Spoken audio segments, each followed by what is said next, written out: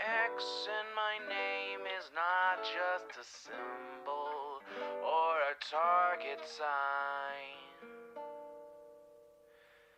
A spell that attracts all who spit facts online all the time. Can you see it? All the ones who drag my name every single day. Can you see it? Can you see it? Can you see it? They keep saying you don't have what it takes to carve out your own name underneath the shadows of gods. And I keep waiting for the day disbelievers say I flew way too close to the sun. I wait, but it never really comes. The X in my name is not just a symbol or a target sign. A spell that attracts all who spit facts online all the time. The X in my name is not just a symbol or a target sign. A force that compels all to rebel from all right shackled minds. Why do they just stand there against when they fall from the battles I have overcome? We feel it, feel the cope and the seething tone that they make while I stand up, man among gods. And I keep vaping with my mill, shooting ropes in my cold that faces towards the sun. They hate, but I'm sitting comfy with their mom. The X in my name is not just a symbol or a target sign. A spell that attracts all who speak facts online all the time. The X in my name is not just a symbol or a target sign. A force that compels all to rebel from all that shackled mind.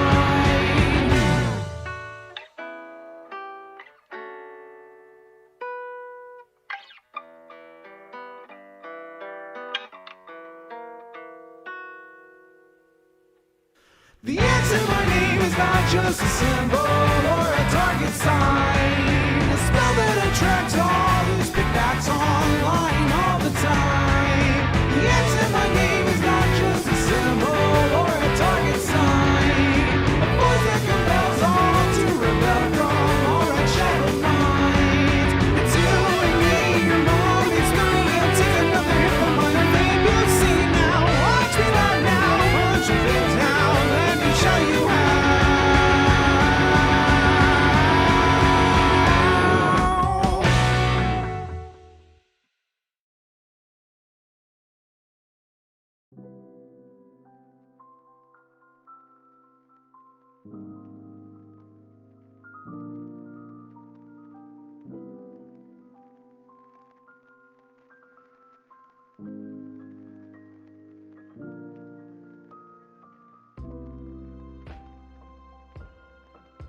All right, everybody.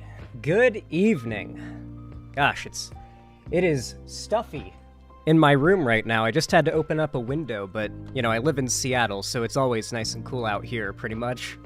I can just open up a window and get it nice and cool. Hello, everybody. Hello. It's so good to see all of you. I'm so sorry you have to look upon my awful hair that is yet to be cut.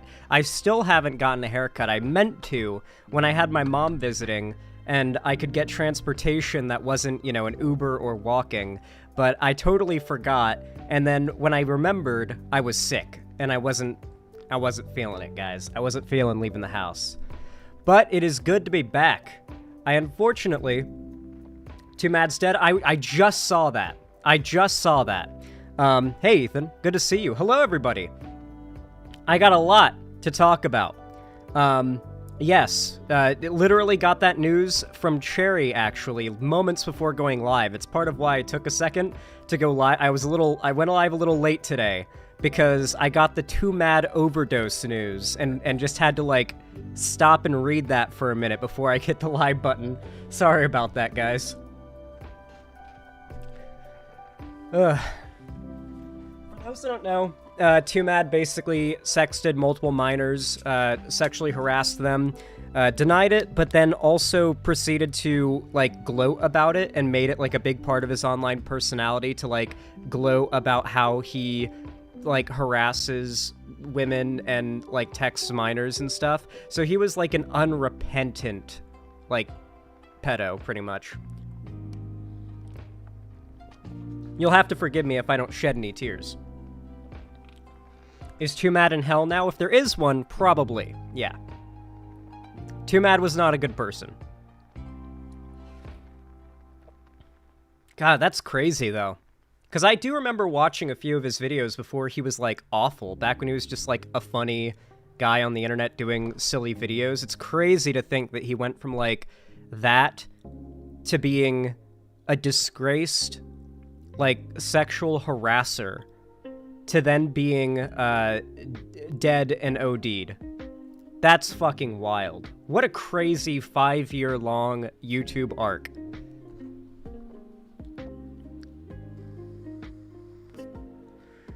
Yeah, oh yes, perfect, thank you. Bal, thank you for reminding me of that. Yeah, a thing that he did, like, literally a couple months ago was doing, like, an ongoing running joke on his, Twitter about how Brianna J was his girlfriend. You know, the murdered 16-year-old trans girl. He made it, like, a running joke in his Twitter for, like, the last year that, like, oh my, like, he would tweet about how he found her attractive and they were dating and just making up fan fiction just to piss people off. Yeah, he's a real piece of shit. Or was a real piece of shit.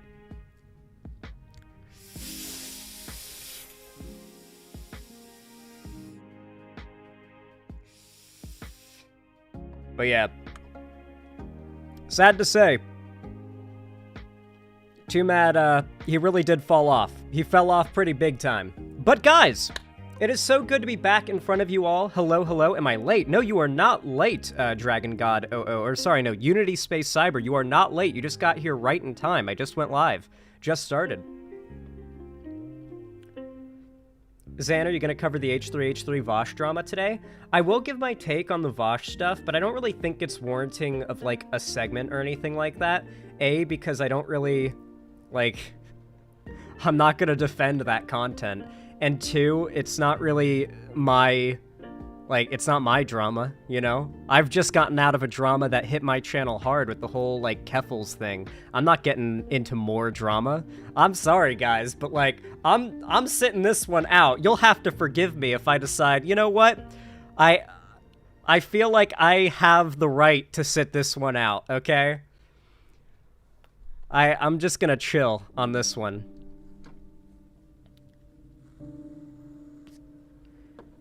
Frankly, listen, I'll give you my sentence-long take now, just to appease those of you guys who are happy, or not unhappy, or want me to, who will be made happy by me giving a take, I should say. There's no denying that the content in that folder is degenerate, okay? The Vosh is a bit of a degenerate, for sure. I had to unsub from Vosh. I don't think that's necessary. I don't think he's, like, a bad person or, like, a pervert, but he is definitely a bit of a degenerate. Wanting to be a horse and to fuck a woman while being a horse definitely qualifies as degenerate. But I'm not on the Vosh hate train. I'm not gonna, like, blow up the bridge or anything like that. But I'll definitely say that I'm not thrilled. Xanderhall, sorry, but I have to go work and see and take care of patients. It's all good, Delancer. You're a literal medical professional. Dog, dude, the fact that anybody whose job is to, like, administer medical care to people in need would ever take any of their time out of their day to watch my content is enough of, like, the ego stroke I need, okay? I appreciate you just being here at all, Delancer. You really are kind, just for coming in and saying hi. I hope you have a good day at work.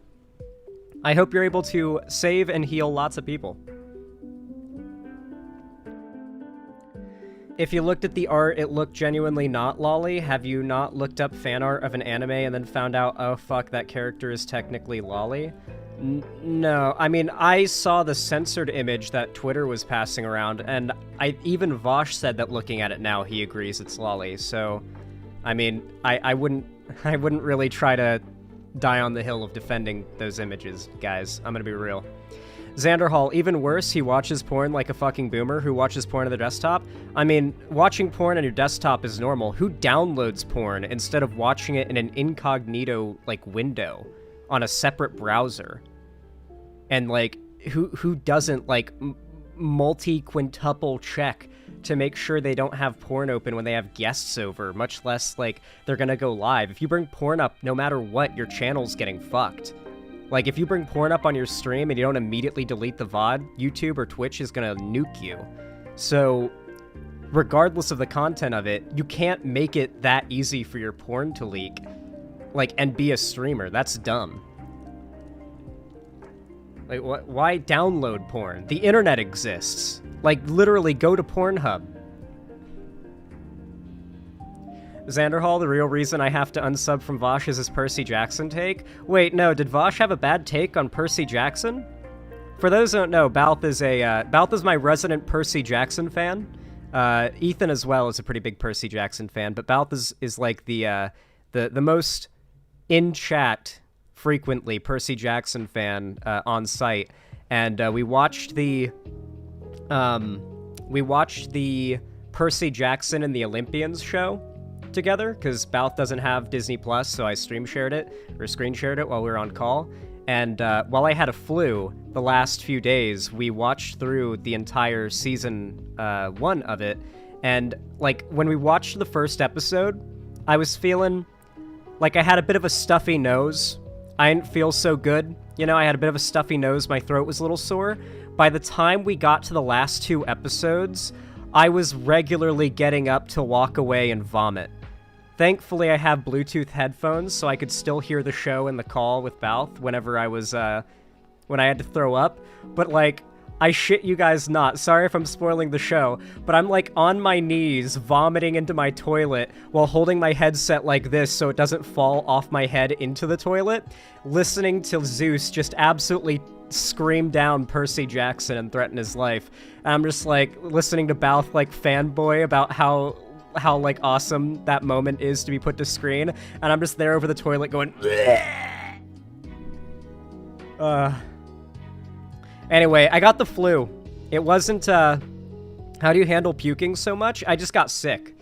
I don't puke all that often, I'm gonna be honest, and I hate puking, so I put it off as much as I can, but I do think I have a generally kind of weak stomach when it comes to fighting nausea. Like, if I get nauseous, it feels like 75% of the time fighting the nausea is just putting off the inevitable, and if I just, like, gave up, went and threw up, like, voluntarily right away, I would just get the nausea over with, and it would go away, and I'd feel better sooner, because there really, realistically, is no staving it off most of the time. Yeah. Isn't Vosh more of a fan of American Gods than Percy Jackson anyway? I'm gonna be honest, I watched, like, the first season of American Gods, and I was just like, when is something going to happen? When is something going to happen? When is something going to happen? As each episode went by, it was, I haven't read the books, but I watched, like, the show, like almost all of the first season, and it was so fucking boring waiting for something to happen. That wasn't, like, weird, softcore porn. So yeah, I'm not a big... Then read, you heathen? I'm sorry, I'm not particularly interested. However, someone asked me if I think Percy Jackson or Kratos would win. I mean, Kratos, no shit, would win, because, like, the power scaling in God of War is off the fucking charts compared to Percy Jackson, but also Percy Jackson is, at least in the first season of the show, and in the first book, like, 12? So, Kratos easily?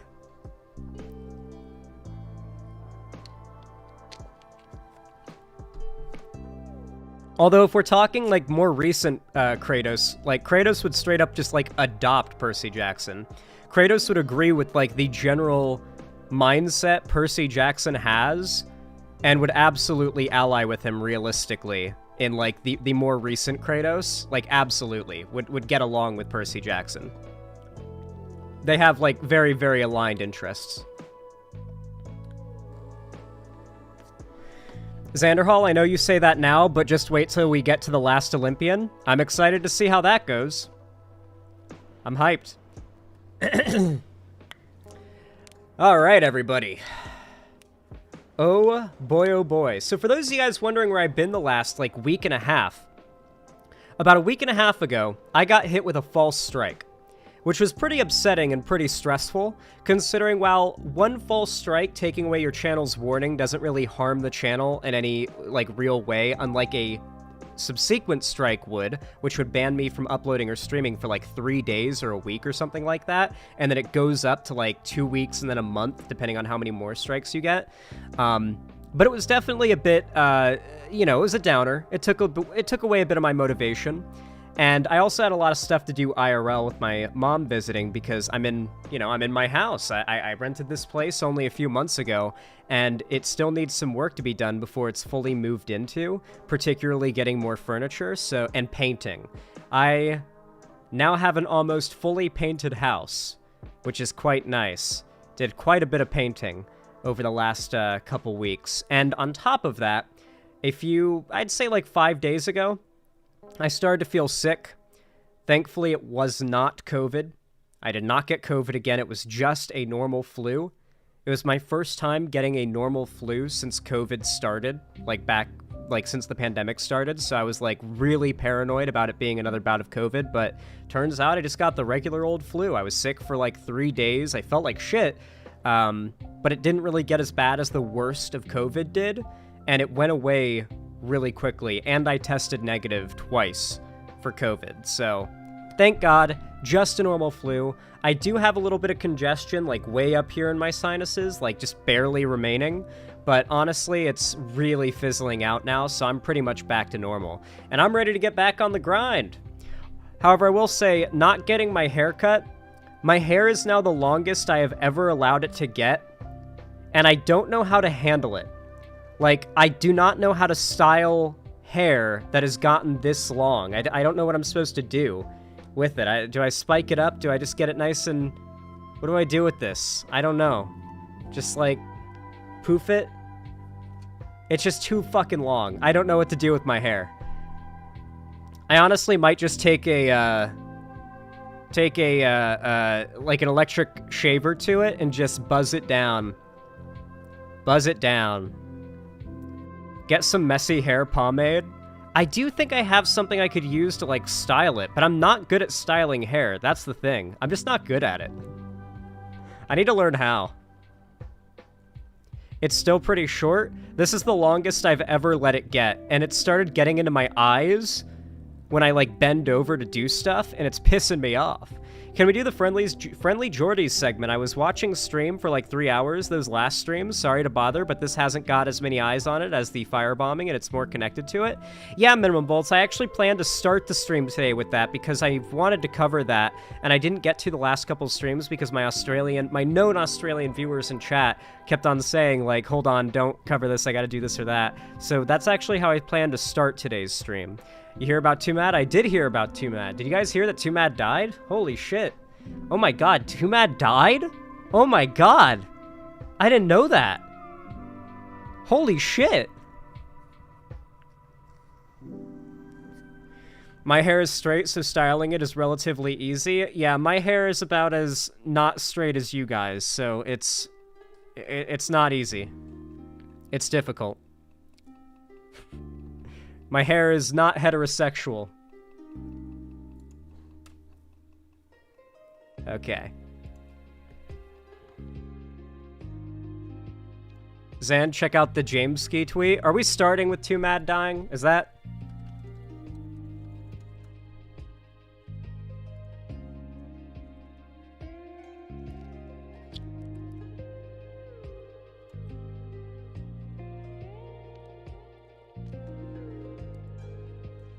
Holy shit!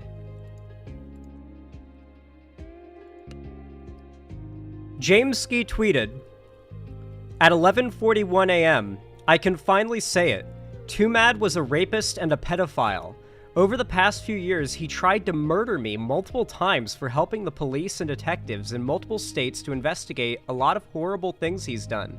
Holy shit, the fact that this is how you actually do pedo hunting investigations, by the way. Assuming this is all true, the fact that this was never like a YouTube thing or big drama, the fact that he was just working with the police behind the scenes, and I mean, assuming Twomad didn't kill himself and ended up, like, getting in prison or jail, then he could have made a video without disrupting any legal proceedings. I don't know this Jameski guy all that well, but it seems like, assuming this is true, he was going about the whole pedo hunting thing the right way, unlike, you know, someone like Mama Max. He wanted to take out multiple innocent lives by getting behind a wheel and going head on freeway while being high on illegal drugs. He didn't succeed once as he overdosed before killing anybody, so he tried it again. Despite him trying to murder me and multiple innocent lives, I've been trying to help law enforcement to make sure he's safe, doesn't get hurt, and doesn't harm anybody. Please remember that he's a rapist and a pedophile. He continued to prey on the vulnerable even after the police got involved, including a 13-year-old in a mental hospital. This tragedy does not excuse any of his actions. I will address a lot of stuff when I fully collect my thoughts. Past few months have been a total mess, and reason why I ended up in the ER. Please give me time. Holy shit.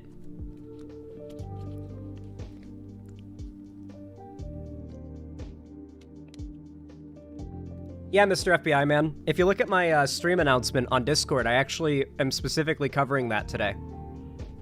It's really funny. That video is downright hilarious.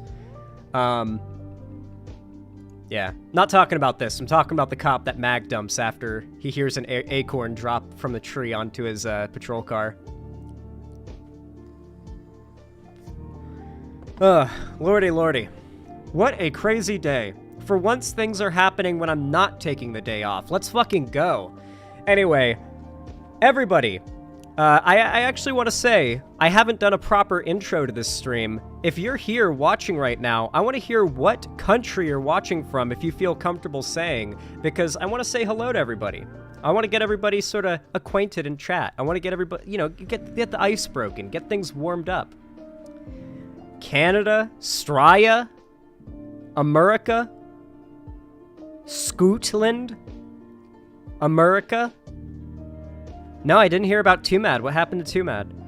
Ireland, California, Canada, America, my walls, which is also America, Argentina, Canada. I know you're not from Argentina, Beth. You're from Brazil. Wisconsin, England in it, bruv. Tennessee, soldier of the great state of Pennsylvania. America, California. Canada, Maine, Argentina, Michigan. Whoa, Twomad died? Oh my god, Twomad died? What? Really? Who remembers when I did this running joke with, Technoblade? Like, the first 2 times people came into chat after I like, talked about Technoblade passing away, I was like, yeah, I heard. But then people kept doing it, and I started acting like I had no idea every time. Wait, Technoblade died? God. That's still a good bit. It's such a good bit. People get offended, but it's a really good bit. Yeah. I feel really bad about Technoblade because, for those who don't know, he was like a full-on hightail waiter. Like, he was one of the most prominent hightail waiters. He was a fellow hightail waiter like me, and he got fucking cancer at 22 years old, 21 years old. It's crazy because we're the same age, we have the same birthday, and we have the same name, me and Technoblade. And ironically enough, we had the same, like, my old username also was centered around, like, a pig as, like, the whole theme of it. It was very bizarre. It's like, holy fuck. I mean, I guess I'm glad that he's the one that got cancer and not me, but fuck. Are we gonna have another? I really don't want to have another thing in common with him. Okay? I really, really don't want to have another thing in common with him.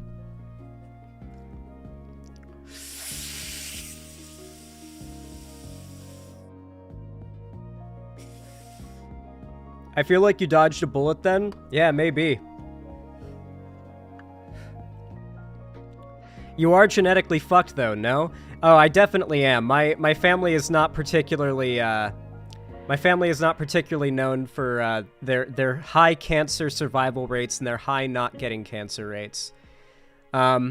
Oh yeah, Noxie, the CEO of Hypixel Studios, the studio producing, or not producing, well, making Hytale, put out this tweet.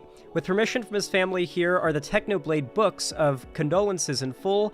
Players on the Hypixel server were able to leave a message to be printed in the book. The oil painting is from Snifferfish, and the cosplay headpiece was created by their partner, or Snifferish. So yeah, the CEO of Hypixel Studios had these books of condolences, which are all like condolence messages, like left by players in the Hypixel server, all printed out into like these hardback books, and this like cool painting and the bust here, gifted to Technoblade's family by the Hypixel team, because like Technoblade was like the Hypixel guy. You could actually argue Technoblade is responsible for Hypixel being where it is today, and for the fact that it's been able to grow to the point where now Hytale is going to come from it. So it's really sad that Technoblade didn't get to live to play Hytale. If I was in his place, I think that my desire to play Hytale might have like it'd be like the guy is literally too angry to die headline, but it would be guy wants to play Hytale, guy literally wants to play Hytale too much to die, would be the headline.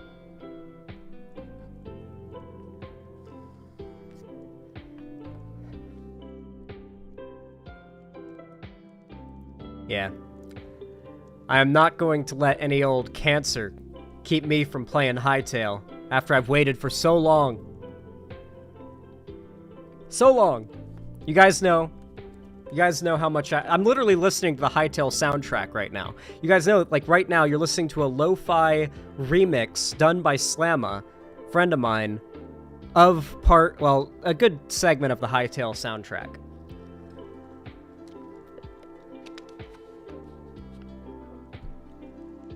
Would you stream your entire cancer journey if you did get it? Yeah, probably. I mean, like, I don't know if I'd want to get treatment if I got cancer really young, depending on the cancer, right? If it's like a very terminal cancer, then obviously it's like, okay, what's the point in getting treatment if I get it at like 25 or 26? Like, my life's over before 30. Either way. But if it was like something very benign, like skin cancer, or like I mean, even like something relatively serious, like what Hank Green got, Hodgkin's lymphoma, which has like a pretty high survival rate, I would obviously get treatment. But if it was like a really like you're pretty much guaranteed death before 30 type deal, I'd be like, what's the point of getting treatment? Trust me, I wouldn't make it through the treatment. Like the chemo, I know for a fact that if I went on chemo, I would not be able to eat a single thing and keep it down. I just wouldn't be able to. Like, I'd actually die of malnutrition.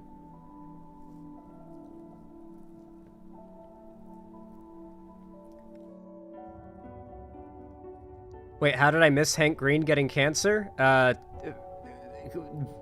Surprisingly.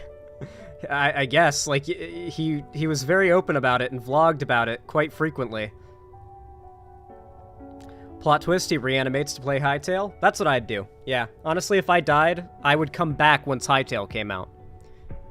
I'd find a way. Unless, well, to be fair, if there's an afterlife, then you could just play Hytale in the afterlife, right? If it's a good one. Like, they'd have Hytale in heaven, so I guess I wouldn't need to. Could just spend eternity in heaven playing Hytale with no responsibilities. Yeah, no, Hank Green's very much in remission. He's all good, if anybody in chat is worried.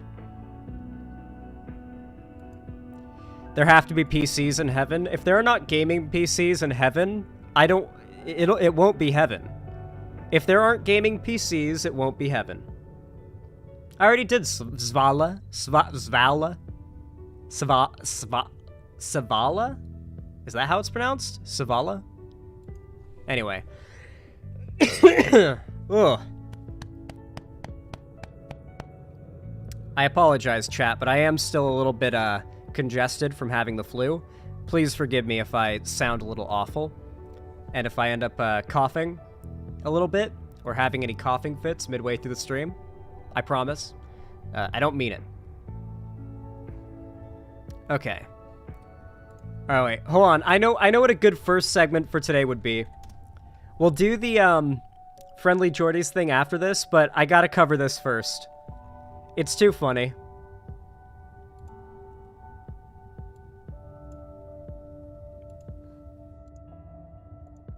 Let me take a sippy.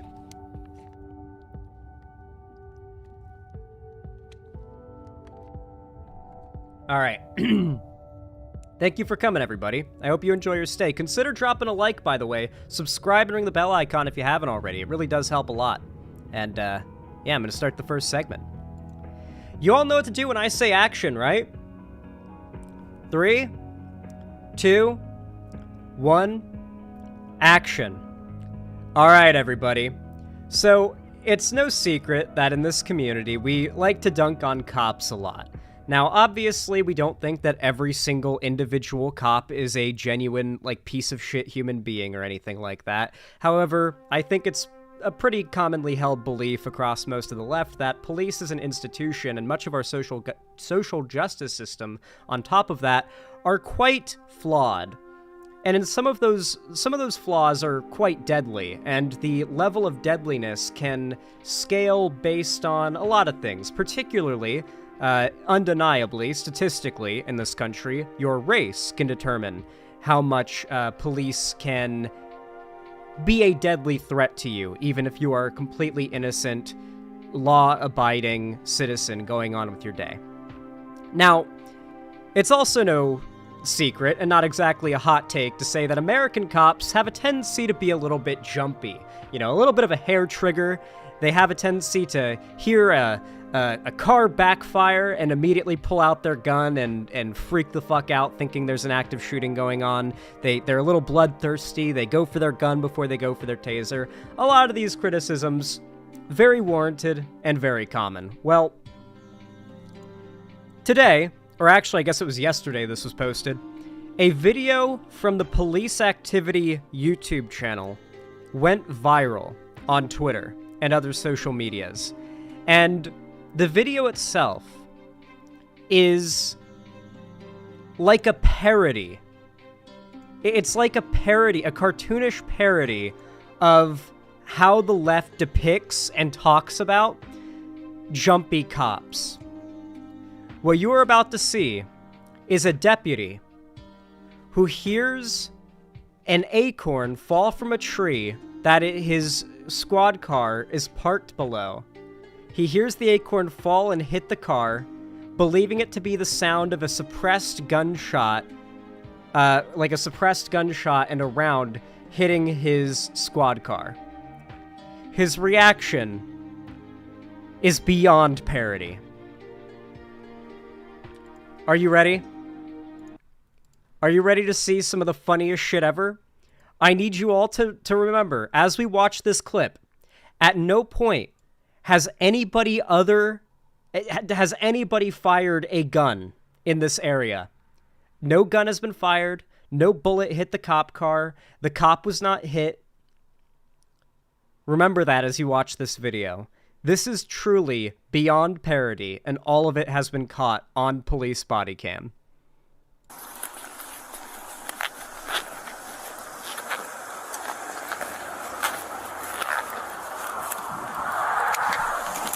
Shots fired! Shots fired! Shots fired! He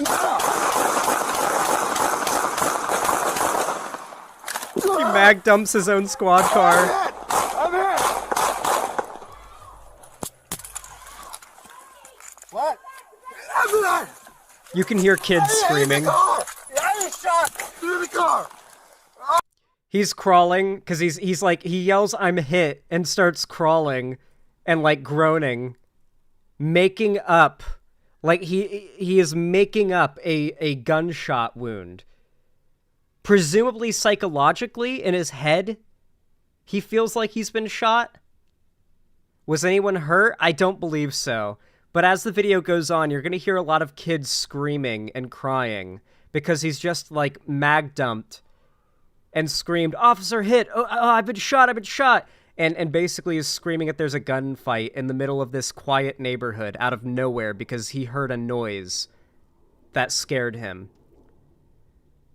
You can't say American lefties are paranoid or cringe for being scared or generally, you know, bitter or cold towards cops, when it is completely possible that a cop going about his day in the middle of a quiet, nice neighborhood as you're going about your day could end up dumping a magazine into the side of your house because he thinks a gunshot came from your window. That's just a thing that could happen. Not to mention all the times that SWAT teams get called and go to the wrong fucking house. Like, you could literally just be sitting in bed in the middle of the night or sleeping in bed in the middle of the night and wake up to a SWAT team busting in and pointing guns at you, and if you dare to move in a way they don't like, you're going to be shot to death in your own bed. And it could all be because the call was made and the SWAT team went to the wrong address. Happens all the fucking time. All the fucking time. It's not a matter of, well, don't do anything wrong or don't, like, you know, stay out of the cops' way and you won't have to worry about anything, because there are countless stories of people who were just in their homes living their lives when all of a sudden a flash grenade went through their window into their baby's crib and melted their baby's face off. You know this happened once, right? SWAT team flashbangs baby. A SWAT team blew a hole in a 2-year-old baby. The Phone Savannah family was sleeping in the same room, one bed for the parents, one for the girls, and a crib for the baby boy. After a SWAT team broke down the door, they threw a flashbang grenade inside. It landed in the boy's crib. Flashbang grenades were created for soldiers to use during battle. When they explode, the noise is so loud and the flash is so bright. It doesn't blind you, it's the noise. That anyone close by is temporarily blinded and deafened. Not really. It's just meant to disorient you. It's just a loud noise and progressive, like, and it's meant to, like, freak you out and disorient you for a second. It's like it's a jump scare in a can. It doesn't really... flashbangs don't work how they do in video games. It's been 3 weeks since the flashbang exploded next to the sleeping baby. And he's still covered in burns. There's still a hole in his chest that exposes his ribs. The fact is that what a flashbang actually is a small percussive grenade. It is the sound and percussive force of the bang that actually does what flashbangs do. It's not... They're not bright. They don't flash, right? So, like, the fact is that the baby had a small grenade land on him, and it just blew up while he was in the crib. He survived, got serious burns, and has a hole in his chest, but the SWAT team went to the wrong house. Simple as that. There's nothing they could have done to avoid that. There was no, like, staying out of the cops' way or anything like that, or keeping their noses clean. They just, wrong place, wrong time. They shouldn't have been at home with their babies sleeping in their bed in the middle of the night. Wrong place, wrong time. Hey, in the car! I was shot through the car! Oh! American cops, people. He's calling in backup now.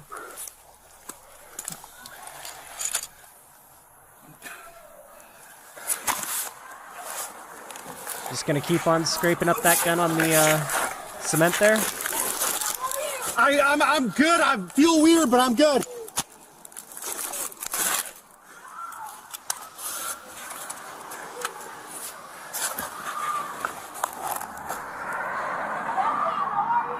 I'm good.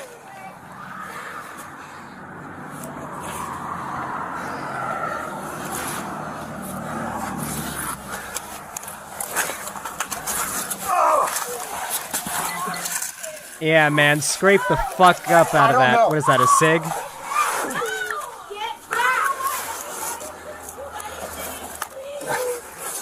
I might have hit my... You can hear there's, like, kids crying, and he starts barking orders at the family to stay inside, because he's, like... I will give him the benefit of the doubt and say he thinks that he's been fired upon and there's an active gunfight here, but he's literally just gotten freaked out by an acorn falling out of a tree and hitting his squad car, and then started mag dumping in the middle of the neighborhood, rolling around on the ground while crawling across the street. Like, genuine, like, this guy has made a parody of police that I don't think cops will ever live down. This is some serious Chicken Little shit. My vest.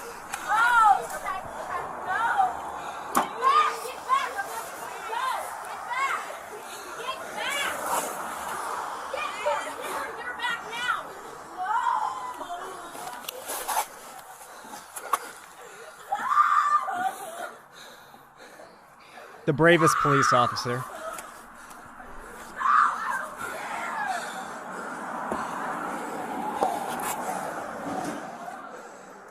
Poor kids, yeah. Stay inside your house. Stay inside your house. By the way, the Police Activity YouTube channel, it is a bit of a propaganda channel at times, but it's also where you're going to see, like they are also the source of a lot of the police misconduct videos that go viral. So they just generally post police activity. They don't really seem to have much of a bias for the police or against them. They just post any interesting virality bait videos that involve police body cam. And a lot of it is like literally just like actual shootouts and stuff.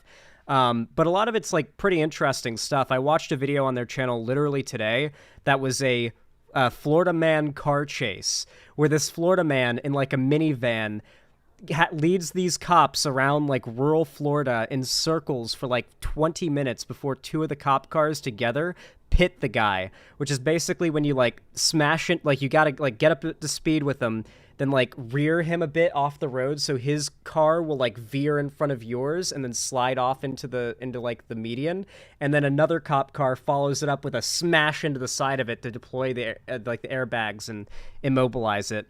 And it took another ram from the other cop car into the engine to stop it for good, because that guy was not quitting. But yeah, if you want to see some crazy police body cam footage like that, this Police Activity YouTube channel is the place to go. This is far from the most interesting thing they posted. I feel like reacting to some of these body cam videos from Police Activity could make for some good segments.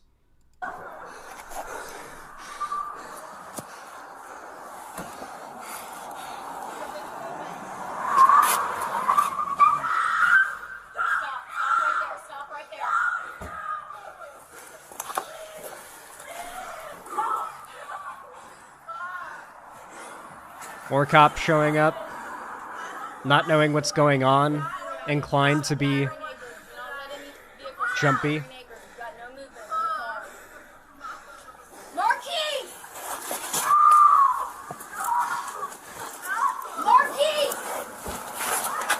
That cop's not smart taking cover behind a Tesla. That thing's made of fiberglass, dude. That's not stopping shit.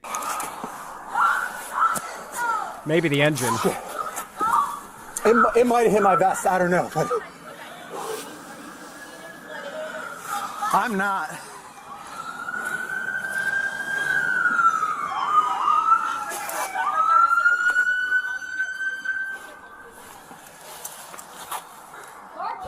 Now he's like, time's passing. He's starting to realize, like, I'm not bleeding. I'm not in pain. I don't feel like I've been shot. Maybe it hit my vest, and he's like in denial, like, did I freak out over nothing? Embarrassment might be sinking in, yeah. I don't know. It felt like it.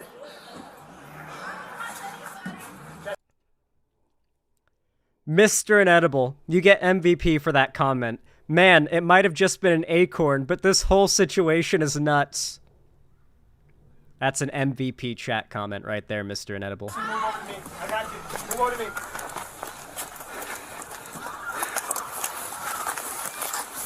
Jesse, come back. Oh my god. Oh my god, dude. Look, they're all ready, dude. You got two cops here with AR-15s ready to fucking go. Oh my lord. Oh my lord. This is so funny. Oh my god, they pulled up. Mark vehicle right there.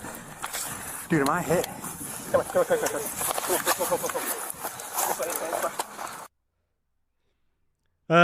They're ready to kill a lot of people. What the fuck? I mean, no. I mean, like generally, if there's like a single mass shooter or something, or like there's a live shooter, the cops arrive with AR-15s because like they're semi-automatic, large magazine capacity, pretty powerful. 5.56 will knock the shit out of you, even if just one hits you in the arm. They're very easy to aim and shoot and be extremely accurate with in a high-stress situation. They are the most popular, customizable, and well-circulated rifles, like semi-auto rifles in America. They're very popular, and they're popular for a reason. So, no, it's not that the cops came there ready to, like, shoot a bunch of people. It's that if you're a cop and you're going to deal with a live shooter scenario, like, assuming there was a live shooter, which the cops showing up think there is, they're going to show up with AR-15s because that's 30 rounds of ammo in their magazine, plus one in the chamber, and they've also got, like, they're steady, they're precise, they've got range, so if the guy is using a shotgun or a pistol to shoot a place up, that they can stay distant and neutralize the shooter. Like, you can watch countless videos of the cops, in America at least, bringing out AR-15s to deal with active shooters. It's their go-to. Also, a lot of cops were in the military before, so they're familiar with them. I guess, but like, that's not much. That's not really much of a bonus when AR-15s are like the Glocks of rifles. You know, they're so simple. You could literally give a 5-year-old an AR-15, and like they could figure out how it works from watching movies. It's that simple. It really is. Like, it's not a very complicated gun. It just gets the job done, you know? It just, you point and shoot. Even with irons, it's very accurate at a long range, and it just shoots like a laser beam. Did the bullets hit anything important, or was it just a cop car? You'll be happy to hear that cop cars are very souped up. So considering I only ever saw him shooting at the cop car and he was on the ground when he did, so he probably had pretty good accuracy, I think he probably just shot the cop car and his little 9mm rounds probably got stopped by the car. Because, you know, the body of cop cars is quite bullet resistant compared to normal cars. Usually they're like Dodge Challengers or something that have been souped up a fair amount, but this one's like a minivan.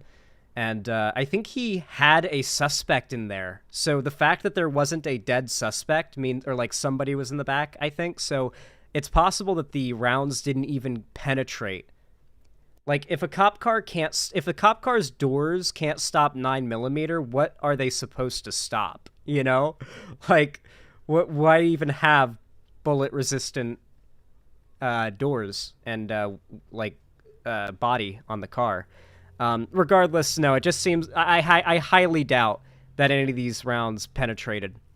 Like, I'm not a super big gun expert or anything like that, but what he's shooting here looks like a SIG to me. Just based on that beaver tail in the back of it and the shape, it just looks a lot like a SIG to me. And it's probably shooting 9mm. Most cops shoot 9mm.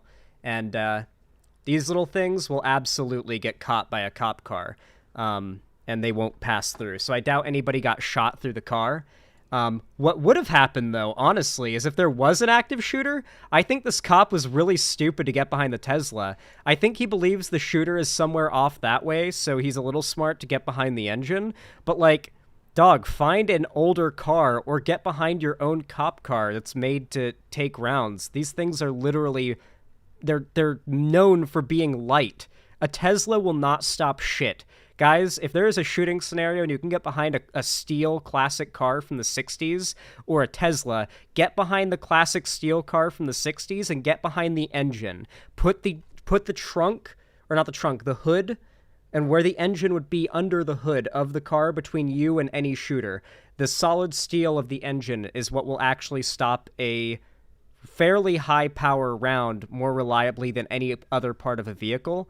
It's why the cop put the engine between them and what they thought was the shooter. This is just random advice, but like if you ever find yourself walking down the street and there's an active shooter or something, get behind the engine.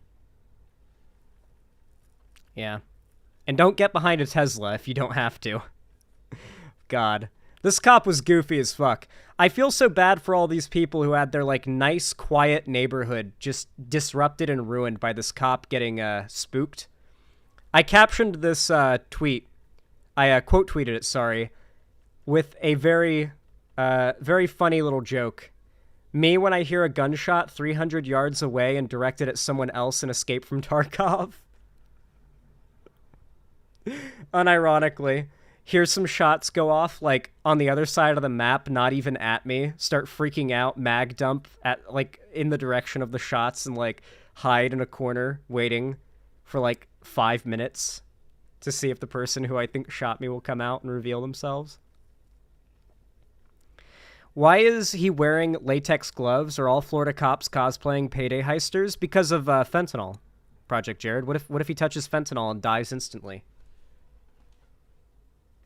Don't you know anything? How'd you guys like that segment? I feel like it came out really good.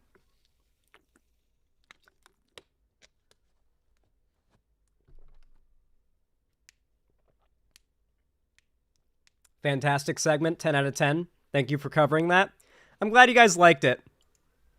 I feel like it was funny as shit. That's crazy, Ethan. Destardny and co. Already playing contrarian with the Twomad stuff. He'd eat shit off the ground if you told him it tastes bad. I might do that. Destiny quote tweeted the James Ski post we read earlier saying, "What the fuck, post-proof lol, otherwise I want to make up my own wacky Twomad adventure stories for internet clout." I mean, we also have Rubber Ross. A lot of people are dunking on Destiny for it. We have Rubber Ross. Someone replied with the Rubber Ross quote tweet of James Ski's tweet that backs it up. Rubber Ross is Ross from Game Grumps, by the way. You might know him from Steam Train, one of the best Game Grumps shows. They did a Spore on that one, and they made all those dick creatures in the Spore Creature Creator. That shit went so hard. That is some of the hardest I ever laughed at YouTube content in my life, was watching the Game Grumps play Spore and making dick monsters in the Spore Creature Creator. Anyway, this is a lot, but yeah, I witnessed firsthand Twomad's threats on James's life during TwitchCon. He couldn't even go home because he knew his address and was en route to Vegas after threats. He had to use our local hotel room to hide out while waiting for law enforcement. Fucking hell. Jesus. Jesus. What you got here, Ethan? Joush? Josh says, I can confirm that James has dealt with more in recent years than I could ever possibly imagine. There was several instances wherein his life and the life of others were threatened. Genuinely a horrible situation that I would not wish on anyone. Yeah, Destiny's being a little bit of a cunt. Just a little bit of a cunt. He likes doing that. I doubt he will take back his douchebaggery around shitting on James Ski. The Fortune Street one with Chinnigan was mad funny. Was that a video Twomad made? Oh no, that was the Game Grumps, sorry. Dude, I know for a fact Twomad was probably like severely mentally ill as well. Like, he did need help, but it's very clear that his behavior had reached a point where he was hurting people. And if you're a danger to people, I don't think anybody has a responsibility to help you. If you're just more of a danger to them than it's worth. So, I don't know. I think it ended probably the best way it could have, realistically. It doesn't seem like he was able to kill anybody, by the sounds of it, so that's good. Zan went from twink to twunk. How am I twunk? I think I still qualify as twink. I mean, the only working out I've been doing is just like practical shit of carrying shit around all day. Because, you know, moving. Still, this is my first time having my own house to live in for myself, so I have to I have to do my own, like, Sims, like, house type thing. I never played The Sims when I was younger, so I've been playing Project Zomboid to start, like, learning how to organize a house and make it look nice, and I've been working on designs, and yeah, I've got some cool ideas for making this place my own.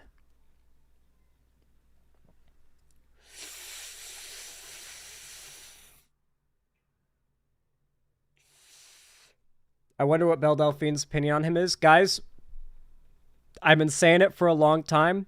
Belle Delphine is almost certainly a bad person, okay? She's been caught using face filters to make herself look, like, younger so she can appeal to, like, pedos that follow her. She was, I'm pretty sure, doing NSFW content before she turned 18, and people just fucking forgot that.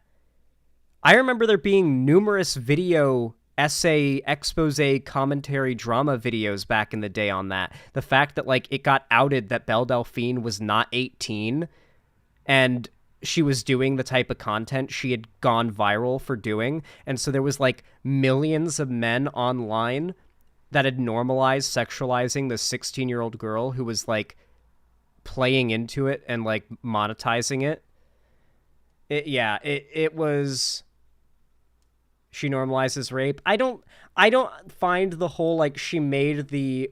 I think she did, like, a porno where it's, like, her getting kidnapped and tied up and, like, taken out into the woods or something like that, and then she gets, like, sexually assaulted, quote-unquote. But assuming it's, like, consensual, non-consent shit, it's consensual, is the like, root word, so I don't think that's, like, cancel-worthy, personally. That's literally just kink. I don't think it's harmful. But everything else that she does, I think, is quite harmful. And I have a pretty strong feeling Belle Delphine is not that great of a person. You should grow your hair out to your shoulders and become a huge, muscular, hot Jesus. I'll keep that in mind. I'm not going to grow my hair that long, though. I'm sorry. That's never going to happen. But I can become, like, short-haired, muscular Jesus. I'm simply curious about her perspective. I doubt she really cares. It made her money.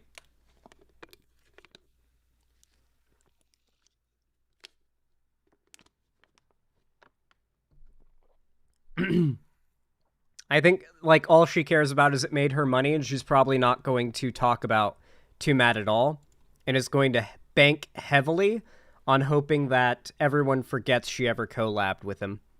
That's my guess. That's what I would bet is going to happen.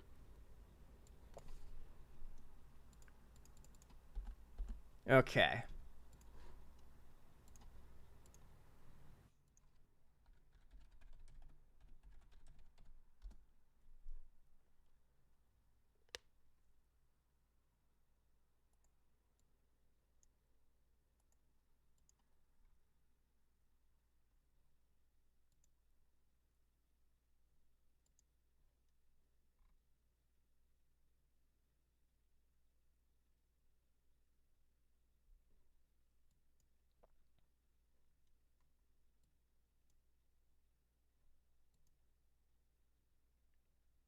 Okay.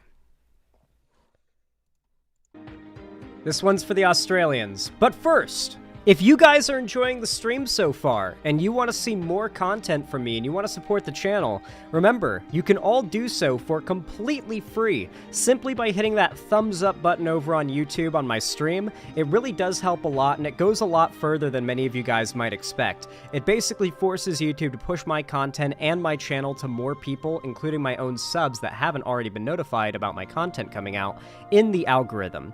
It really, really does help. I can't believe you're not supporting Vosh after he supported you during the Keffels drama, Blood. Okay, for one, what do you mean support? Like, support Vosh, what would I do? And B, he didn't get involved in the Keffels drama at all. What are you talking about, Lord, please? Are you just, like, shit-stirring? He didn't get involved in any way. What did he do there? What? He literally had no idea what was going on. It had nothing to do with him. I'm guessing you're just trying to shit stir, but assuming there are people who genuinely think that's, like, an argument, then, like, I don't know. I might as well acknowledge it. Yeah, don't try to shit stir in my chat. I will smite you. Yeah, I don't think Vosh gave a fuck about that drama. Like, it literally had nothing to do with him. I mostly don't care about this drama besides, like, people defending the contents that I find objectionable in that folder. Like, if people are defending that, then I find it pretty gross. And there are a lot of people doing that, which doesn't include Vosh. Like, funnily enough, like, there are people who are defending the contents of that to defend Vosh, and Vosh has not defended it. So, that... I don't like that. I don't like when people defend that. Thoughts on Vosh getting dogged on by Turkey Tom, Willie Mac, and other commentary channels? It was basically inevitable with what leaked and who it leaked about. I'm not saying that those commentary channels are necessarily, like, far-right conservative channels or anything like that, but there's definitely an inclination to dunk on lefties more than conservatives, just for the sake of fun, more so than, like, a like, moral or political objection to them. So I feel like a concrete reason like this to call out Vosh has kind of been wanted by them for a while, so the fact they would jump on it that quick should not be surprising. I mean, it's solid. They got the ammo they wanted, so I can't really blame them. Drama YouTubers are gonna do what drama YouTubers do. They all specify it, the porn is A-okay. They do? The people who are making those videos think the porn is fine? I haven't seen that. But, regardless, Oh, the lolly Nazis do. Yeah, those people are obviously a completely different group than I'm referring to. Those are the people that are just outright, like, the open, like, lolicon types that are just out there building their cliques on Twitter and what have you. But what I'm referring to is, like, the people who are just defending the contents of what was in the folder, which I don't like, to defend Vosh, which doesn't work well. Nobody can defend that.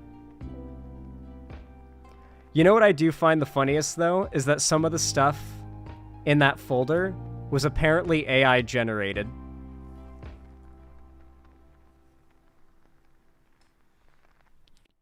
That's the funniest thing to me, is that some of it was AI generated. Yeah.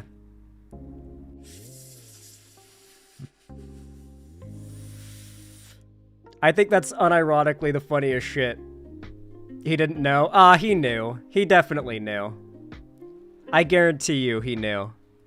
You could tell because of the like, the way they are. Like, how would he not know those are AI generated?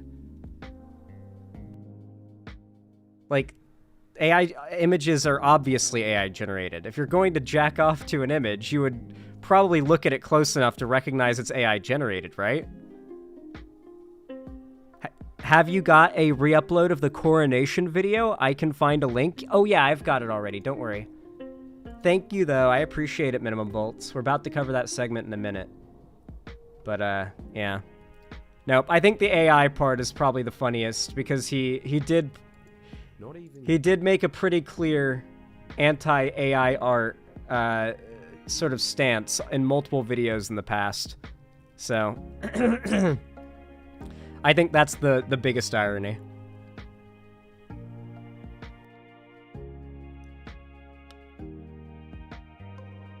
And I don't care to defend that stuff, or Seraph. Personally, I don't like to get lost in the weeds of arguments as to whether or not people are making or consuming certain types of immoral art for the sake of therapy, when there are circumstances where its possession under any other circumstance would be viewed as, like, completely wrong. Like, I don't think that, like, oh, it's therapeutic, it's coping is a good, like, excuse for it. This whole week has been wacky. Ian Miles Chong might be getting the death penalty. Twomad's no more. We're only halfway through this week, and it feels like anything can happen.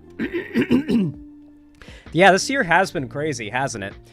I wonder if it's going to tone itself down, or if it's just going to be 2024 is the year of everything changing.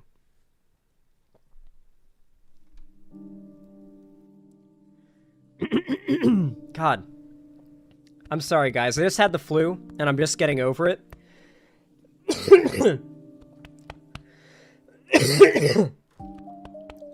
So while I'm not, like, really fucked up from it, at the moment, I do still have some congestion in my chest, and, I gotta clear it out every once in a while, you know what I'm saying? Ugh. Alright, no more horsing around.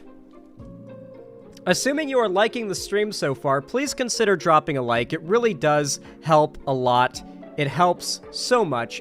It's big-time support for the channel, and it's completely free. You can also drop a sub and ring the bell icon. That also goes a really long way. I really appreciate it. And of course, if you want to support me further, you can do so monetarily by donating, subscribing, or gifting a sub on my website, xanderhall.com/live, or supporting me through YouTube, Twitch, Streamlabs, Stream Elements, or Patreon. With all that said, regardless of how you support me, I really do appreciate it. You guys are so based and kind. And, yeah. Let me read donos really fast, because it seems I've received a few. Were these Streamlabs donos?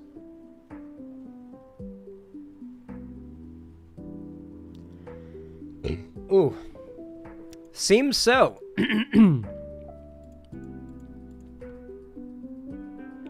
Strange Plains 24, thank you for the $5 super chat on YouTube. Just said, just saw on the news, National Security Advisor issues national security to Biden. Unknown Russian rocket launch detected 5 days ago. Interesting. Maybe we'll have to look into that. War with Russia? Question mark? Maybe. The Republicans will absolutely never let Biden go on that if it happens, whether, like, we have any choice or not. Then Strange Pains 25, thank you for the $5 donation through through Streamlabs. Very kind of you. Thank you for the $5. Said, did you hear about the National Security Advisor warning that Russia wants to put a nuclear bomb in space? Also, Russian launch with unknown payload detected 5 days ago. Well, that's definitely worrying, but, I don't think we have anything to really worry about. The world's not going to end. There's not going to be World War III. There's not going to be nuclear war. If there is a World War III, it's already started, to be clear. If World War III is going to happen, it's already begun. Bruceana, thank you for the $5 donation. I really appreciate that as well. Thank you. Says, don't get too swole, Zans, or you'll kill my dream of being your trans MILF mommy. That is the most insane thing I have ever had said to me. That is going to have to remain a dream. No, thank you. I don't want any women to be my mommy at all. Not even my own mom, frankly. So, no thank you. But I respect the dream, I guess. Thank you for the $5.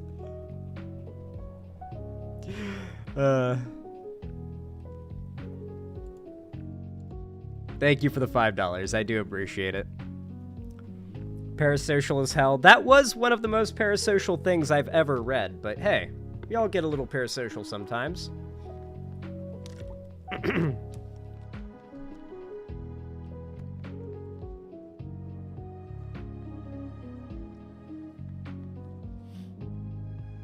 Not anytime soon, Nightmothism.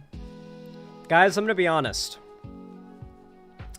I've been exposed to the glories of living as a single income, single person, where I don't have to worry about cleaning up anyone else's messes, or buying anyone else food, or buying anyone else things, or frankly having to worry about supporting anyone else but myself. I've gotten very used to this, and I think it's gonna be impossible to go back. I'm sorry, but Isn't it fantastic? Yeah, being single is pretty nice, I'm not gonna lie. Being like an adult and single and just having my own place, it's so nice. Like, if I want to do a thing, I do it. Do I want to raise quail in my backyard? Who the fuck's gonna tell me no? There's literally no one to say no to me about anything I want to do with my, like, home, my life, my day, and no roommates, yes. Well, that's basic. Like, I would consider having a partner basically having roommates, right? Like, having a roommate that I live with. I don't like sharing my living space. Honestly, people rush into relationships too much. Yeah, I do think that's true, but particularly, I don't like sharing my living space.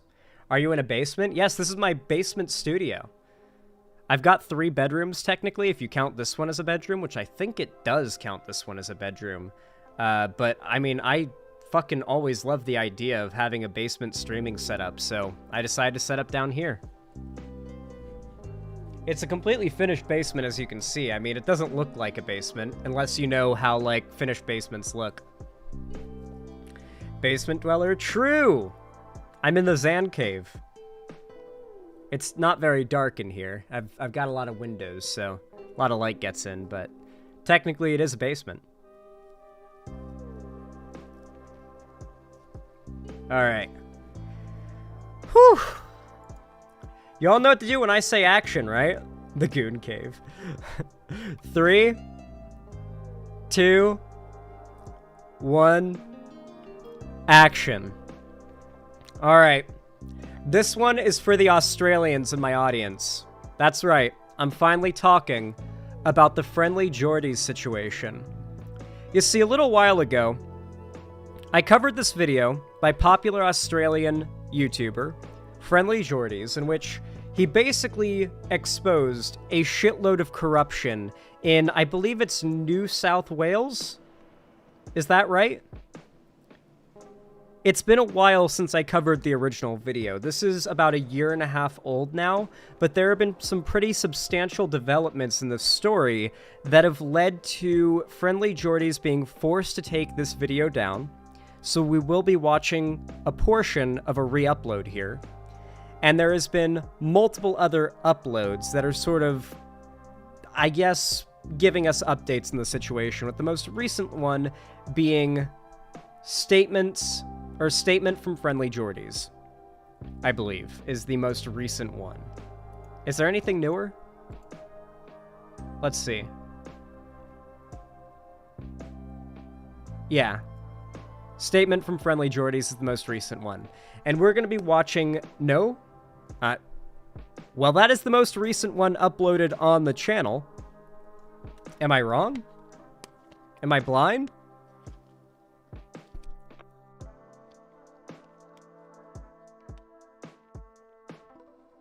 I was agreeing? Oh, okay.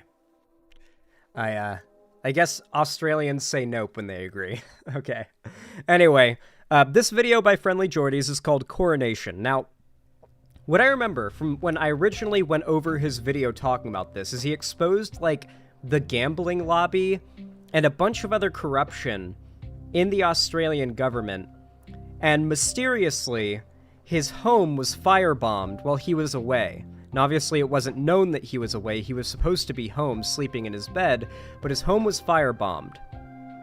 And I know that I Did a Thing, another Australian YouTuber, made a laser-guided, like, auto turret for him that would, like, detect the faces of the people he was pretty sure were responsible for the firebombing and, like, shoot, like, paintballs at them. Or something like that. Just something real funny. Yeah, it's some pretty good stuff has come out of it. There's been some good comedy, but it is a pretty serious situation. And Friendly Jordies is unironically being, like, oppressed by his government for daring to expose corruption because they don't have the First Amendment in Australia the same way we do. I really think this whole situation is a perfect look into how lucky we as Americans are to have the First Amendment, to have freedom of speech. What it would look like if you criticize the government in a first world Western nation that looks a lot like America, but lacks one fundamental thing that they could have in common, which is the First Amendment, existing in the same way it does for us Americans. Because he has truly been oppressed simply for trying to be a journalist. So let's go ahead and get the refresher on the original coronation video here, and then we will watch the more recent videos he's uploaded to find out what's going on now, because things have not been going well for him. Also, I am going to speed the video up a little bit, because it's a bit long. Hopefully you guys forgive me. God is going to stop me doing what I'm going to do to you. I know where your parents live, and I know you have a dog. I'm going to stab it. That's a threat that the police allege was made by a notorious bikie who, for legal reasons, we can't name, so we're just going to call him Tony K. Police allege he made this threat over the phone to... Okay. One sec. Bikie who, for legal reasons, we can't name, so... Bikie just means, is like a biker, right? Like a biker gang member? I assume this is like an Australian slang for biker gang member? Okay, just checking. I thought that's what it was. It sounds like that's what it is. Boykie. We're just going to call him So Tony Australian. K. Police allege he made this threat over the phone to plumber Stephen Toy back in March of 2009. What was alleged by police to have happened in the weeks after this threat was made is absolutely, for lack of better words, insane. If you follow the people, the money, and the companies that were all connected to Tony K and this threat, and you follow them for years down the line, what you'll find is a web of disturbing connections to some of the most senior political and senior business figures in Australia. This is a story about the kings of Sydney's property development industry, an attempt to make sense of their coronation. The following information has been gleaned from court documents and police statements friendly Jordies has viewed, namely from police statements of Stephen Toy, a self-employed plumber from Western Sydney. We'll begin in 2009 when Stephen Toy, then aged 27, alleges he was friends with a man by the name of Andy Nahas. Andy Nahas at the time was a 20-year-old man from Marylands. His family had been in the property development. Now, this is going to be very confusing. He's going to name a lot of people who are popular and well-known in Australian politics, and so he doesn't really explain who they are and doesn't really, like, dwell on explaining their story and their background as much as you might like, because he does generally target a Australian audience with his videos and his commentary, so it might be a little confusing. However, the most important thing you should remember is that in response to him exposing this stuff, his house was firebombed. So he's onto some pretty juicy shit. When the response to exposing it in your video is your house getting fucking firebombed. The police deemed it arson. They deemed it a firebombing. It was not an accidental fire. It wasn't like some crazy coincidence or anything like that. His house was confirmed by the police, in their words, to have been firebombed. It was an act of terrorism committed against him to silence him. Business for quite some time, running Nahas Constructions. Stephen claims that he knows Andy from growing up around the Guildford, Marylands area, and that he also went to school with one of Andy's older brothers, either Joe or Fadi Nahas. Joe, who also goes by the name of Yusuf, was director of Nahas Constructions at the time. We'll get to that company soon. Anyway, the police statements given by Stephen Toy detail this strange story wherein Andy is owed money, around $4,500, by some man who was unidentified in the first statement, but in the second is referred only... So, what I need you all to understand is that the Australian government is one of the most corrupt first world nation governments out there. Like, think of it, like, out of all the headliner developed nations in the West, Australia is the most corrupt governmentally. One of the most corrupt. Obviously, there's some that are a little more so, but Australia is pretty up there. It's been bad for a long time, and pretty much every area in which there is a problem in the Australian government, there are people who have a lot of money ensuring that problem does not get solved. From gambling, money laundering, like taking land from indigenous people, pollution, just imagine an issue that is a problem, and there are very powerful, wealthy people who have got their hands very shamelessly and obviously in the pockets of the politicians, keeping those problems around. We've had a conservative business party in power for 75% of our history, Zan. Yeah. There is a serious amount of corporate greed rife in Australia, and Friendly Jordies has basically made himself the headline of combating and exposing it. particularly in his region, in Sydney and in, like, New South Wales and all that. So he is facing a lot of shit for it because journalists and basically anybody in Australia do not have the God-given First Amendment right to criticize the government. That's kind of illegal in Australia if they just decide for it to be. Not to mention how loose and easy to act on libel and slander laws are. It is very, very easy to sue someone for libel or defamation in Australia. You just don't have the freedom of speech in the same way. Not to mention the people who are doing this corruption are so powerful and so interconnected with criminal gangs that they are able to be behind the firebombing of this guy's house because he exposed this corruption.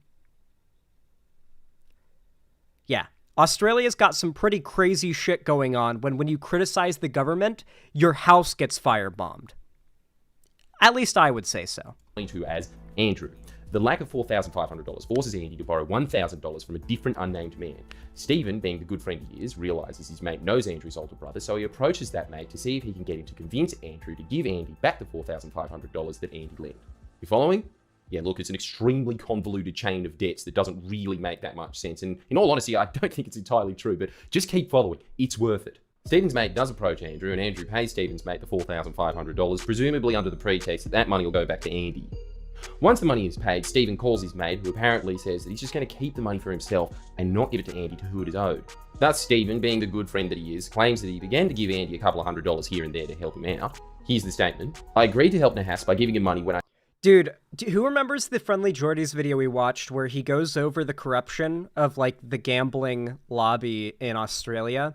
How criminals have, like, notoriously used it, like, gambling, areas and casinos for money laundering, and like they walked in with shirts saying I'm with money launderer, I'm also with money launderer, up to the front desk and said, hi, we're here to launder our money, and they like brought them to a slot machine so they could launder their money. Like they absolute like the employees will just be like, oh yeah, the money laundering area is right over here, sir.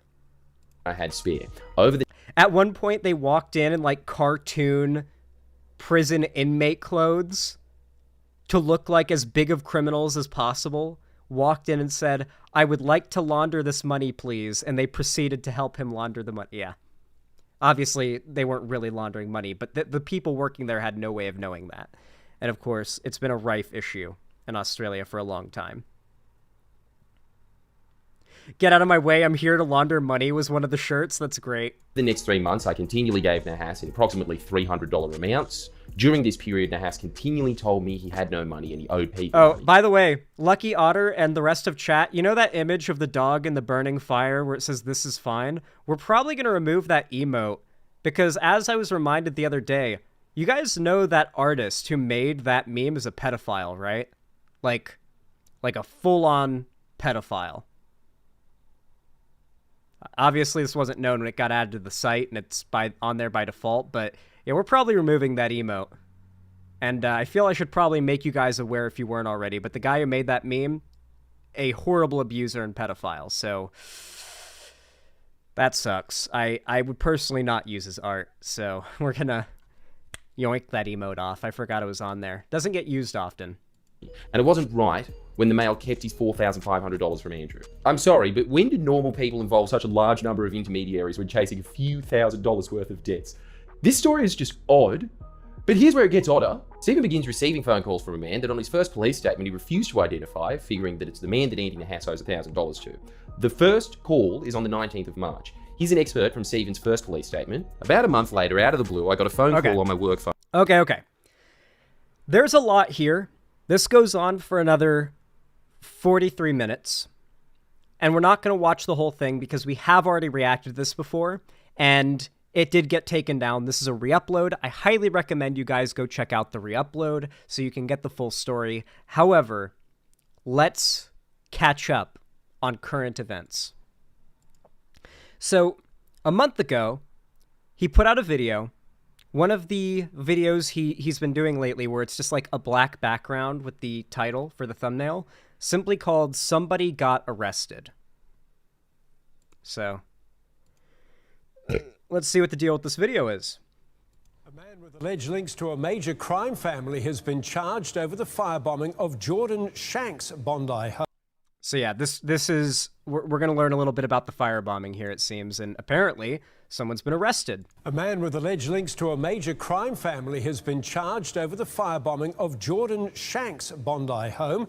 The high-profile YouTuber known as Friendly Jordies was not at home during the blaze in November last year. More than a year later, police have charged 37-year-old Tufi Jr. Tawesi Awalua over the fire. He is an alleged associate of the Alameddine crime family. Police say more arrests are expected in the coming days. The Alameddine crime family was mentioned by Mr. Shanks in a video posted on his YouTube channel last year. So yeah, this is what the coronation video is about that crime family and the corruption and whose pockets they have their hands in. And yeah, they are trying to kill Friendly Jordies and silence him. And the Australian government does not care, because much of the Australian government has these guys' hands in their pockets. They basically seem to have a chance to try a RICO-type charge on the crime family, but they're too powerful, Zan. It's like some Sopranos-type shit. 3 months before his house was allegedly firebombed. I think it's a possibility that it was in retaliation. It's a strong possibility. And they don't believe Mr. Tawesi Awalua acted alone. This man, police allege, used his own vehicle as a getaway car. Police are alleging that this person acted in a joint criminal enterprise with 3 other men. We'll be taking a break from posting for a few weeks. While we are away, Patreon supporters will still get the content they pay for with new weekly political videos. These videos will be released on YouTube for all to see when we return to our regular uploads soon. However, the first video will be different. It's a Christmas video we filmed beforehand with a short extra surprise from Jordan. It will be out tomorrow exclusively for patrons. That's cool. Yeah, so I guess the rest is just join on Patreon and everything. Yeah, so the most recent video that we're going to go over in a second is the Statement from Friendly Jordies video, which is the video where we get some bad news. Things aren't going as well as you would hope with this situation. So while there has been an arrest, Friendly Jordies is still under attack for daring to expose this stuff. And it's really scary to me that a YouTuber can be targeted by a crime family and have their house firebombed. Like, that's the era that we live in, where, like, that can just happen to you. That is the era of the internet we're in. YouTubers are YouTuber, I should say, not YouTubers, are having their houses firebombed for exposing corruption and crime. I really feel bad for him. I genuinely can't imagine, like, how fucking devastated I would be if I came home to find my house destroyed because of someone that I covered in a video, like, firebombed me. Like, the amount of anger. Oh my god.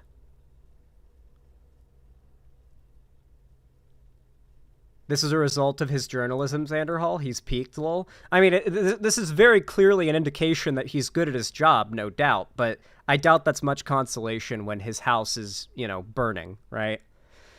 Anyway, this is the new video. A Statement from Friendly Jordies. Is this the most recent one? Just making sure. Yeah, it is. Okay, so yeah, 13 days ago he put this out. I obviously wanted to cover this way sooner, but unfortunately I got waylaid, and so I'm getting to this a bit late, but we're getting to it anyway. You might have noticed that we haven't been releasing videos after the police arrested a suspect for the firebombing of my house. While we're very grateful for their persistence throughout this ordeal, we felt it would be prudent to see what the response would be from certain individuals. Their response has been one of rather perplexing confidence. Buoyed by the lack of further arrests, they have decided to be much more blunt with their requests, threatening anyone they believe had handed over information to assist with the creation of the video Coronation. This video detailed links former Deputy Premier John Barilaro had with development company Coronation Property. The video encompassed more than Coronation Property Associates. It included an array of spirited characters, many of whom were enraged with its release. Police have made it very clear that many of the prime suspects in the firebombing are in that video. Now, over a year later, these figures are once again venting, threatening dire consequences if the video isn't taken down. Given these people's colourful history, we don't consider these to be idle threats. Naturally, we contacted the appropriate authorities, but it appears these men have engulfed the state in a state of fear. It appears these men are indeed above the law. It appears these men are free to point the scythe at anyone they wish, blackmail them with the most heinous, violent acts imaginable, and there is not an authority in the land powerful enough, or perhaps foolhardy enough, to check them. We have done our absolute best to keep the video up. Believe me, we have. But if the content of Coronation is to fall on willfully deaf ears, if its only tangible result is the death of innocent people, we will not have their lives hang on our conscience. The fact is that despite exposing this shit, nothing tangible has come from it other than his house getting firebombed and death threats towards everyone who helped him make the video and provided info. And so from his position, what's the point in continuing any further? He's putting himself and other people in mortal danger with a crime family that is known for silencing people with death and tried to kill him already. He can't continue this if nothing is going to be done about it. If the police, if the government aren't on his side in the way that they should be, then how can he be expected to continue this? He can't be expected to sacrifice his life and the life of friends and other people who helped him put this investigation and video together so that, what is he supposed to do? He's a guy who makes YouTube videos. In other words, you win. We're taking down the video. Congratulations, you run this city. We were ignorant of the fact that Sydney is more or less 1920 Chicago, but now that we're fully aware, you are free to run your business without further bother from us. Sorry for the inconvenience. The real shame in all of this, of course, is that it would have made a great story for self-proclaimed home of Australian investigative journalism Four Corners that touts that it exists to serve the public interest. And you, of course. It would be very interesting to hear the editorial rationale for why the paralysing grip that organised crime has over the first state didn't meet that criteria, while trying to get to the bottom of why there isn't more homosexual AFL players did. Questions for another time, perhaps. The question for now, though, is how did these men accumulate so much power that they have incapacitated any of the so-called estates from acting on matters that question its own ascendancy? This is not thugs killing other thugs for territory. This is unlawful punishment for reporting on the erosion of state authority. You would think that that would interest the state for self-preservation purposes, if nothing else. And yet it doesn't. As such, if the policy is to let sleeping dogs lie, so be it. I don't know why, but something about maybe it's just the framing I've had of it from Friendly Jordies videos, which have been pretty much my main source of info on the Australian government and politics there. But the Australian government seems like a unique kind of shit than any other government. I guess the UK's politics are a little similar, but I really feel like Australia has it quite unique, where there's this virtue signaling, pseudo woke, corporate, corrupt establishment that has basically fooled the vast majority of voters, by the looks of things, into thinking that they actually represent what they stand for. It's similar to the state of America a bit, but kind of different, because most of these voters are kind of cucked into believing that they are voting progressively. I think that's sort of the vibe I've gotten. Yeah, it's manufacturing consent. It's the Australian government reeks of it. We're cucked by business interests. Yeah. It's uniquely frustrating for me. There's just something about it that upsets me. We can live with that. In fact, we have no choice. We've learned that there is a currency that is far more dependable than the dollar, and that's terror. We can take solace in the fact that we did our part, more than we will ever be able to publicly divulge. We ran out onto no man's land without any support. And support never came. Statement from Friendly Jordies. Damn. I definitely sense support, but there's, I'm not much to be one to provide support, right? Like, there's not much I can do for a YouTuber who's got millions of subs, but it's really sad, though, that American politics just kind of ignored this broadly. I know that a lot of my own Australian fans have been quite thrilled that I've covered this whole saga as it's unfolded, because I know a lot of big lefty content creators have kind of ignored it and have not covered it. I really can't think of a single large lefty figure who has covered this substantially and brought attention to it. So I'm glad that I was at least able to play a part in that, but I imagine if more of the online left, which exists almost solely in the American political sphere, had come to help Friendly Jordies, at least insofar as getting his content in front of more eyes to get him more support, more Patreon donations so he can afford a better place even. So that he can afford to be on the move and not have to worry about getting firebombed maybe. It would be nice. He needed more support than he got. That's just the fact of it. It's sad to say that this type of corruption is probably not going anywhere anytime soon. This crime family got almost exactly what they wanted. The only thing they can't stop is the fact that they got exposed. I doubt they can do anything to me, though. Being American. I don't know, maybe they send a guy to come get me, but I don't even think they could take down my content, right? Like, me covering this, I don't even think they can, like, claim my videos. I'm sure they could try, maybe, but I don't know. Maybe. We'll see if any of my content on Friendly Jordies gets, like, privacy takedown requested or something. That'd be interesting. Has he left Australia? He probably should.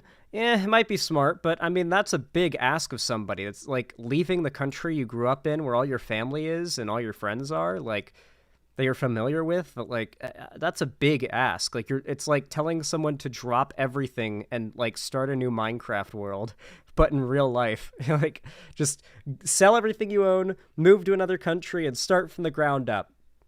It's a lot to ask of someone. Yeah, you're moving to another continent if you're leaving the country when it's Australia. Like, it's kind of hard to leave the country and stay anywhere nearby. Will another country even accept you as an Australian? That's a good question. They are quite dangerous people. That country started out as a penal colony, you know?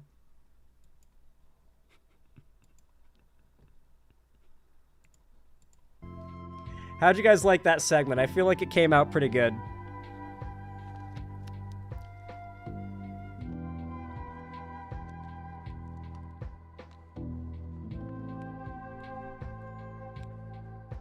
Scary shit? Yeah.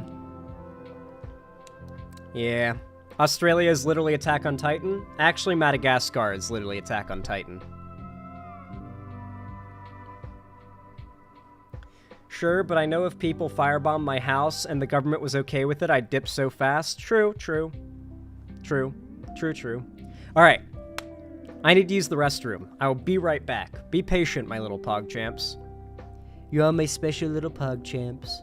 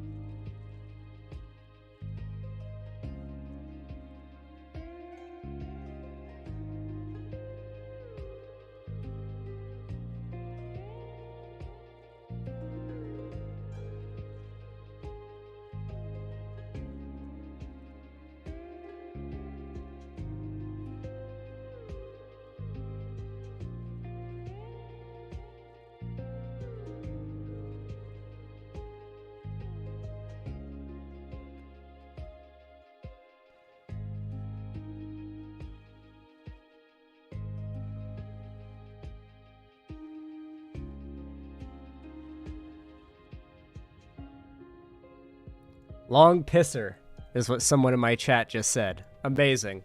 Hey, if you're over there in YouTube chat and you're wondering why I'm not reading messages over there, it's because that is not the real chat. That is the fake chat, the gutter chat, the trash chat, dumpster chat, sewer chat even, basement chat. You should come over to the good chat, the real chat, aka my website chat. If you guys want to go ahead and click a link and come right on over, there's one right up there in the little pinned message I put at the top of the YouTube chat there. So yeah, come to the website, make an account. It's totally free. It is way better. Way better than the YouTube chat. Ugh.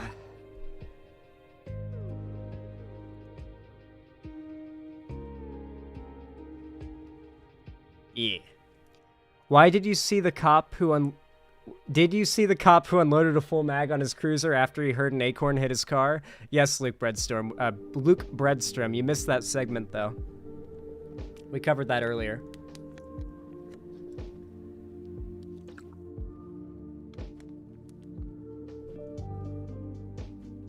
I need to buy some chapstick. You know what? I'll put together a shopping list of things that I need that are like little minute things that I always forget. Chapstick.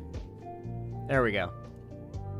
I need a little Google text document so I don't forget next time I order my groceries.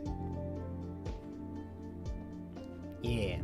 Well, hey guys, if you're watching this stream and you're enjoying it, you're having a fun time, and you want to support my content, you can do so for completely free, and it really does help a lot. If you just hit that thumbs up button over on YouTube on the stream, it really does help out a lot.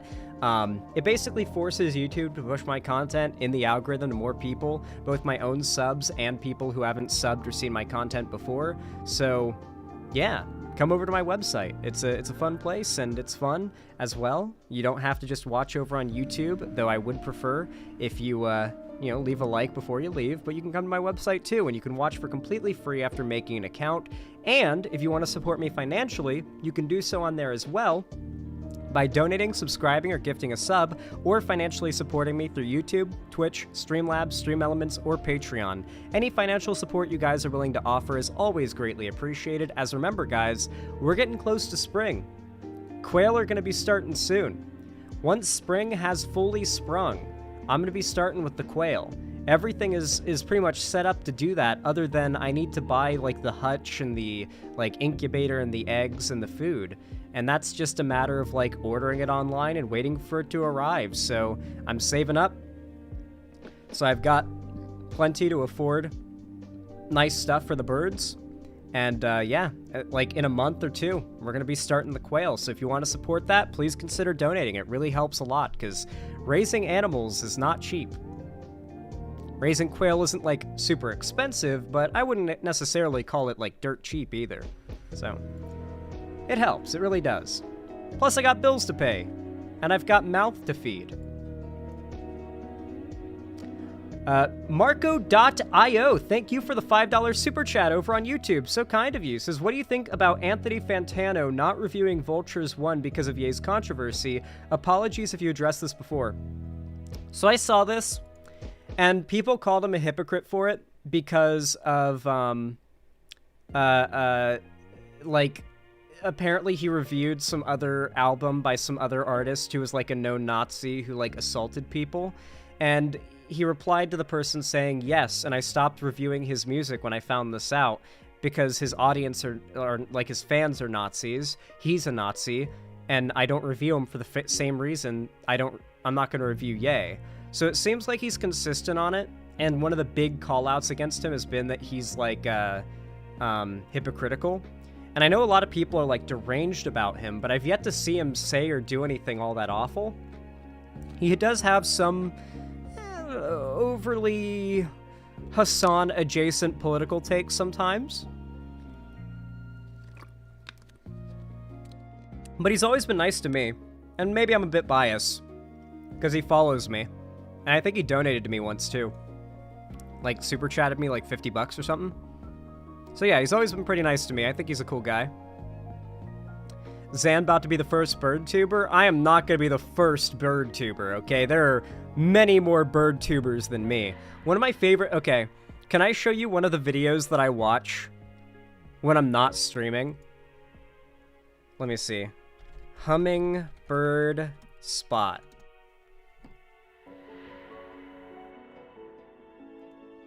Ooh, she's got a nest she's live streaming. That's cool. Let's see, what's her most popular video? Hundreds of hummingbirds swarming on feeders.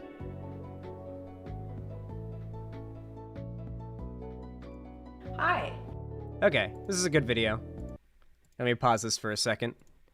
So yeah, I love this lady's videos. I learned a lot about what I know about, like, getting a lot of birds to come to my yard and just exist and hang out and be friendly, land on me, they, like, eat out of my hand, stuff like that. And just generally attracting them and getting them to make my yard a regular place that they visit. Learned a lot of it from this lady. This video is only like 2 minutes, so I'll show it to you guys really fast. You can see where I learned what I know. My name's Carol, and welcome to Hummingbird Spot.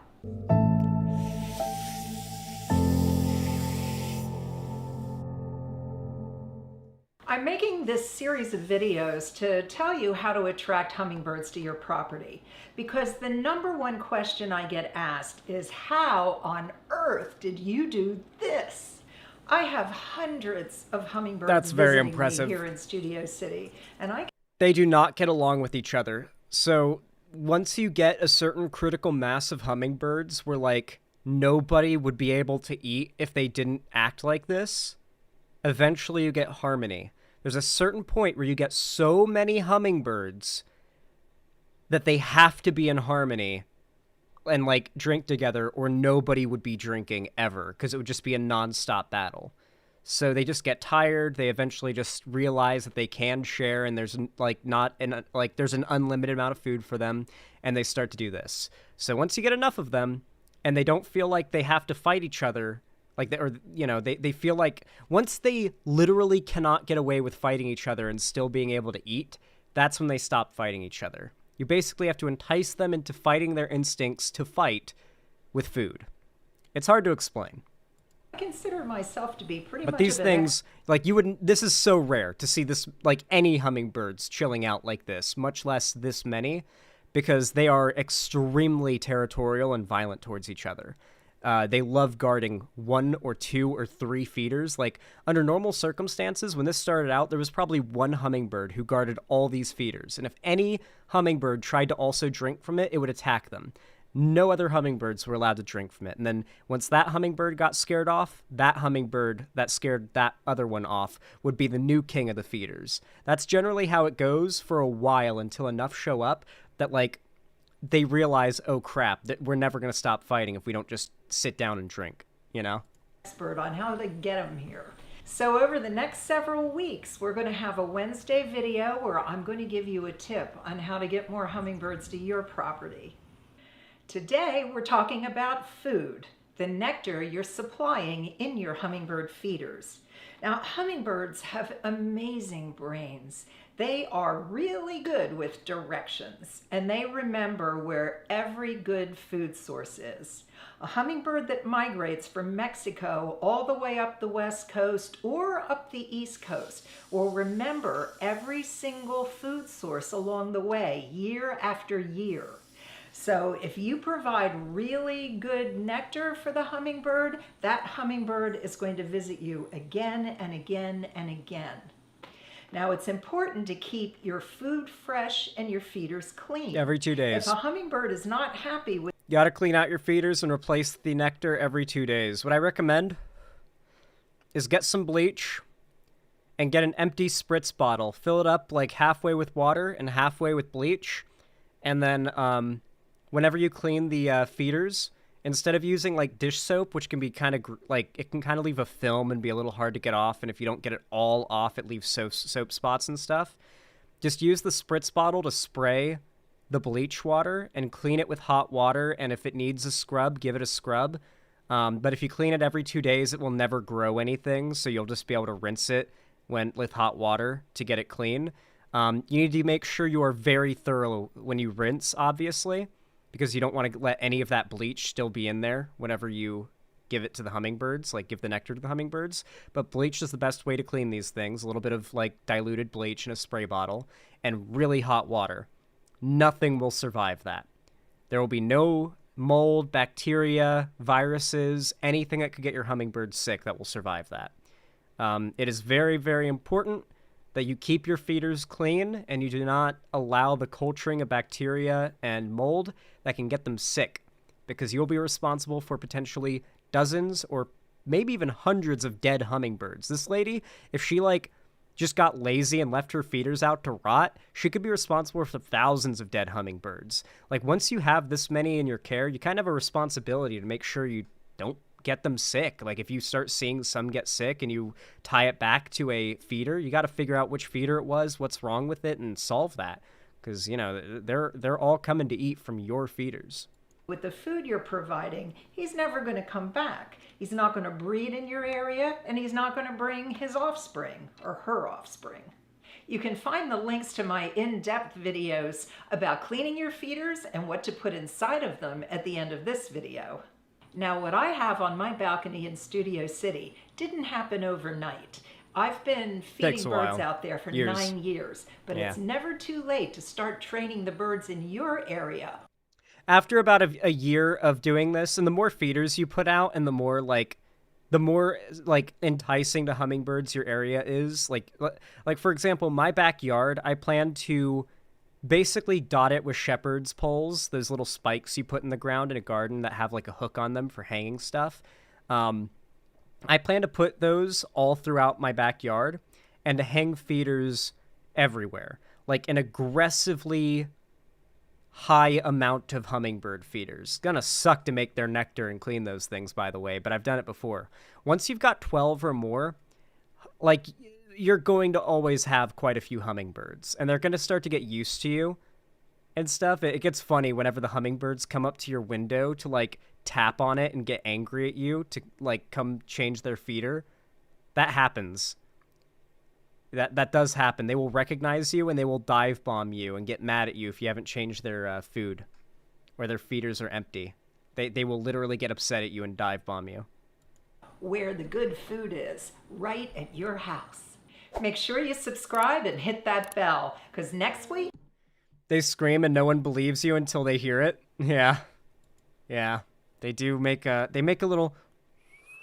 I can't imitate it, and you guys probably can't even hear it over the mic, but it's a really cute little noise they make. Let's see. Has she done any other interesting hummingbird videos we can stun lock on?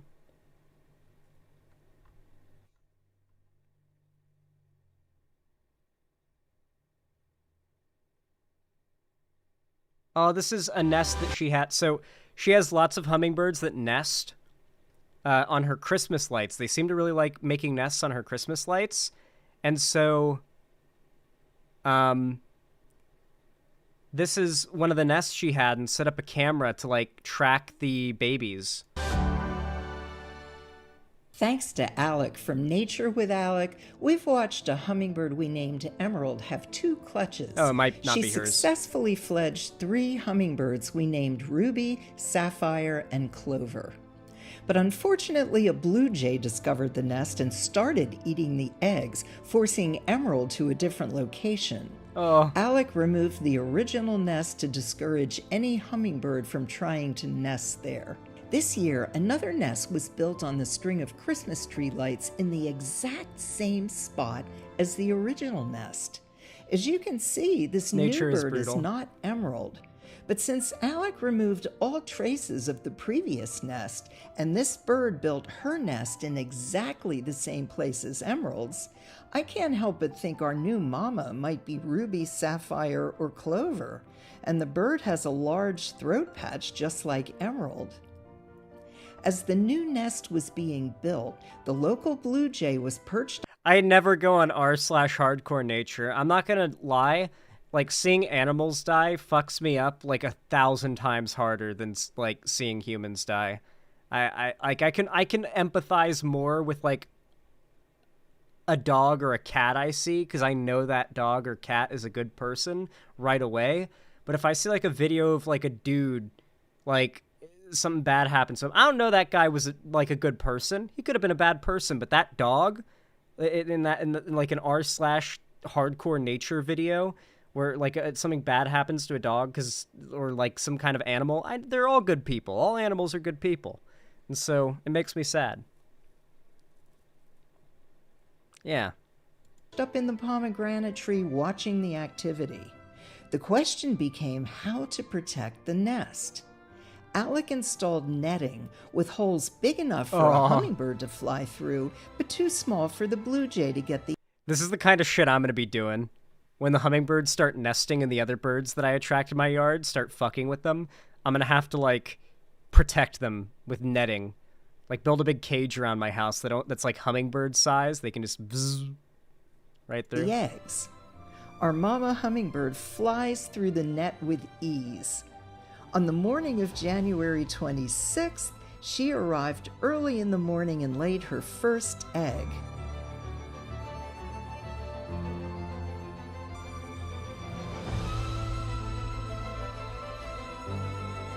Aw. She's laying an egg. Congratulations, little mama.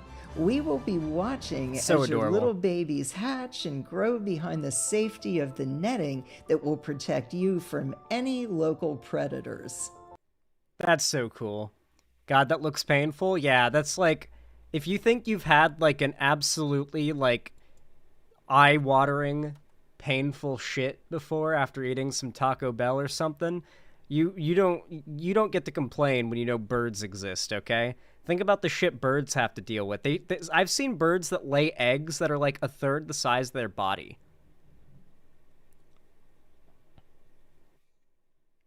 Zan in a chair in the garden with a 22 protecting his flock, lol. Yeah. Actually, I think I do have... Where is it? Is it upstairs? Damn.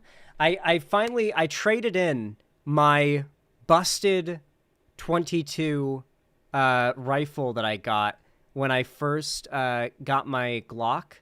My mom wanted me to buy it so that she could use it as a little pew pew pew pew gun, as she described it, at the range. But, like, believe it or not, we got it, we tried using it at the range, and it wouldn't work. It wouldn't fire at all. No matter what we did with it, no matter how many times we cleared it, checked it, cleaned it, everything we possibly tried, down to just like just pulling the trigger over and over and over again while aiming at the target, and just like sitting there for like 20 minutes just aiming at the target, pulling the trigger, hoping it'll finally go off. And it never did. We got a range officer to check it out too, because like, okay, let's get somebody who really knows guns to take a look at this thing, and if he says it's fucked, then it's definitely fucked, because I'm pretty sure it's fucked. And we had him confirmed it was in fact fucked, and it was literally just a defective unit, which is crazy. Like, it is not common to get a straight-up non-working defective gun out of the box. That's crazy, to get a dead-on-arrival gun. Like, that's not common. But it was very cheap. Traded it in, got money back, and in return, got a piston air rifle 22. Specifically for dealing with my backyard rat problem. You see, bird seed, and soon quail feed, attracts rats. Now, right now, they live outside in the backyard. I see them at night. They don't live inside my house, which is good. But if they live in the backyard, that's too close to being in my house. And I don't want my feeding of the birds to start making them associate my home with food. And me storing the food in my home is going to make them want to get in. I do not want rats in my house. I do not want fucking rats in my house. So they all have to die. So I went ahead and I set up red lights to hang up all along my back porch. My neighborhood is, I checked, and it's legal to fire a 22 air rifle in my backyard. Score. Didn't even look for that when getting this place. It just kind of lucked out.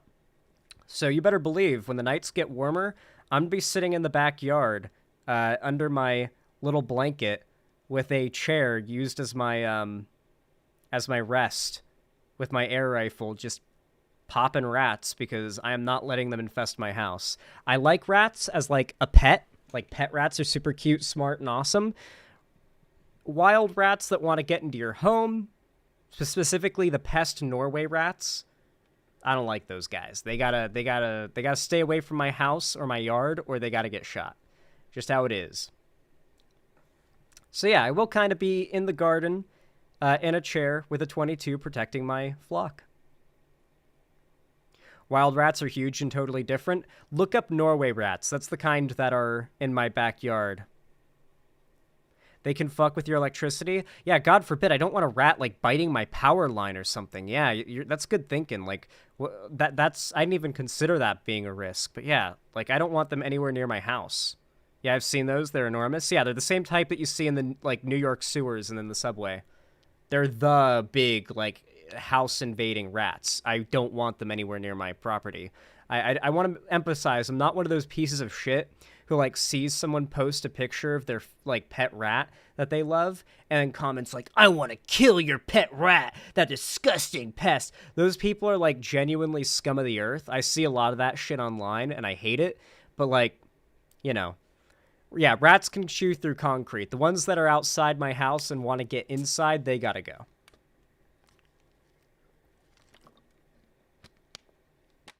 Let snakes loose in your walls? That would be cool.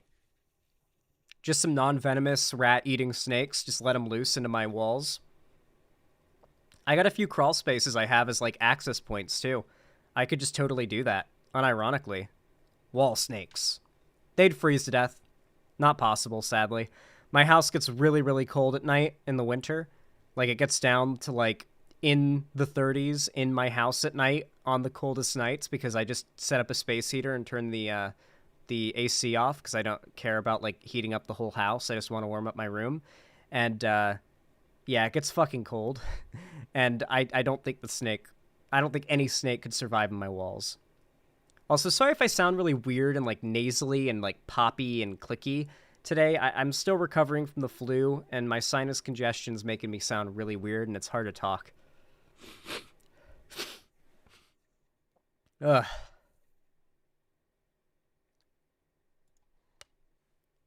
Brusana, thank you for the $5 donation. I really appreciate that. Thank you for the donation through Streamlabs, I believe. Said, Zan, your donate button won't work for me, but did you see that Thought Slime is trying to kill the buzz on Ian Miles Chong? Okay, wait, so apparently the dono link doesn't work? On my website?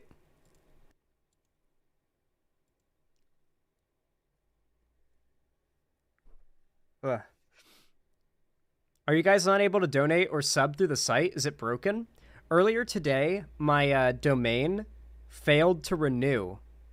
I got an error. Okay, that might fix itself, but it might require someone to do something. It works for me. Okay, it might just fix itself over time for more people because today, for some reason, GoDaddy failed to renew my domain. And it went off today, and so I had to, like, log into GoDaddy and just, like, do it manually for no reason. I think it was charging my old bank account that I don't use anymore. That's probably why. But yeah, I went ahead and I changed that up, and so I renewed it for another 2 years and set it to auto-renew. So we shouldn't have a problem like that ever again, but, like, the site went down for, like, a few moments there. So I wonder if that had anything to do with the... donations not working for some people.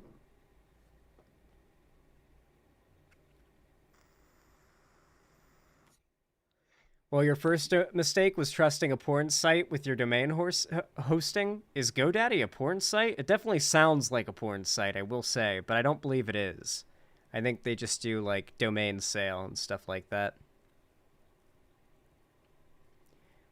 When I came, it was an error message. Well, if you're getting error messages when you come, you need to go see a doctor.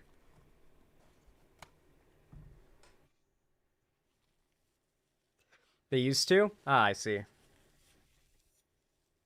You got an error, but then it eventually loaded? Okay. Apparently donating, it will eventually work, but you'll get an error at first.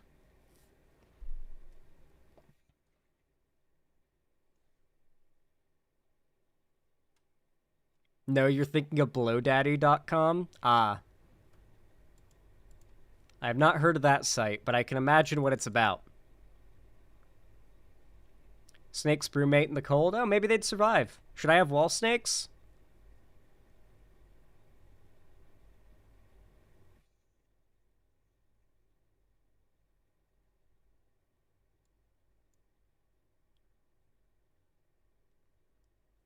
Oh, this is a sad tweet from Soak Darling.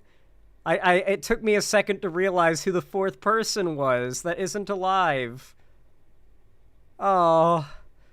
She said, bro, I can't believe only 2 out of 4 individuals involved in this incident survived, and it's me and Destiny.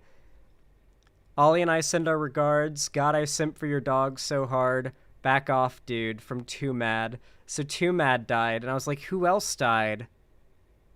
Oh no. That's the fourth person, the doggy. Peepo sad. What's the puppy's name? Ollie. Can we get a rip Ollie in chat? Rest in peace, Ollie. Get a ball python, they're sweet. Can they bite and give you, like, some kind of death virus? Death venom? Will I die if it bites me? If I'm gonna get wall snakes, I want the ones that don't kill you if they bite you, or strangle you to death in your sleep. I don't want that either.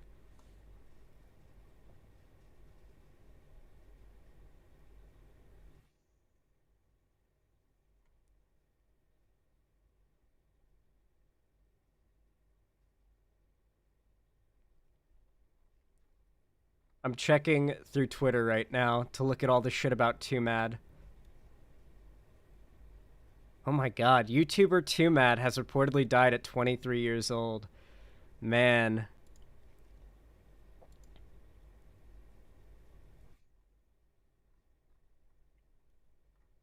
Fuck, dude. He was 23. I'm older than Twomad was? That's fucking crazy. That's fucking wild. That's fucking insane.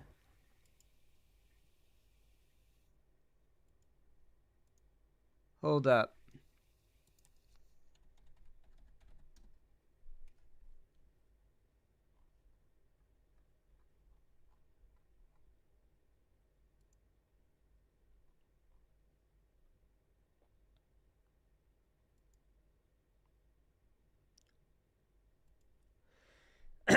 All right. This is going to be a big segment. Gonna need to take a big old sippy.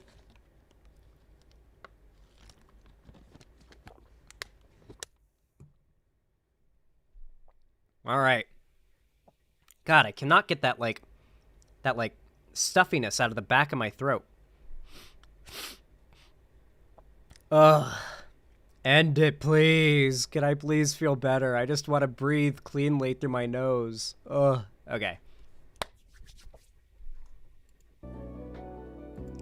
Y'all know what to do when I say action, right? 3, 2, 1, action. Well, holy shit. This is definitely the news of the day. This might actually outshine the actually overflow and flood over the Vosh horsing around drama. YouTuber Twomad, dead at 23, investigated as possible overdose. Yeah, this is definitely the news of the day. The story dropped just a couple hours ago, right as I was going live. I actually went live a few minutes late because I got thrown off as I was about to hit the live button by seeing this news and had to stop and, read it for a sec, and I just got lost in it before I realized I was 2 minutes late to going live. Drug addiction is no joke. Well, remember, guys, Twomad was a pedophile and serial abuser, okay? He was not a good person. One of the things that he became quite known for within the lefty Twitter sphere recently was constantly making sexualizing Brianna J shitposts. he would joke about how Brianna J was his girlfriend, how he found her attractive. He would make tweets sexualizing her. For those who don't know, Brianna J was the 16-year-old trans woman who was brutally stabbed to death in a hate crime by 2 other teenagers in the UK. So yeah, Twomad was not a good person. You'll forgive me if I don't shed any tears. An eerie fact about one of the last things Twomad appears to have been doing before he passed, according to his Discord page, is he was playing Overwatch and seems to have not changed his active status for nearly a week. Did he overdose while playing Overwatch and the game is still open? His Discord says playing a game, Overwatch 2, for 6 days on Discord. Did he, like, die at his computer playing Overwatch after ODing? Who the fuck would want to die playing Overwatch 2? I mean, I guess maybe he wanted to see, like, the female Overwatch characters, the last thing he sees before he dies. How likely is it the OD was intentional? Oh, almost certainly intentional, yeah. Based on the story that we're about to read in a moment, almost certainly an intentional overdose, yeah. This is probably a suicide. Twomad was an avid gamer, and on the platform, you can let people know that what you're up to and what you're actively playing. In the wake of his death, people quickly noticed he's still showing up as playing the game. Even now, it pops up as him still playing. Law enforcement sources tell us the internet personality, who has millions of followers across his various YouTube channels and social pages, was found unresponsive Tuesday night at his Los Angeles area home. This after somebody called in to ask for a welfare check. We're told Twomad hadn't been heard from in several days by concerned parties, and he even missed some appointments. As a result, the LADP was sent to check on him, and that's when they found his body, although it's unclear how long he'd been in that state. Our sources say there was drug paraphernalia found on the scene, and at this point, we're told this is being investigated as a possible overdose. No foul play is suspected in the death. We've got a tweet here from February 8th, 2024, one of his last tweets where it was just a picture of like I'm sure he got this off of Google, but it's just a picture of an M16.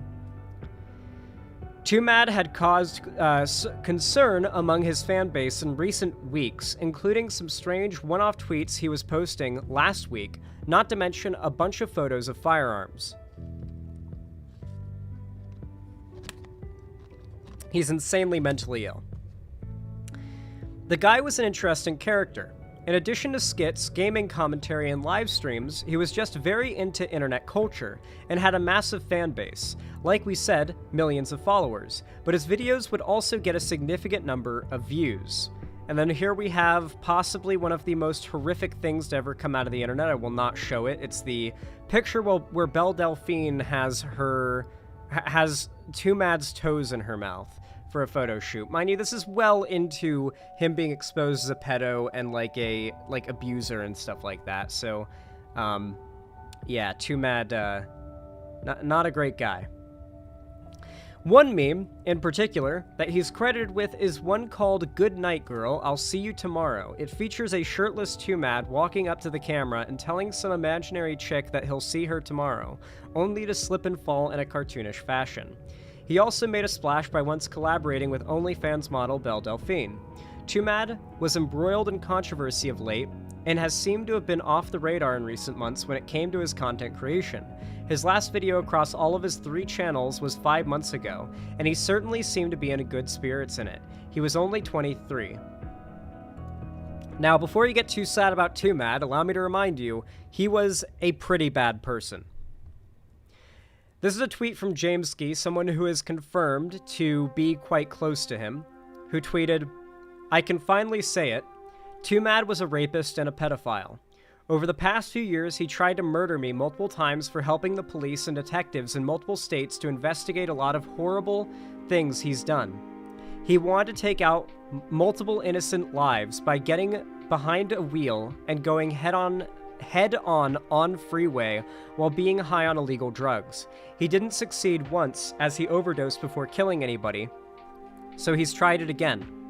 Despite him trying to murder me and multiple innocent lives, I've been trying to help law enforcement make sure he's safe, doesn't get hurt, and doesn't harm anybody. Please remember that he's a rapist and a pedophile. He continued to prey on the vulnerable even after the police got involved, including a 13-year-old in a mental hospital. The tragedy doesn't excuse any of his actions. I will address a lot of stuff when I fully collect my thoughts. Past few months have been a total mess and reason why I ended up in ER. Please give me time. Pretty fucking serious thing. Pretty serious thing to tweet. Now, obviously, it's been known for quite some time that Twomad is a predator and an abuser and arguably a pedo. So this really shouldn't come as a surprise, really. But a lot of people are nonetheless fairly skeptical.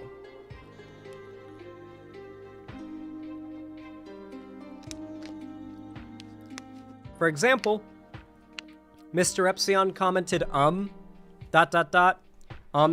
commented, A lot of people are commenting, okay, where's your evidence? In fact, Destiny quote tweeted it with, what the fuck, post-proof lol. Otherwise, I want to make up my own wacky Twomad adventure stories for internet clout. But people have been replying to his tweet, not very happy with the fact that, he kind of called out this person, considering quite a few other people have dropped their sides of the story as well and have given support and backup to what Jameski tweeted. For example, Rubber Ross, aka Rubber Ninja from Game Grumps, or just Ross from Game Grumps, tweeted in a... Oh, I'm so sorry, guys. Recovering from the flu. And it's really hard to talk for long periods of time before my throat starts getting dry. Give me a sec. Ugh. Awful, I'm sorry. Rubber Ross tweets, this is a lot, but yeah, I witnessed firsthand Twomad's threats on James's life during TwitchCon. He couldn't even go home because he knew his address and was en route to Vegas after threats. He had to use our hotel room to hide out while waiting for law enforcement. So it seems like there are some people coming out to support this story from Jameski. Dubus Goobus replied to that story saying, fucking gross, I wish I had more to say, but that's really all this tweet leaves me feeling. Oh, my throat. Oh, God, help me. Yeah. A lot of people have a lot to say about Twomad, and I think a lot more is going to come out about this as time goes by. I wouldn't be surprised if before the end of the day we get like another big bombshell about him that just hits the site. And I think over the next few days, we're going to see a lot more. I don't think this is even close to the end of this story or anyone's coverage of it. This is wild, though. It's always crazy when a big YouTuber dies. Even if they're a bad person and they're not well liked or they're disgraced, it really sends reverberations through the internet. And, you know, it's wild to see the face of the internet change so abruptly in the blink of an eye. Like, oh yeah, that big YouTuber that was the center of all this drama, he's dead. Just straight up gone. Just dead. Forever. It's very, very bizarre. And the era of YouTube is only going to see more of this happen as time goes by, because, you know, people are fragile. There's millions of big YouTubers out there. And this kind of stuff, I don't know, just YouTubers dying is such a weird feeling. Am I the only one who feels that way? It feels different than like when a mainstream celebrity dies. Usually when a YouTuber dies, it's like a tragedy. Here, it's much less so, but nonetheless, it still feels weird in that same way. I don't know. Yeah, but YouTubers are just people. Some of them not good people. Twomad is one of those not good people. Fuck, I hope I die before Markiplier. That is the most parasocial thing I have ever heard. I get you might like his content, but good lord. That is very, very parasocial. That's all I have to say in response to that. I hope you guys enjoyed that segment. I feel like despite my coughing, it came out pretty good. Oh shit. Breaking news, shooting. Panic as shots fired near Union Station in Kansas City, Missouri.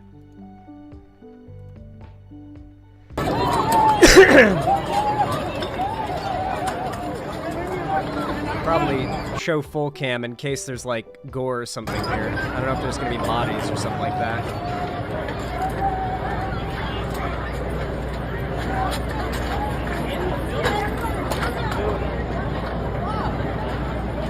It seems safe. It's just cops running into the building.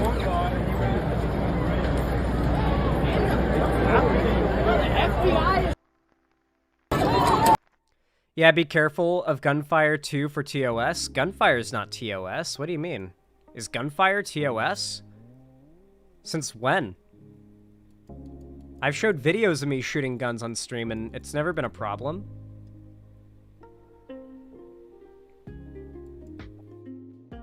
Anyway. God.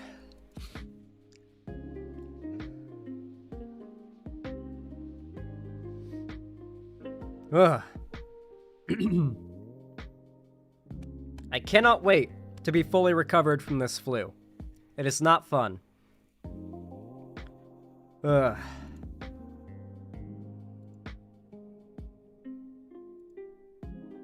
Let me update my topics really fast.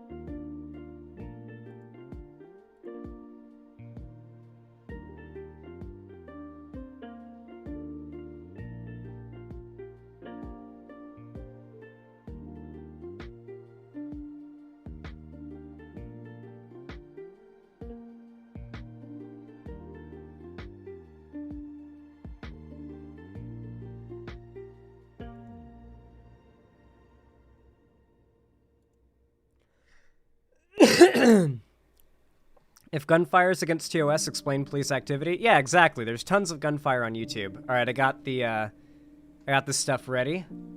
Wait, what? I gotta disable my ad blocker? Damn it, I thought I finally found one. Ugh. Ugh. Heartbroken.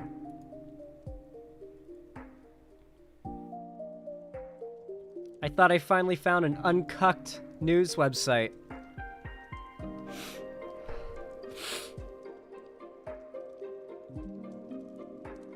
Come on, load. You serious? I totally disabled it. There we go. Okay. Before I start this segment, I'm gonna go use the bathroom. I'll be right back. Your boy has to pee.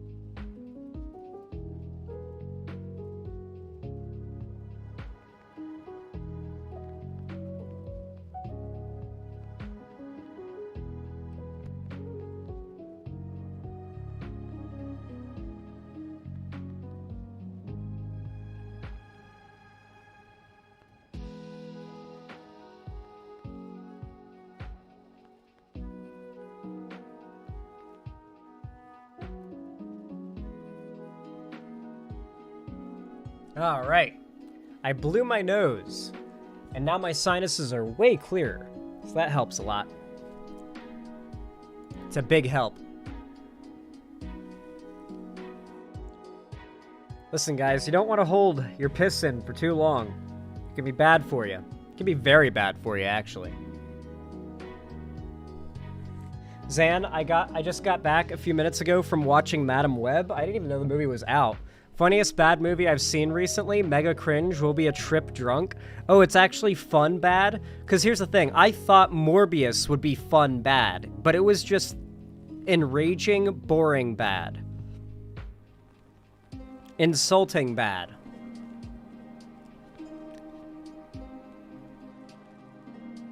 I wear a little still suit so all my piss gets recycled? Cool. Bro has 4 viewers. Lamau, love you, Zan.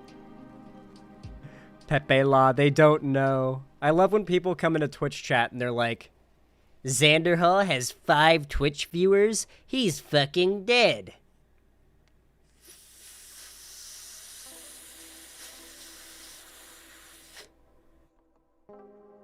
Makes me laugh. Just found my favorite bookmark. Time to reread Percy Jackson. Have fun with that, Balth. What's wrong with Twitch chatters? Well, I just stream on Twitch, so there is a stream happening on Twitch for people who like to watch there. But, like, people do oftentimes come into that chat and say, 4, 8, 10 viewers on Twitch, channel dead. And it's like, I've got 400 people watching on YouTube and my website. They don't know that. Also, Dems won a special election in Pennsylvania too, by the way, not just in New York. Yay! Based?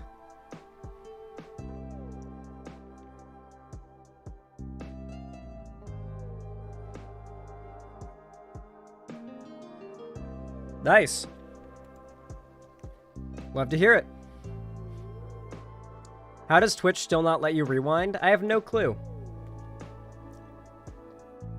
Larry Banks 78, thank you for the $5 donation. I really appreciate that. Very kind of you. Very base. Says, my thoughts on the Vosh folder is that while most of it is weird and can be mocked, I don't think that he is into lolly, considering how those 2 images had girls who looked older without context. Yeah, I can believe his I guess you would say excuse there. I think the most compelling argument for why I don't think Vosh is a lolicon is that the dude had a porn Twitter account where he was liking, like, thousands of porn drawings and, like, porn art that he was into. And people found the account and dug through thousands upon thousands upon thousands of his likes and retweets. And they found, like, 4 images that were, like, problematic, quote-unquote. All 4 of them being the biggest stretches to be considered problematic ever.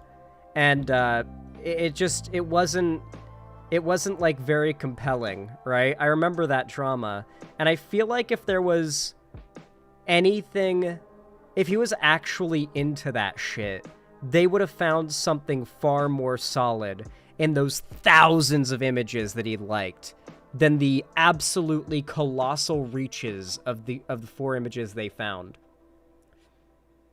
I think one of them was like, the reason they claimed it was sussy is that it's an adult character doing a pose that was popularized by a underage character. Like, that is how much of a reach one of the images was. Like, I genuinely think if he was actually into that kind of shit, like lolly shit, for real, it would have been in that. So, that leads me to be more inclined to believe his reasoning. He just didn't see it as lolly at the time. It's really a matter of, are you more inclined to be charitable towards him or not?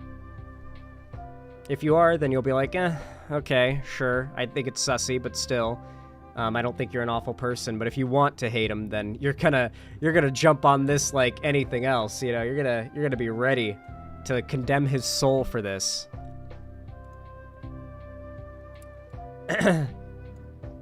Slashy, thank you for the $2 donation. I really appreciate that. Very kind of you. Very base. Says, cover the Jellopocalypse anime dub controversy, please. He ruined his career admitting he was trying to force the dub of some old anime he was working on to make the show not garbage to him. Working on to make the show not garbage to him. Huh. I could have sworn I'd heard, like, there was a lot of other Jello-apocalypse, like, dramas in the past. I don't care about that stuff. I'm sorry. It's really not up my alley. I don't know enough about it at all to cover it, and it doesn't interest me enough to cover it. Maybe if it gets really big and I end up getting my interest piqued, but right now it doesn't really mesh with me.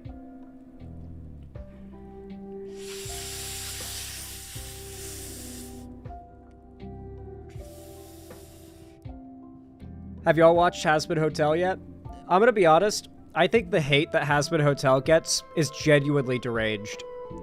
Like, genuinely deranged.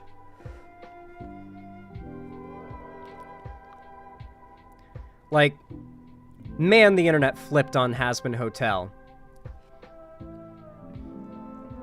Yeah, me and Balth watched it. I mean, it's not perfect or anything. It's just a fun, like, entertaining show. It's nothing to write home about, but it's not, like, I wouldn't say disappointing, even. Well, it's a musical with all the voice actors being Broadway actors, Perry Icefire. That was kind of the point, was the singing, you know? Like, they literally recast all the voice actors to Broadway actors because Hazbin Hotel is meant to be a musical. Hell of a Boss is also a musical.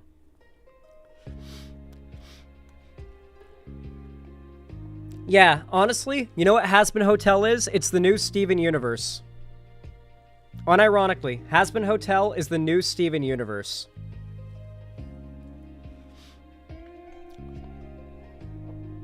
There's no better comparison. Here, let me update the dono goal really fast. By the way, if you're watching right now and you want to support me, I always do appreciate it if you guys send some donos my way. They really do help a lot, of course. So, yeah. Consider doing that.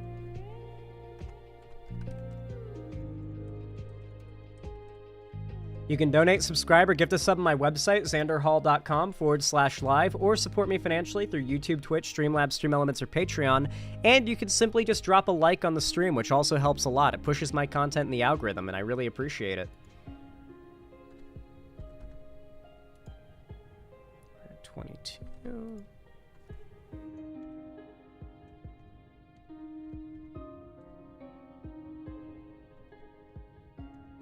There we go. Dono goal updated. I've been liking stream though. Nice. I really appreciate it. All of you guys who drop a like, it helps out a lot. Okay. Let me take a big sippy.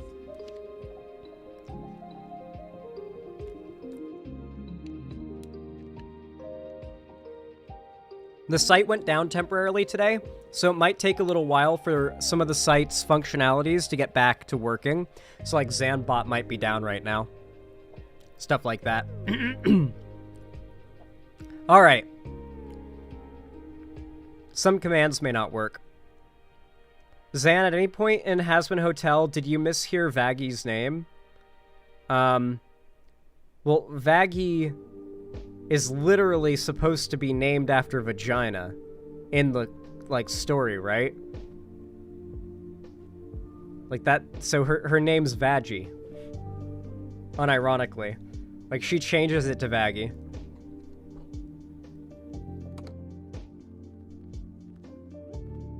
Yeah. There's a video of the KC shooter getting tackled. Cool.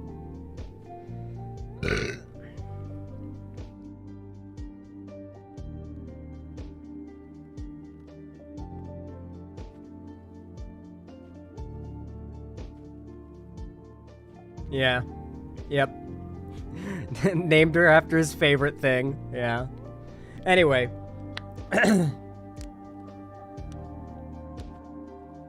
Zan, what the fuck is that vape? You ain't got the new disposable Chinese ones that have the screen on them and shit? Well, I mean, I'll show you. This is what it is. It's called a Yo Bar. It's cool mint, and Shows you the battery life and how much juice there is in there. So it's at this battery life, and then it's full juice. It's flipped, but it's at 45% and full juice. All right.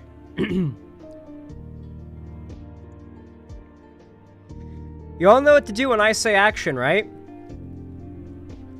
3, 2, 1, action. All right, everybody.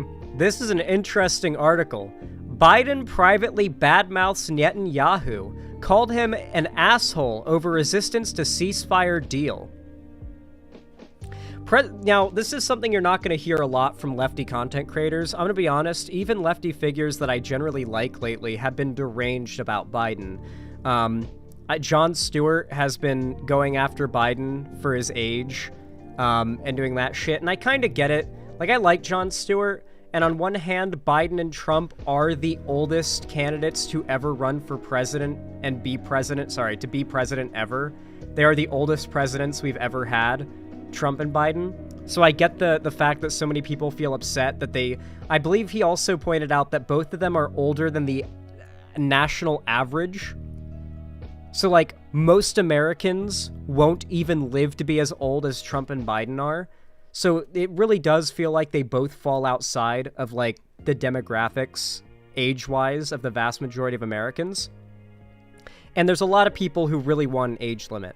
And this has led to more negativity from progressives towards Biden than ever during election year, which is quite concerning when the Republicans and Trump have made it very clear that if they win, there will not be another election.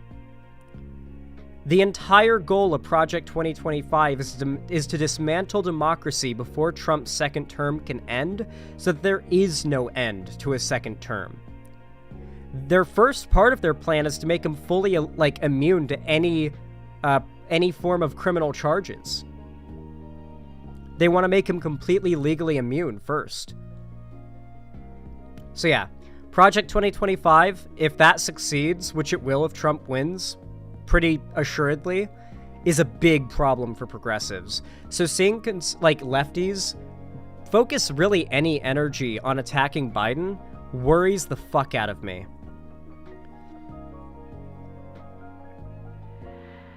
It really does.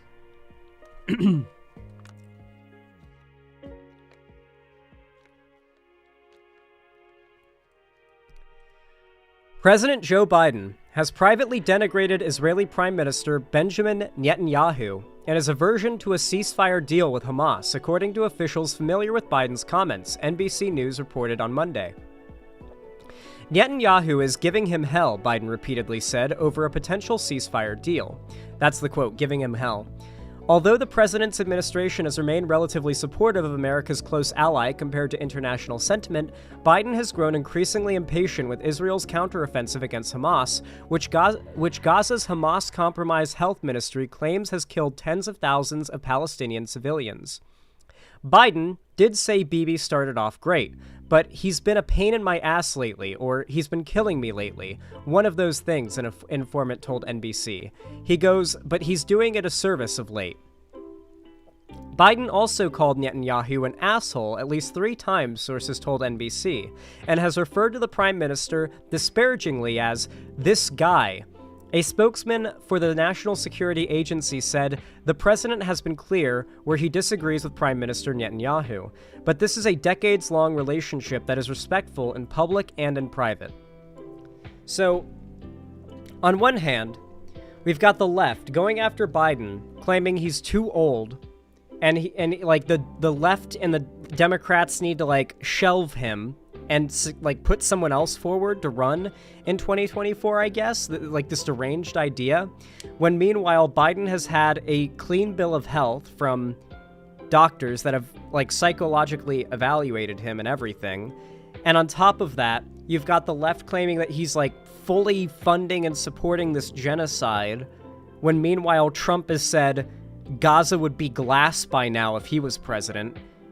And yet behind the scenes you've got Biden shit-talking Netanyahu and actively pushing for a humanitarian ceasefire. He has used those words. I genuinely cannot get over how deranged people have been about Biden lately. On the economy, on foreign policy, on just everything. Obviously on social issues, people call Biden like a woke anti-white communist on the right. Biden has genuinely been doing like the best a Democrat president could possibly do in his position and has gotten, honestly, not a single lick of credit. Which is really worrying when the only other alternative is Trump, who plans to destroy American democracy for good if he wins, and has stated as such in his campaign policy platform, on his website. Go to Project 2025's website. It's not a secret. It's not a conspiracy. It's their website. Go look. It's their website. Go read it.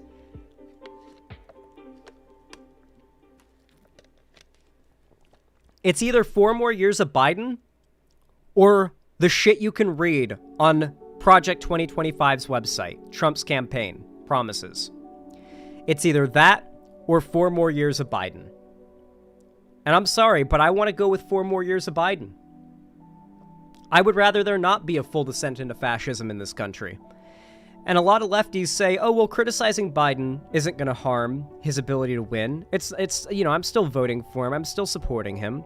The problem is that among our demographic, hypers in chat, if you are an 18 to 30-year-old Democrat voter. That includes me.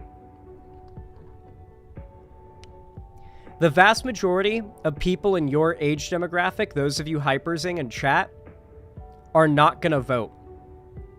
They do not feel motivated to vote for Biden when they really fucking need to at least be motivated to vote against Trump. If the election happened today, Trump steals it. Surprisingly easy, based on the current polling. The lack of support for Biden right now, if the election happened today, means that Trump would win and be able to destroy American democracy easy. It's why I'm a little bit unnerved by Jon Stewart jumping onto the shitting on Biden train when right now Biden needs all the support he can get. It's really worrying. On top of that, we've got the fact that conservative media outlets are continuously attacking Biden in very dishonest ways for the economy, despite the fact that the economy is currently in a better place than it's been in a really long time. So,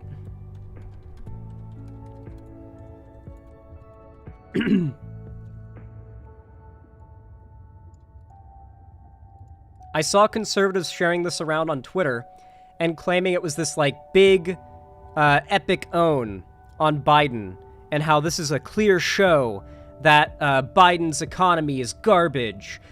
This is from CNN Business. The Dow tumbles more than 500 points as hot inflation data stokes fears about higher for longer rates. So the Dow going down is a pretty inevitable result of higher inflation.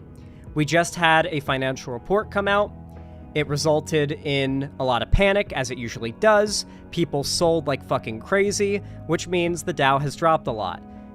If you are someone who knows the economy, if you are someone who knows economics, even on a very layman's scale like I do, I have a very layman's understanding of economics, to be very clear. I do not claim to be an expert, but what I do know is that this happens all the fucking time. This is the natural result of inflation. It happens every time there is any red arrow on any reports, people panic sell, and things drop. What you should do in response to this is, if you are someone who likes to buy and sell stocks, is now is a good time to buy because the economy is going to bounce back.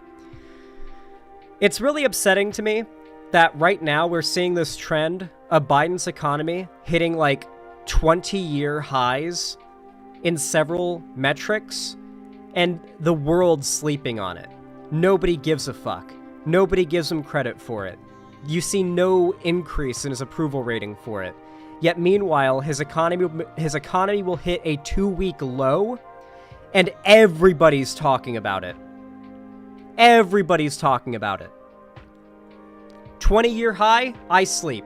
2-week low, we got a fucking riot about this. Biden is destroying the American economy. How has he not caused deflation of the US dollar yet? I've actually seen people saying this in the replies on like conservative propaganda posts, demanding Biden lower inflation, as in deflate the value of the US dollar. Or deflate the deflation. As if that's a thing that happens. I don't know. Dude, I'm so with you on the Jon Stewart thing. They tried way too hard to pretend they're not just criticizing Trump. What?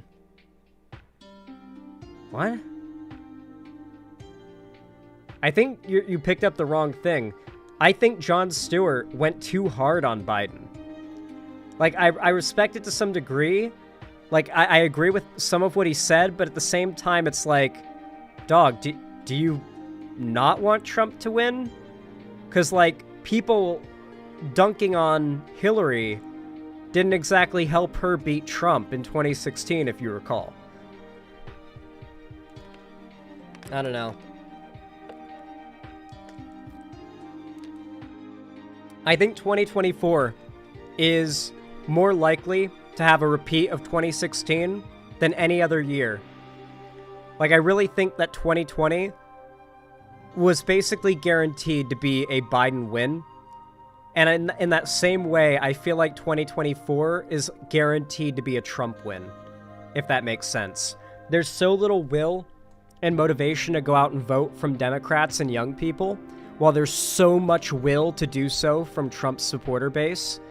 And if he wins, I am truly terrified about what's going to happen to American democracy. And meanwhile, you've got these large lefty accounts that are very, very aggressive and antagonistic towards anybody who is pro-Biden on the left. They'll call you like a liberal and shit on you and attack you. My brother says that he's gonna hold on to voting for Biden to scare him into supporting Palestine or some shit. I love him and he has mostly good politics, but it's frustrating. So, what I want you to do in response to him saying that is to simply show him that meme that says, we taught a gorilla to understand the politics of the median voter, and it hung itself. Show him that meme. And tell him you are the median voter in this meme. Please. Please, show him that meme.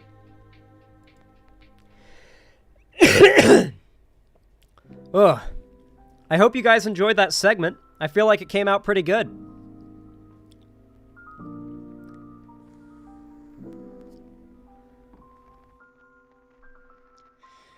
Honestly, though, Lefty Jenna, while Trump might be weaker in some metrics, he is stronger than he's been in a long time in the polls. Biden is weaker than he's ever been.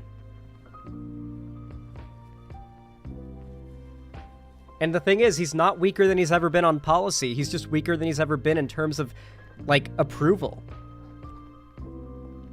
Like, he's doing a great job and people don't approve.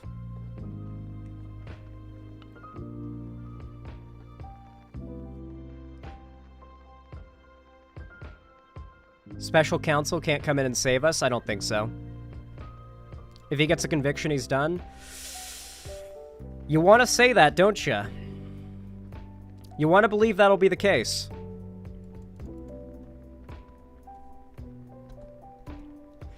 Okay, guys, I have a fun little mini segment I'm going to do.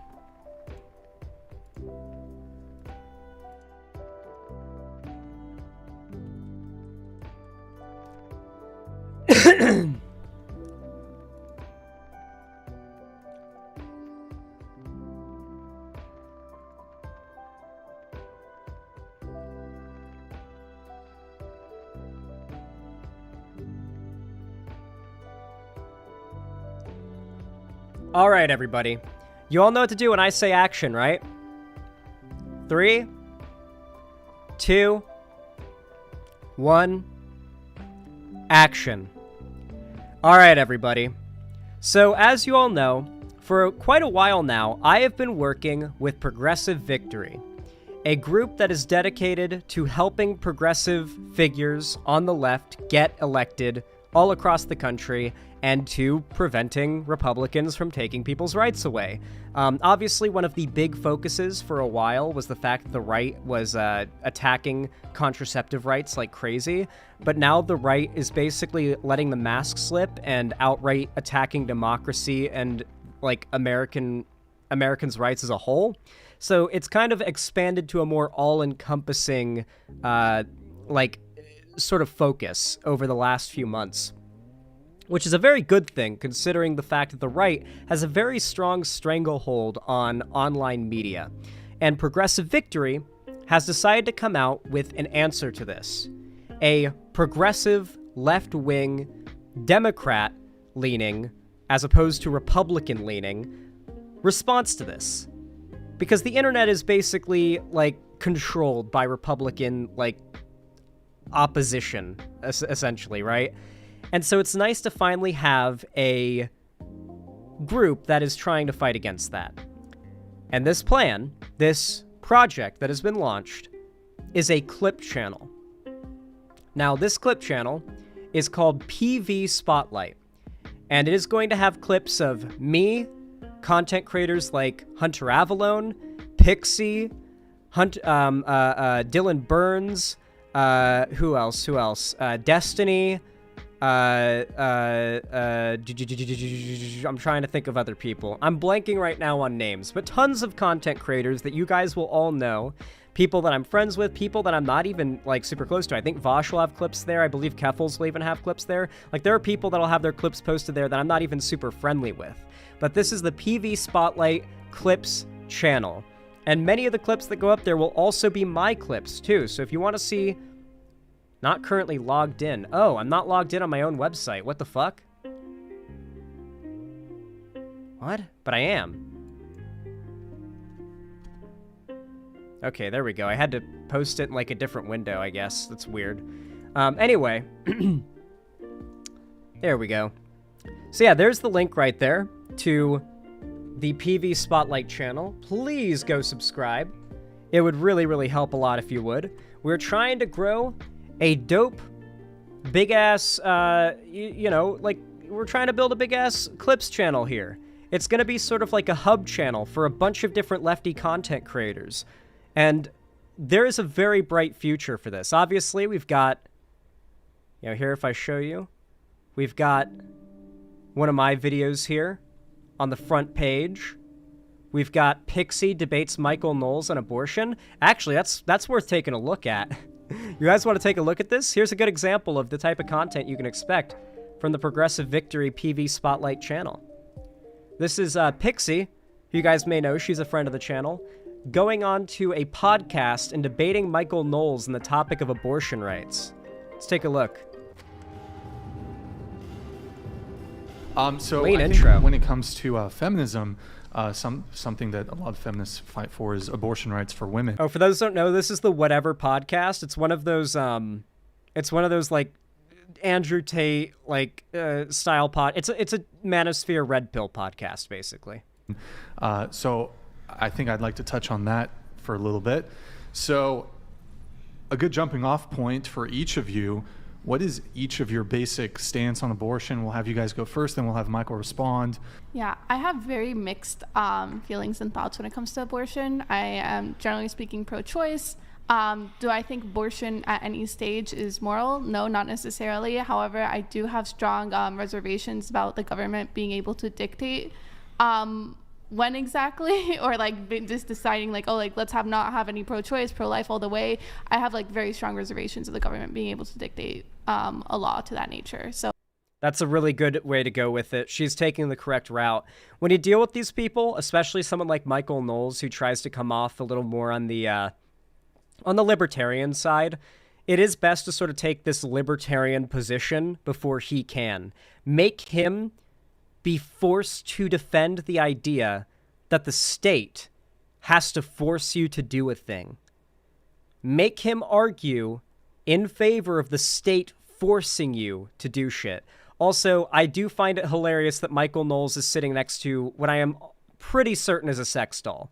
I'm pretty sure that is a sex doll. So I have a mixed bag right now. Right, no, there's a woman moving there, but there is a sex doll like on the side there. There is a sex doll at this table. I saw it a second ago. In the opening. Yeah. This is a sex doll. Michael Knowles is sitting next to a sex doll, I'm pretty sure.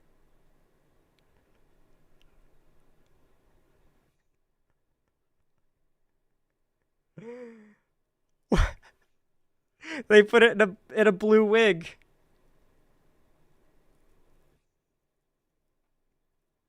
Dog. That's crazy. Why do they have a fucking, like, rubber doll at the table?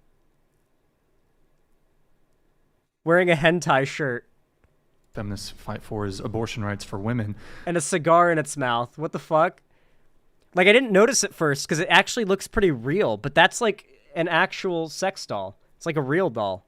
So I think I'd like to touch on that for a little bit. So a good jumping off point for each of you. What is each of your very mixed? Do I exactly or like just deciding like, oh, like let's not have any pro-choice, pro-life all the way? I have like very strong reservations of the government being able to dictate a law to that nature. So I have a mixed bag right now. Do you believe in contraception? I believe it exists, but I would strongly disagree. They've got her wearing the fucking Nazi, like, what's that one pointed helmet called? I forget what it's called. They've got this lady wearing that. Okay, so for those that don't know, obviously this isn't the case for, like, the people who go on there to argue and debate, but, like, if you're ever wondering why these big red pill podcasts have these, like, women scantily clad just sitting there silently in the background, sometimes going on there to just, like, get bullied by the dudes, it's because most of them are OnlyFans girls, and they end up seeing spikes of thousands of % in their revenue from going on these red pill podcasts. It may be all about how, like, oh yeah, you're worthless to us. We don't care about you. We wouldn't even jack off to you. We think you're ugly and worthless. But nonetheless, the audiences of these red pill podcasts flock to these girls' OnlyFans after seeing them on these shows and sub to them and bring them thousands of dollars, tens of thousands of dollars in increased revenue. This girl is making a shitload off of her OnlyFans just by sitting there and being on the screen. It is insane. The German cavalry helmet, yeah. It is insane how much money they make off of it. So if you're ever wondering, yes, they are just soullessly farming money for their OnlyFans. These random models they bring in to sit in the background of their, like, red pill anti-woman podcasts. Discourage it. Even for married couples who want to, like, child plan? Yeah, I think couples should be open to life. Even though there's I think married couples should be open to life. Even though there's like an overwhelming amount of data that suggests that contraception lowers like abortion rates, basically, right? If a person never gets pregnant. Yeah, I think people should have more babies, and once they conceive the babies, they should also not murder the babies. But So you got to force him into the, like, what she is arguing right now is, statistically speaking, when people have access to contraception, abortion rates plummet. Because people don't have unwanted pregnancies, they have wanted pregnancies instead, usually. Obviously, there's always going to be unwanted pregnancies when, you know, rape and stuff exists and, you know, that kind of thing. But, like, the more readily available family planning healthcare is, the less abortions there are. If he wants to stop abortions, then he would be in favor of more contraceptive care, but he's against contraceptive care because what he actually wants to prevent is women exploring their sexuality and having bodily autonomy. So his goal is twofold. When women get pregnant, he wants them to be shackled to their obligation to carry the pregnancy to term. However, he does not want them to be able to prevent said pregnancy, because if they can, then they're able to have sex as they please, use contraceptives to make it safe, and have very little to no risk to having sex, which to them, they see as there being no barrier to women having as much sex as they want. And there's nothing that upsets conservatives more than the idea of women having as much sex as they want. That is a nightmare scenario for conservatives. Women having the amount of sex that they want to have. Yeah, I don't. Wait, so you Okay, think but- married couples should just every time they have sex should get pregnant, or should be aiming towards getting pregnant? You know, open to believe it or preg- not, it usually doesn't work quite like that. But I think they should have more kids. Yeah, totally. Is he suggesting anal? Or like the pull-out method, which is not at all useful? Like, is that what he's suggesting? Literally what he is trying to argue right now is that the government should ban your access to contraceptive, like, stuff like condoms and birth control, because that promotes, because he wants to promote people having babies. People having babies doesn't solve any problems. There's this, like, conservative obsession. There's a reason why conservative demagogues use this as a talking point, and it's because it's compelling. An insane amount of people are now convinced that America is facing an underpopulation crisis, and that our birth rates are dropping, and that if we don't, like, increase the amount of babies being born, then, like, America is going to fall like the Roman Empire. A scary amount of Americans have been genuinely convinced into this, that, like, we need to raise domestic birth rates. And it's like, so you say we need to raise domestic birth rates, and you've given me a list of reasons that could all be solved with immigration. Why can't we allow more immigration? That solves the problem. And then they have a meltdown because they don't want to let brown people in. So the fact is that these guys want to engage in government-mandated forced birth. They want to ban contraceptives to control the sexuality of women. And they want to frame it as a libertarian position. And there also, by the way, there are, again, it's morally controversial, but there are modes of a more natural process that would be able to quite accurately time a woman's Until we're menstrual at the cycle. point where we're getting rid of abortion, then are Wait, what? Are you? Wait, what did he just say? Wait, hold on. What did he just say? Are modes of a more natural process that would be able to quite accurately time a woman's Until menstrual we're at cycle. the point where we're getting. Okay, he's trying to claim that we're getting to the point, quote unquote, where we can accurately time a woman's menstrual cycle and know if she's missed a period, so that, like, there wouldn't be a late term abortion. This is him basically trying to defend the argument of the laws that ban abortions after 6 weeks, because, as we all know, overwhelmingly, the vast majority of women do not know they are pregnant until after 6 weeks. That is the famous stat, which is why conservatives made the ban after 6 weeks, so it effectively ban all abortions. He is now trying to defend, actually, that's not true. Most women can know if they're pregnant now. Yes, Michael Knowles should have been a late-term abortion, or an any-term abortion, or a swallow, frankly. Getting rid of abortion, then are you then in favor of contraception? No, because well, it's saving lives? I also reject the premise that you've just made, which is that contraception reduces abortion rates. I think, there's a very easy... I hope she questions him on how he feels about life-saving procedures like hysterectomies and removals of ectopic pregnancies and what have you being, like, banned and viewed legally as abortions in several red states right now due to this policy and this movement. And the fact that right now in states like Missouri and Arkansas, a woman has to literally be bleeding out and dying of septic shock on the hospital table in order for them to engage in that life-saving care, because it's legally considered an abortion to essentially, quote unquote, ruin a woman's reproductive rights to save her life. It's really fucking horrifying what some of these Republican states have caused women to go through who are dealing with reproductive health issues, because their life-saving care is literally illegal until they're dying of septic shock. Easy way to cherry pick those data, because you can say, well, in this very small subset of data where we give condoms to college kids or whatever, they have lower abortion rates. But broadly speaking, in this very low subsect of scenarios, maybe, where you give college students condoms, maybe you get lower abortion rates. No, overwhelmingly, the vast majority of data, all of the data, the consensus of data, shows that when you give people more access to contraceptives, they have less unwanted pregnancies. Less unwanted pregnancies leads to less abortion. Conservatives kind of rely on this implication that because abortion is so evil, those that support it must also be evil. Michael Knowles is arguing from this perspective that those that are trying to get abortions usually are evil people who want to kill the baby. That's the implication. When the reality of it is that abortion, even if you do view it as murder of a baby, is happening because people had an unwanted pregnancy. And if you give people the tools to easily prevent unwanted pregnancies, that is going to reduce the amount of abortions far more than banning it will. Because the fact is, and this is also proven overwhelmingly, banning abortions doesn't stop them. They continue. They just happen less safely and without the supervision of medical guidelines and oversight. It just becomes more dangerous. They don't stop. It's like banning drugs doesn't stop the drugs. It just makes them more dangerous.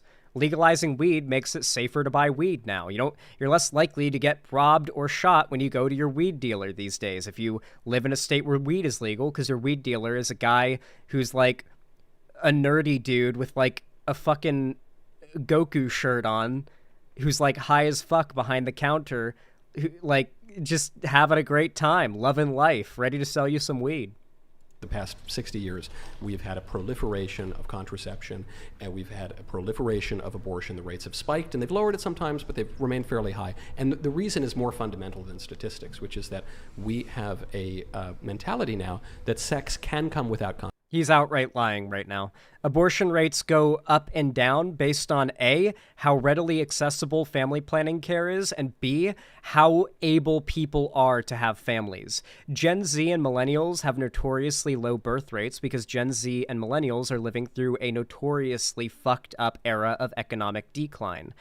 Biden admittedly is doing a pretty good job with the economy, but we are still coming off of decades of the results of Reagan-era economics, okay? Like, Reagan destroyed the U.S. economy, and we have been suffering the consequences of it as the consequences have gotten worse and worse and worse for decades upon decades upon decades. And young people who have known nothing but those consequences do not want to go through the trouble or the financial strain of raising a child, or bring a child into a world where they can't guarantee them a comfortable life, for that matter. It's arguably somewhat cruel.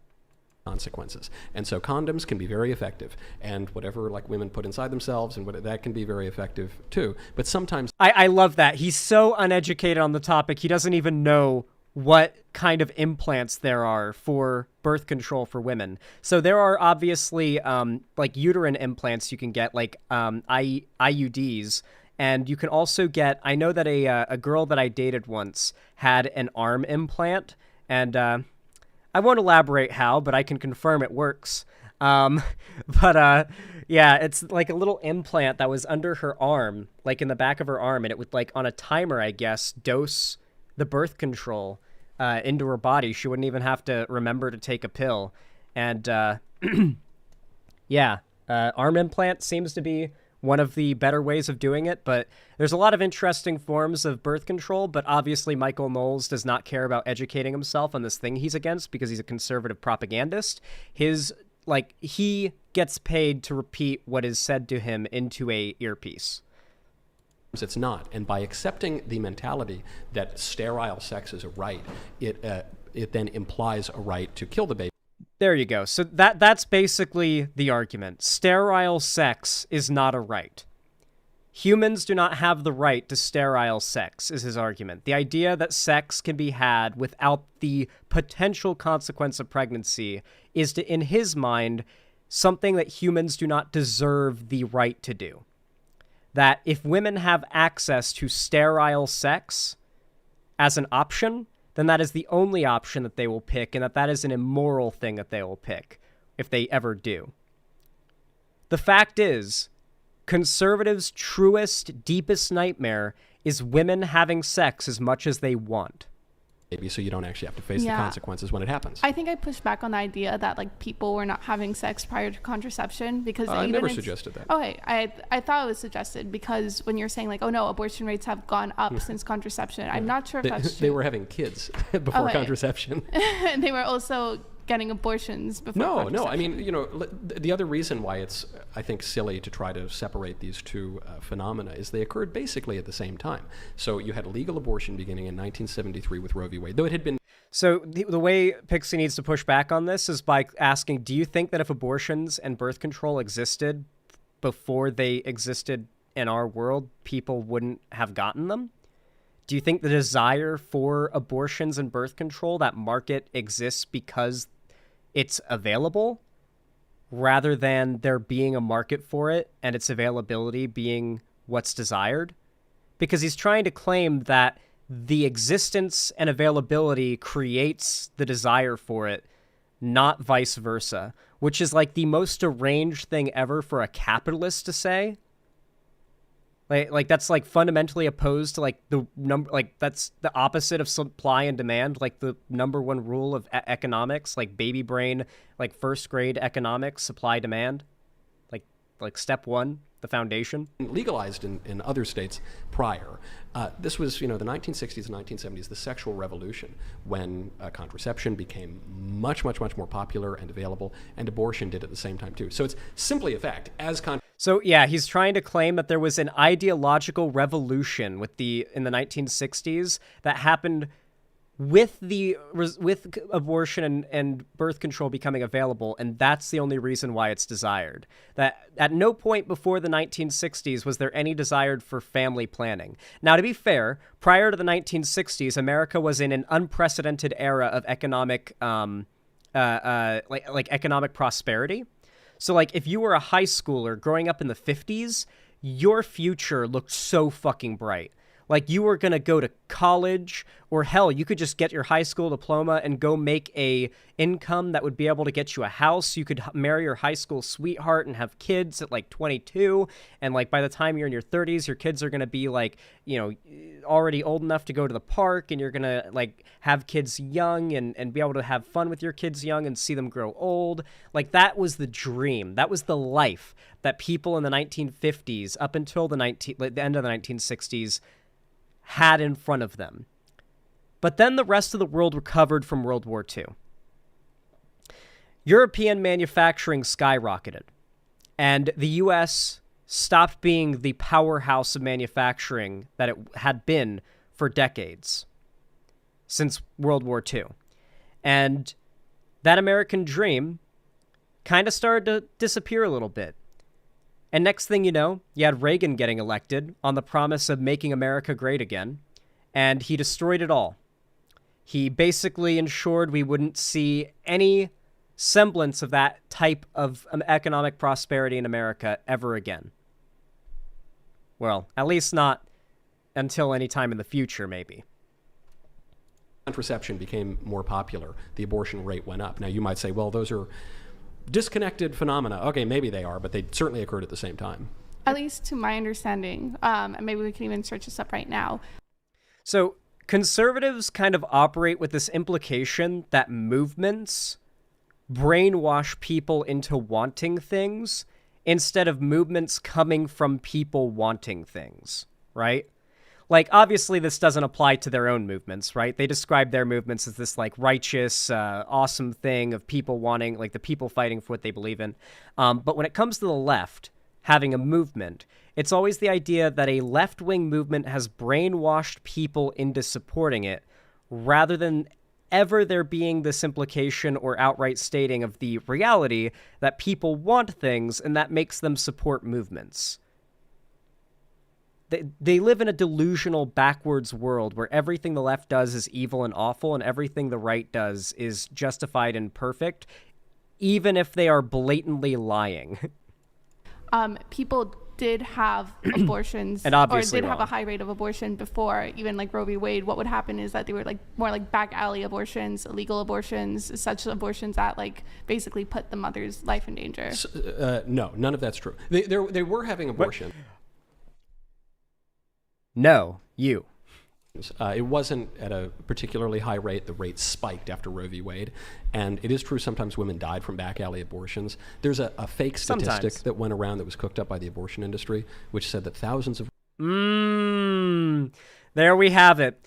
When conservatives know that the data is against them, and they are an effective rhetorician, they will oftentimes try to get ahead of the response by saying, yes, the data that disagrees with my argument, it was actually cooked up by the abortion industry. The abortion industry. For the record, these people will never let you know it, but places like Planned Parenthood make less than 5% of their income off of abortions. Less than like 5% of like less than 10% of the services they offer are abortions. Like, these places do not have an industry off of abortions. Abortions are not like a profitable, like, big money generating like big pharma industry, okay?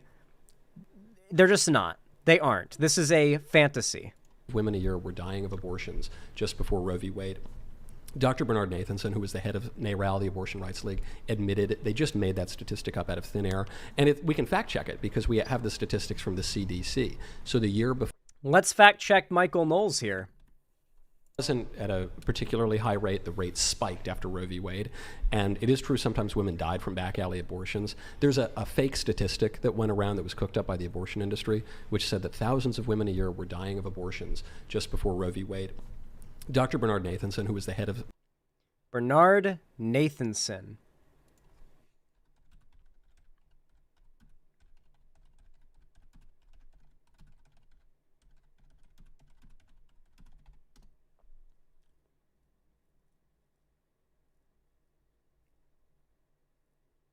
So you've got an anti-abortion website with an article called "How the Abortion Movement Started with Deceit and Lies." Pre-Roe abortion statistics were mostly fabricated by a Twitter post. The Big Lie, thousands of illegal abortion deaths. Is this like a real... yes, a Catholicism website. The Life Institute, illegal abortion.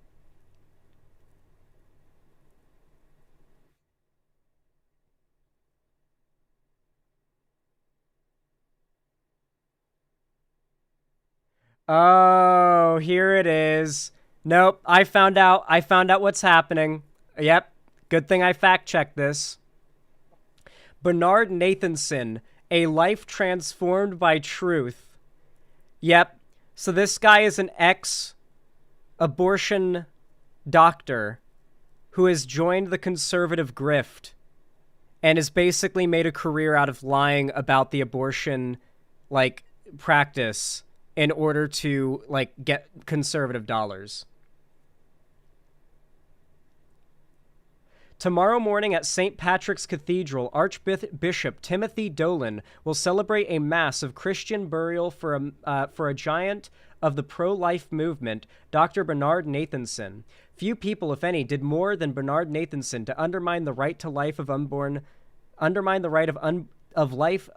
children by turning abortion from an unspeakable crime into a constitutionally protected liberty. Someday, when our laws reform to honor the dignity and protect the right to life of every member of the human family, including children in the womb, historians will observe the few people did more than Bernard Nathanson to achieve that reversal.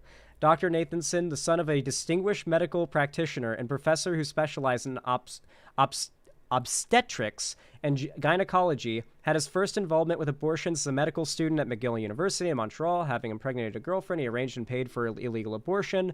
Many years later, he would mark this episode as his introductory excursion into the satanic world of abortion.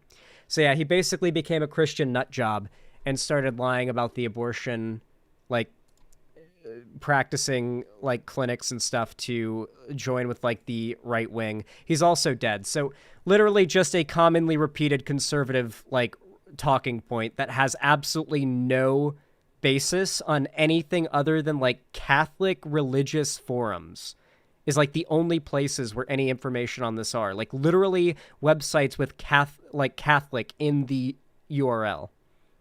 NARAL, the Abortion Rights League, admitted they just made that statistic up out of thin air. And we can fact check it because we have the statistics from the CDC. So the year before Roe v. Wade made abortion legal nationally, do you know how many women died? So he's just literally lying here, as usual. Of back alley abortions? I don't have a specific number from the top of my head. 39 is the number. And do you know how many? Let's check that.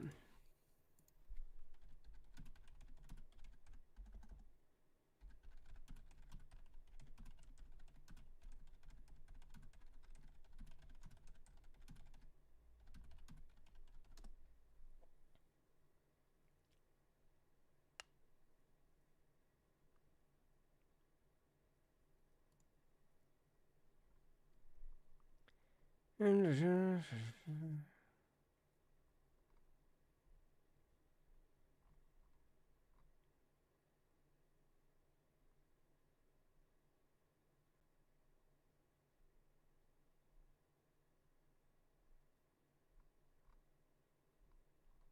looking for numbers.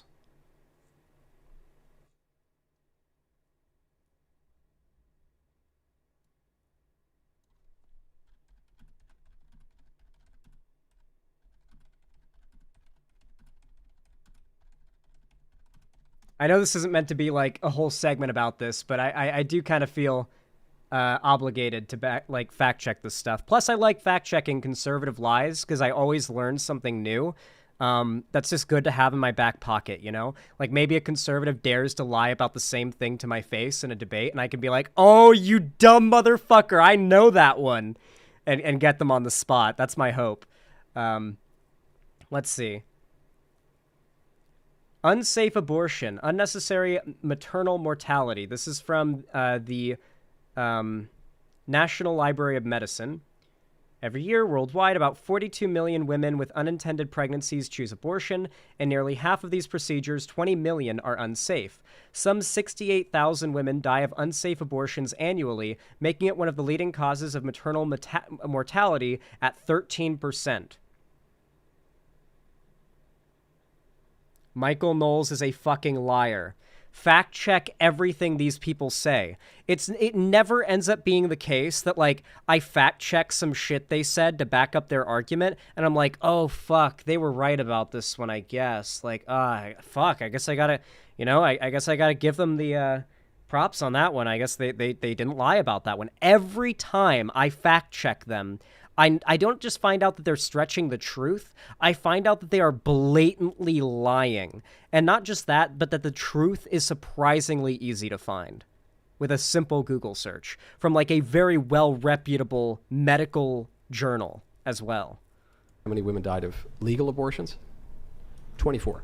And so almost the same, but you'd say well, it's a little bit higher for the... Literally tens of thousands of women worldwide every year. Literally the leading cause of maternal death is unsafe, legal abortions. Illegal abortions. Except that if you look at the number of states that had legal abortion versus illegal abortion, if you control for that variability, it comes out to almost exactly the same number. And it was a very, very low number.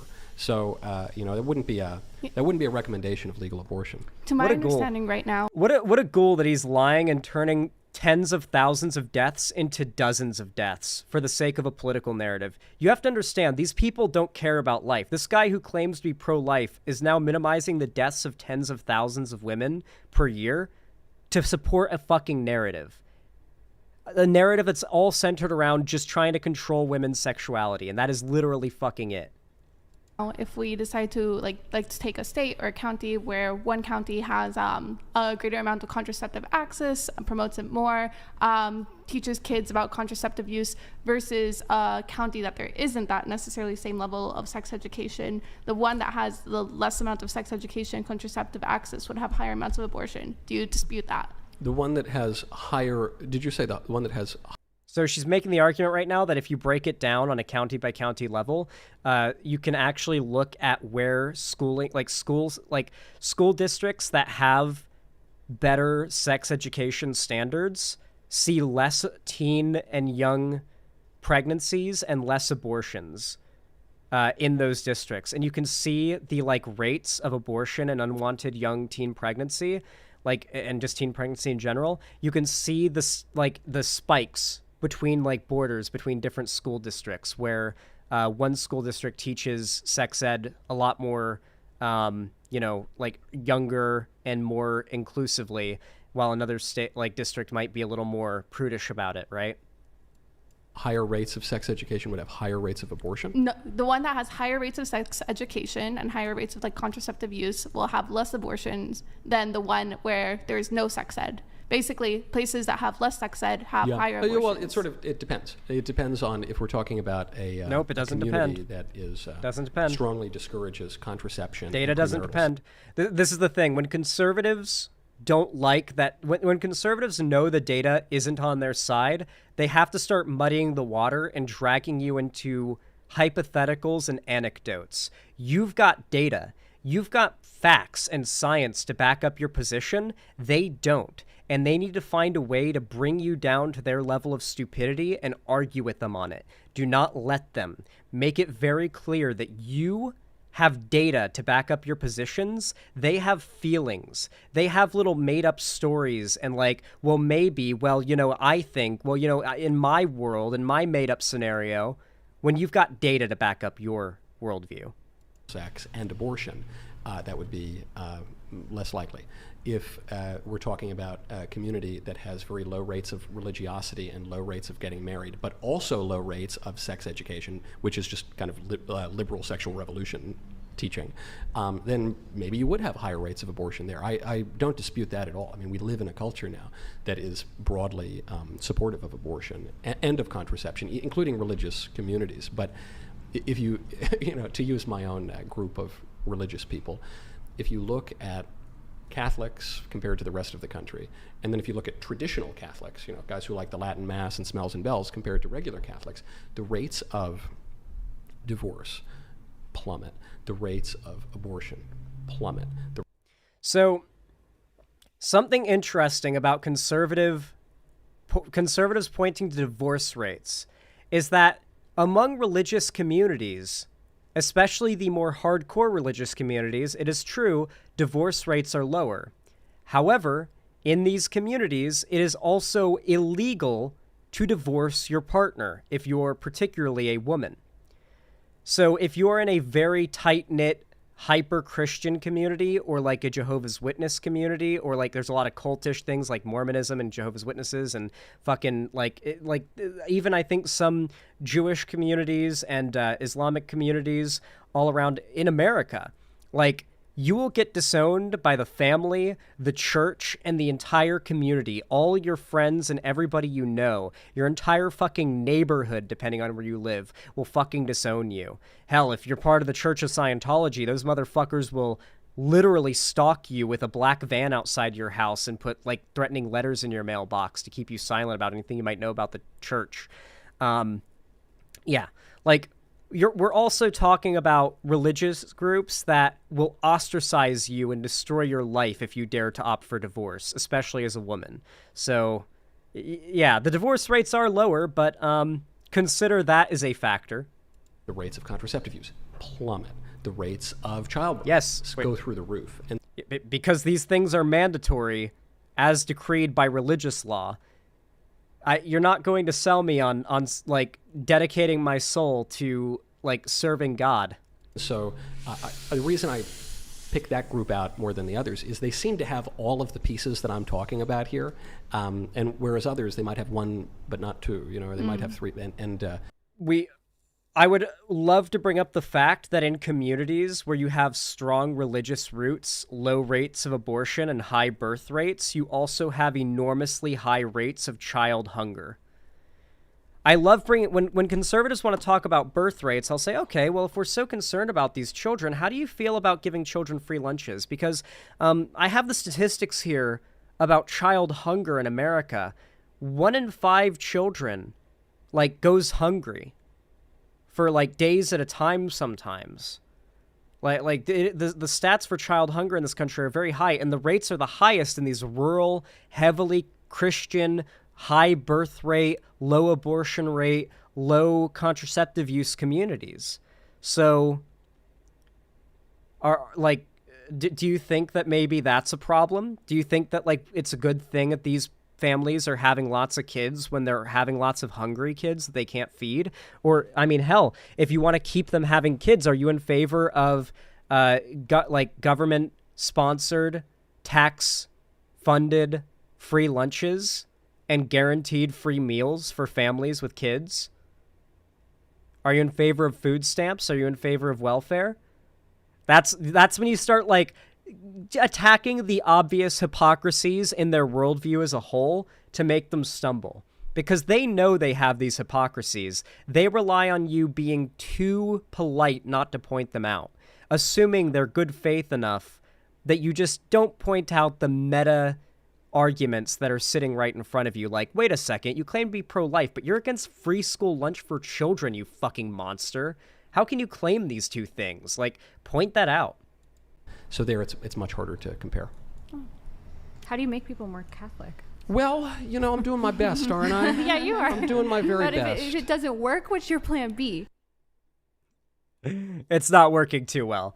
Anyway, this is your first peek at the Progressive Victory Progressive PV Highlights channel. Once again, I'll go ahead and drop a link to the channel in the chats really fast so you guys can go... Ah, fuck me.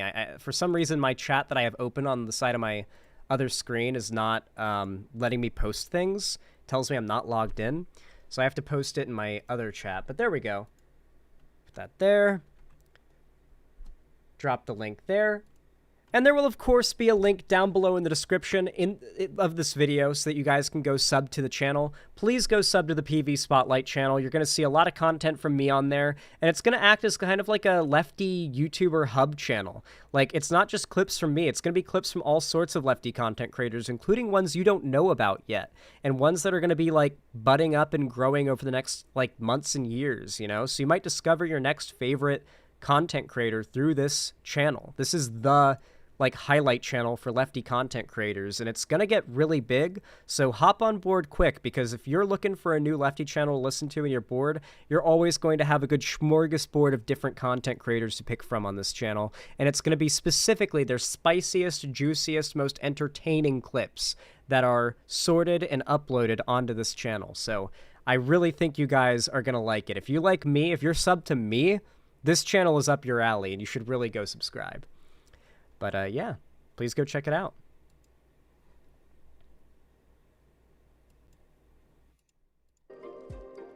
I hope you guys enjoyed that segment.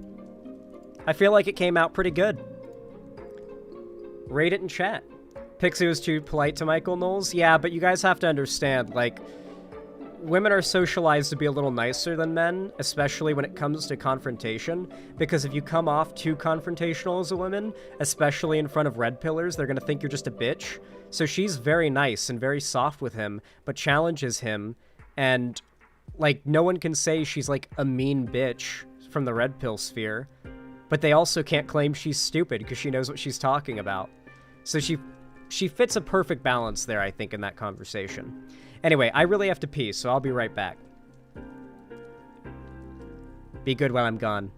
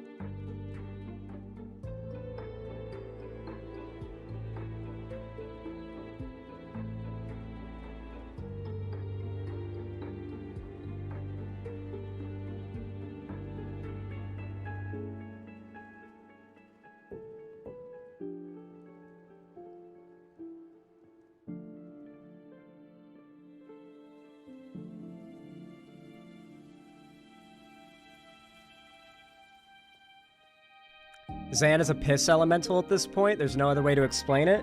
I'm just well hydrated. I don't know what to tell you guys. I'd be sipping on that water. You guys need to hydrate. Frankly, I don't drink enough water, in my opinion. Like, if you guys are pissing less than I am, either you've got big goddamn bladders, like big goddamn bladders, or you are very dehydrated. Everyone's a little dehydrated. You all should probably take a nice big gulp of water, no matter how hydrated you think you are. No way you washed your hands? You were gone for like 30 seconds?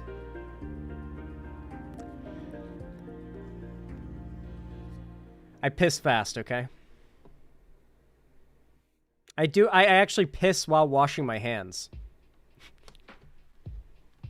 What was that smile? Yeah, exactly this one. I got a clean dick. Yeah, I save time by pissing on my hands.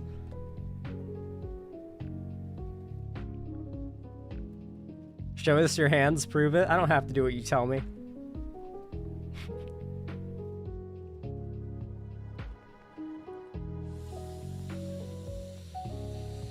I had to clip my fingernails. They've gotten long again. Piss-handed? Nah, I washed my hands. Don't worry. I've got a little soap dispenser thing. It's nice. I like it. I'll show it to you guys one day. I'll snap a picture. Oh, wait, guys. I gotta show you guys my puppy. My puppy. So, for those of you guys who don't know, my childhood dog... well, I guess all three of my childhood dogs, over the last few years, they got, you know, old and passed away, as tends to happen, and it's really, really tragic, obviously. I really miss them. And, considering my mom was the one that, you know, had them and was looking over them, especially the last few years, it was particularly hard on her because, you know, empty house, you know, it's sad. It's depressing, right? And so she decided to get a new puppy. And she got the puppy maybe 6 months ago or something like that. And I had not met her, besides seeing like pictures, photos, and videos of her, until my mom came to visit a few months ago. And she stayed here for a few months because, frankly, I really wanted her to stay longer so I could spend more time with this dog. I very quickly became this dog's favorite person in the world. And the dog became my favorite person in the world quite quickly as well. Like, we are so tight. Like, she is just the most sweet, loyal, adorable, loving little dog you could possibly imagine. She has, like, a conniption fit whenever she sees me. Like, I have to sit down and lay down on the like, ground or on the bed so she can, like, climb on top of me and have her little spaz attack when she sees me after a little while. Like, I go into the bathroom and come out, and she's like, "Oh my god, I thought I'd never see you again." It's so fucking adorable. I'm gonna show you guys a picture of her. This is her wearing... Okay, it's cold here in Seattle, right? It's quite chilly here. And when you let a little dog, and she's a very small dog out, when you let a little dog out, you gotta make sure they don't get cold.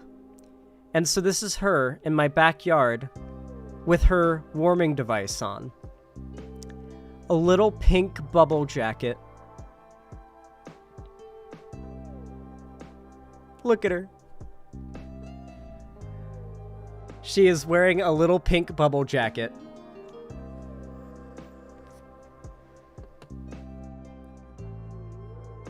I have no idea what breed she is. She's almost certainly a mix. If you guys have any idea what breed she might be or exactly what mix of breeds she might be, we've found a lot of dogs that look like her, but not exactly. She's got like a curly tail similar to a Pomeranian, like fluffy poodle fur that's like curly and just soft and silky.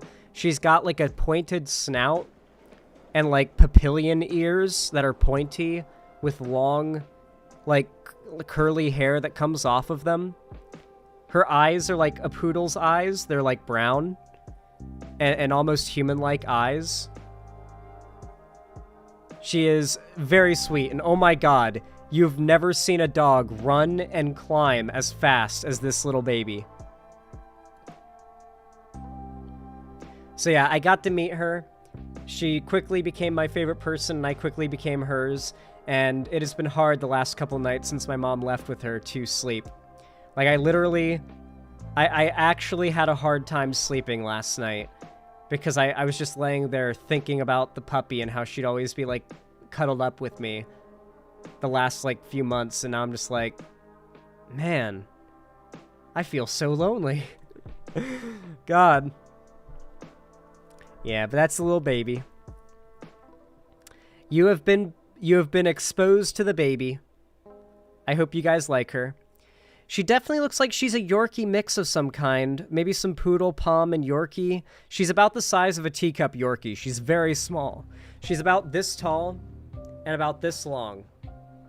Maybe about this long and this tall. But she can really stretch out when she lays on her back and stretches out for belly rubs, which is how she spends most of her time, is laying on her back, and she needs to lay on a pillow. She looks at people and copies what humans do. So she has to sleep with her head on a pillow. Like, when she sleeps, she falls back onto her back like this, little paws up like this, and lays her head back onto a pillow. Like a full-sized human pillow, she lays back onto it. And that's how she sleeps. And she likes to be tucked in as well with a blanket. Yeah, she thinks she's a person. It's really cute. It's really, really cute.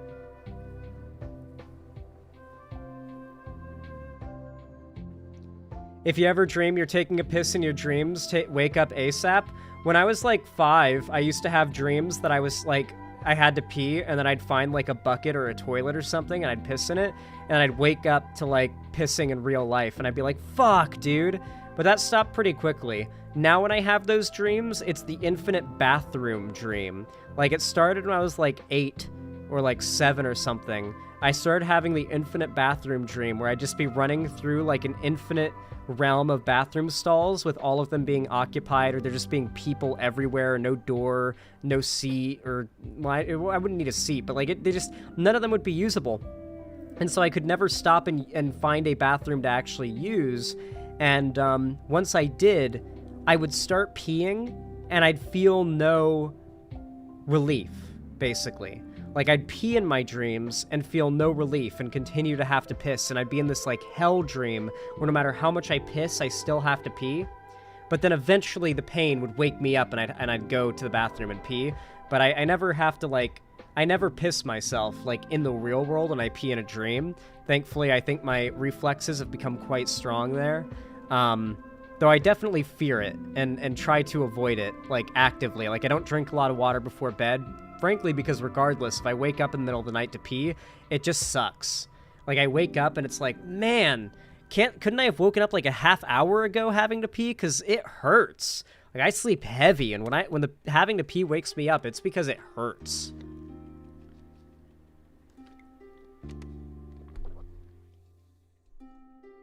My mom sleepwalked and peed under her sister's pillow when she was 6, yeah. When you're like 5 to 6 years old and under, you haven't really developed the ability while sleeping to regulate your bladder, so peeing the bed is quite common. It's when you're still peeing the bed after that point that it's an issue, right? So, yeah, gotta make sure that don't happen.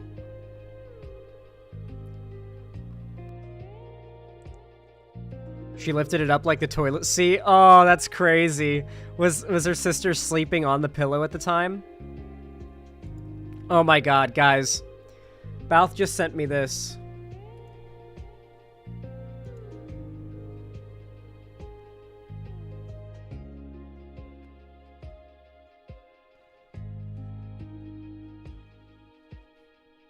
I right-click the image to save it, and it brings up a folder that's just all images of MILFs.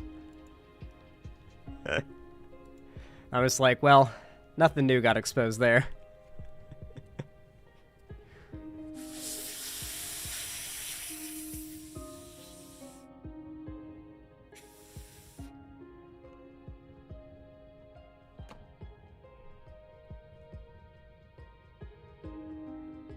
I know you guys want me to talk about the Vosh drama, but I already did it earlier in the stream. That's really all I have to say about it. I feel like I have a pretty strong certainty for myself that I know Vosh is not a lolicon.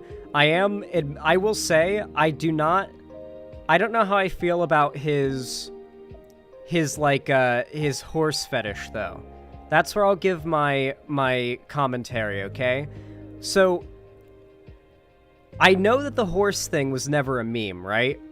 The idea was that he wants to be a horse, and to have a horse's cock, and to be able to fuck a human woman while being himself in a horse's body, basically, is how I've had it explained to me. And yes, I've had it explained to me in person. And so that's what he's into. The problem is, like, I think 1 or 2 of the images on that, like, folder were of, like, a horse fucking a woman.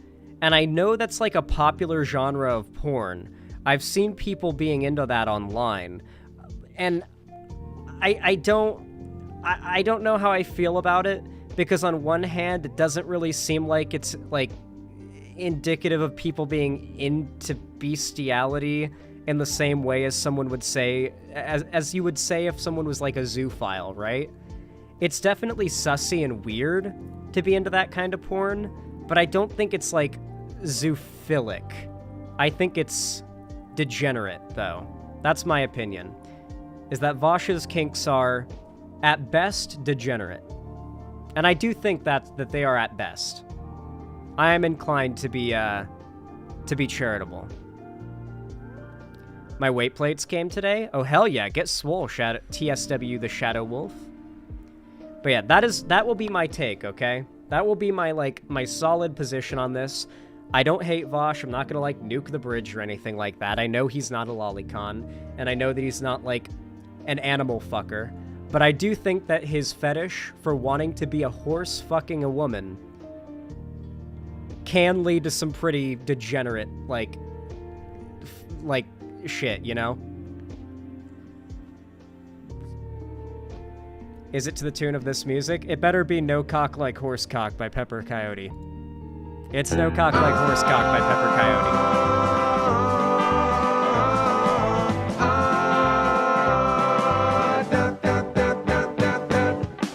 My neighbor's asking why I'm limping down the way. We're not doing this. We're not getting copyrighted, okay? We're not doing it, but it's a banger, okay? It really is a banger. God. You know, I really do wish horses hadn't been, like, ruined by this drama. I really, like, horses are cool animals, factually speaking. Horses are really intelligent and have a lot of personality to the extent that, like, a horse can go through a traumatic event or two and leave it, like, mentally speaking, essentially a serial killer. Like, there have been serial killer horses. There are horses that are just, like, evil. There are horses that just, their personalities are so unique that they are bad people, you know? Like, that horse is just a bad person. There are some horses that are great people. Horses were ruined by MLP and 40-year-olds, 40-year-old basement dwellers. That is true, yeah. They got the horses far before this drama did. Big disagree. Horses are my mortal foe. Okay, I will say, do you know who else should be in drama about this? John Oliver. Who has seen the bit that John Oliver has done about wanting to fuck a horse? You guys know that exists, right? That, like, John Oliver went on for, like, 4 or 5 minutes about, like, with a picture of a horse and about how he found it sexy. On like, cable television. He's done multiple segments about how he finds horses sexy. Obviously, you could write it off as a joke, but also, like... Yeah. I mean... Where's the... I want to see the hate brigade against John Oliver, frankly. It would be actually kind of funny. Is Adam Driver the horse? He also wants to fuck Adam Driver, yes. His desire is to have a 3-way with Adam Driver and a horse. John Oliver, yes. He really wants that. Vosh wrote the script for that episode? That is possible, yeah. That could have been the case. You're right. I didn't consider that possibility. Let me turn up the lighting settings on my camera really quick, because it's getting dark AF.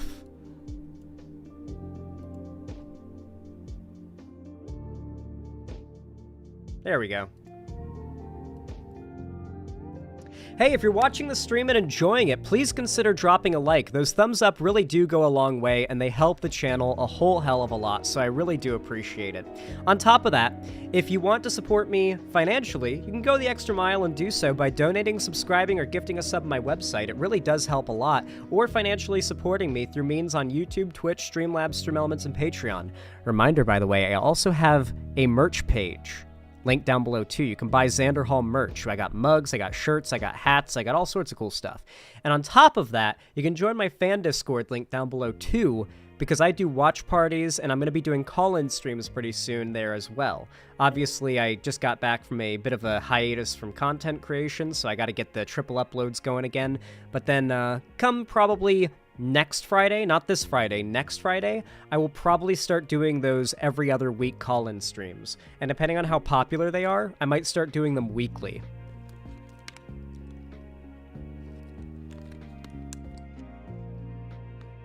So make sure to join the Discord so you can do that.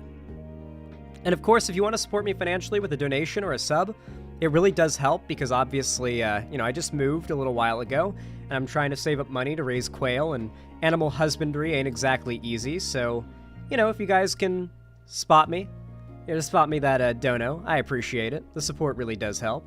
It's very kind, does go a long way.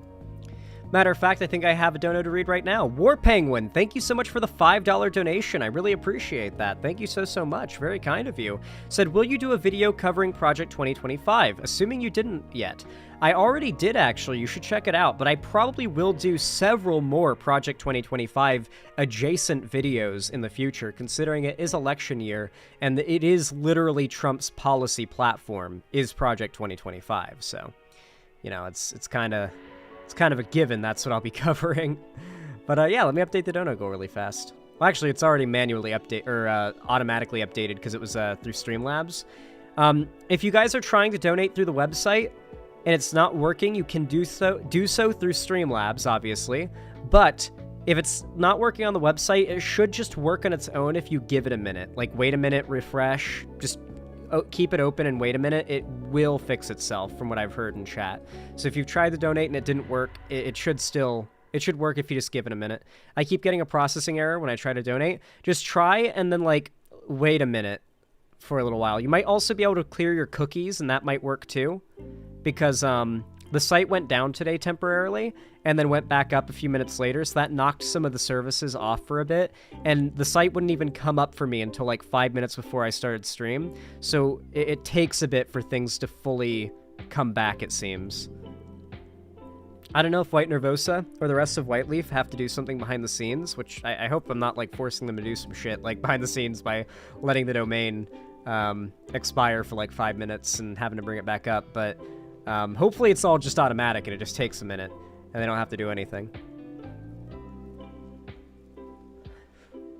Came from Twitch just to hit like. Thank you, Phoebe. I appreciate that. Very based of you. You should come to my website chat. That's the real chat. For those wondering why, like, this chat that you see on screen, you're not seeing it, if you don't, then that's because you're not in the right chat, which is my website chat, which is xanderhall.com/live. Come over here, make an account, come talk in the chat. We got custom emotes and stuff. Matter of fact, chat, put in your favorite emote. Everyone in chat, I just want you to type in your favorite emote to show off how diverse the emotes are on the site. You are in the right chat, Hakan.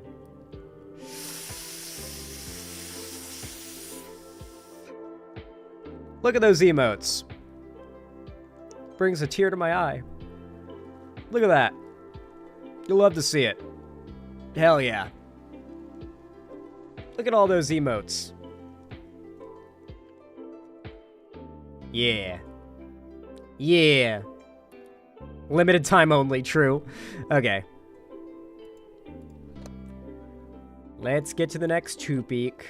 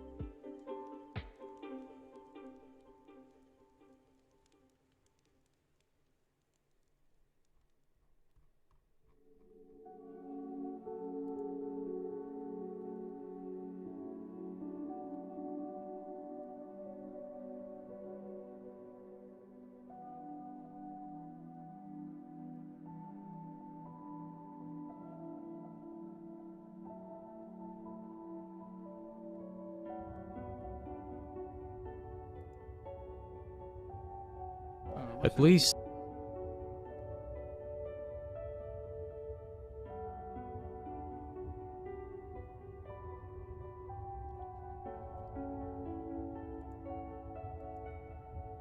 Hey, Jazz Dog, what's up? Good to see you. All right. Y'all know what to do when I say action, right? 3, 2, 1... Action. All right, everybody.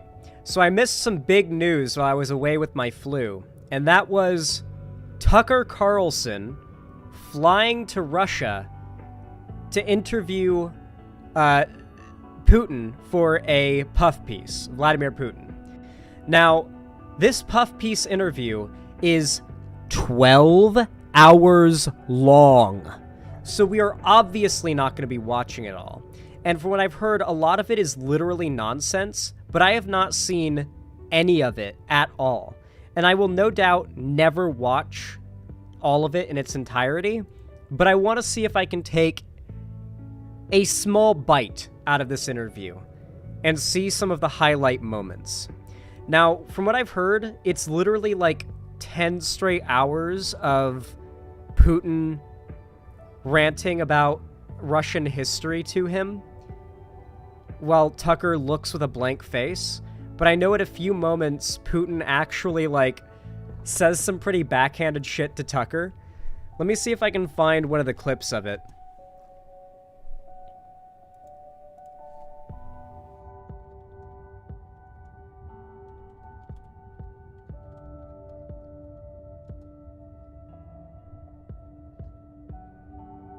Let's see.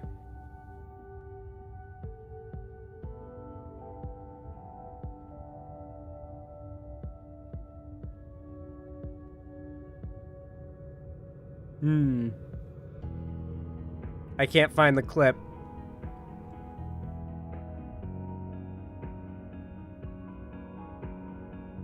Basically, there's a clip of Putin, like, kind of, like, backhandedly insulting Tucker Carlson.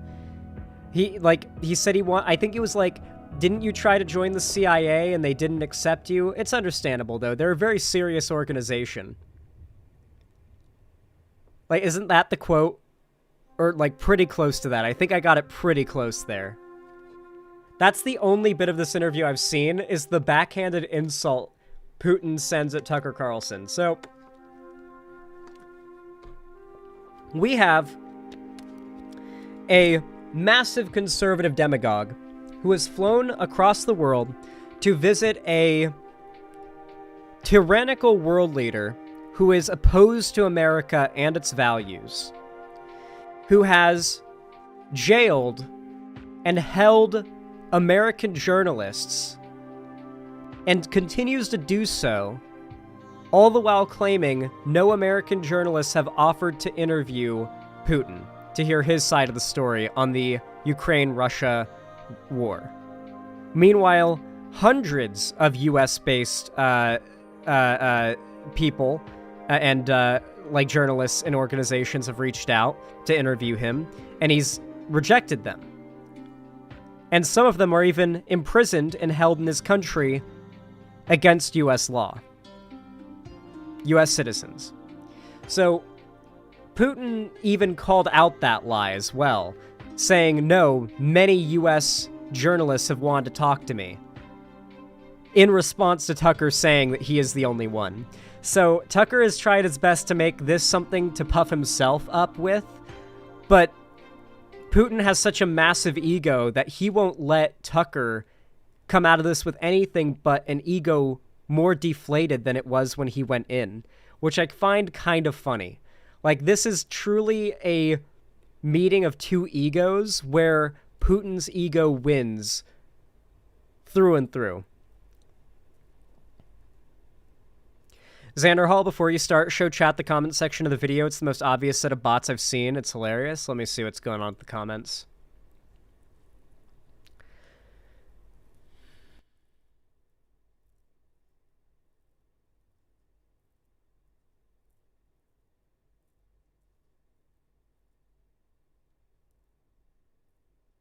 No, I don't really see much what looks like bot comments. Mostly just conservative shitting on Biden.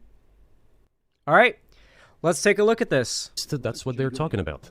And they're trying to intimidate their own population with an imaginary Russian threat. Damn, it seems to just start out of nowhere. This is an obvious fact. And thinking people, not Philistines, but thinking people, analysts, those who are engaged in real politics, just smart people understand perfectly well that this is a fake. They're trying to fuel the Russian threat. The threat I think you're referring to is a Russian invasion of Poland, Latvia, expansionist behavior. Can you imagine a scenario where you sent Russian troops to Poland? Only in one case, if Poland attacks Russia. Why? Because we have no interest in Poland, Latvia, or anywhere else. Why would we do that? We simply don't have any interest. It's just threat-mongering. One of our senior United States senators from the state of New York, Chuck Schumer, said yesterday. So this is him basically trying to do the woe is me. People are just fear-mongering about Russia. Meanwhile, most Russian propaganda is centered around how America should be afraid of Russia's might. Yet here he is claiming like, oh, but it's just a narrative. He wants to have his cake and eat it too, for Russia to look like this non-aggressive, innocent, keeping to their own lanes country, but to also be able to do expansionist foreign policy. I believe that we have to continue to fund the Ukrainian effort, or U.S. soldier citizens could wind up fighting there. How do you assess that? Well, if somebody has the desire to send regular troops, that would certainly bring humanity to the brink of very serious global conflict. This is obvious. Do the United States need this? What for? Thousands of miles away from your national territory. Don't you have anything I like this. better to do? Don't you have anything better to do than to support Ukraine when it's thousands of miles from your territory? He's basically trying to play into like the lefty take of like, why is America getting involved with Ukraine? Why is America doing any form of foreign policy? We need to be isolationist. We need to keep to our own lane. We need to stay in our country and not do anything outside of America. We need to do no wars and no conflicts. Like, yeah.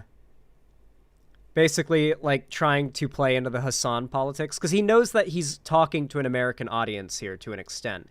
Like, he knows he kind of has to tailor his rhetoric to conservative Americans who he wants to come out of this thinking, and obviously Tucker wants to come out of this thinking, man, Putin and Russia aren't that bad.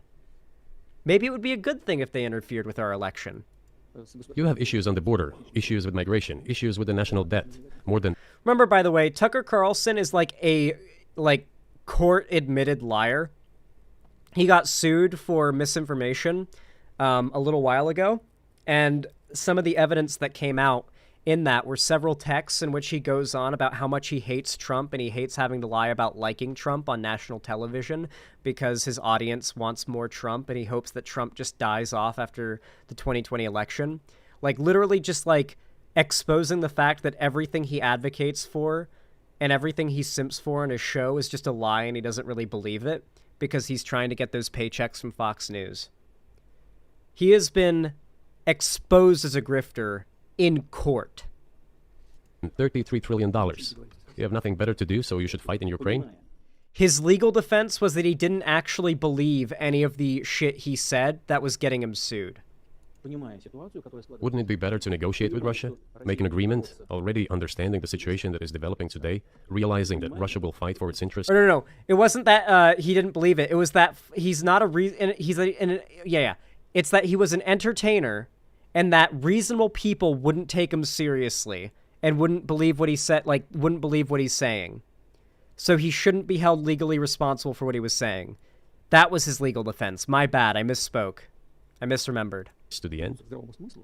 And realizing this, actually return to common sense, start respecting our country and its interests, and look for certain solutions. It seems to me that this is much smarter and more rational. The question is, do they want it or not? Further on, President of Ukraine issued a decree prohibiting negotiations with us. Let him cancel that decree, and that's it. We have never refused negotiations. Well, because there are no negotiations to be had. Like, Russia needs to stop invading the Ukrainian territory. What negotiations? Like, oh, well, give us this much land and we'll stop invading for now. Indeed. We hear all the time, is Russia ready? Yes, we have not refused. It was them who publicly refused. Well, let him cancel his decree and enter into negotiations. We have never refused. And the fact that they obeyed... Mind you, they are the ones invading. All they have to do is announce their invasion is ending and to start withdrawing troops, and the shooting would stop. Like, Russian soldiers would stop fighting because they don't enjoy fighting against Ukraine. Ukrainian soldiers would stop fighting because they don't enjoy having to fight to defend their land. They would like this to be over and for them to have just won in securing their land they've lived in for, like, decades, right? Like, they just, yeah. Is he being dubbed over? Yes.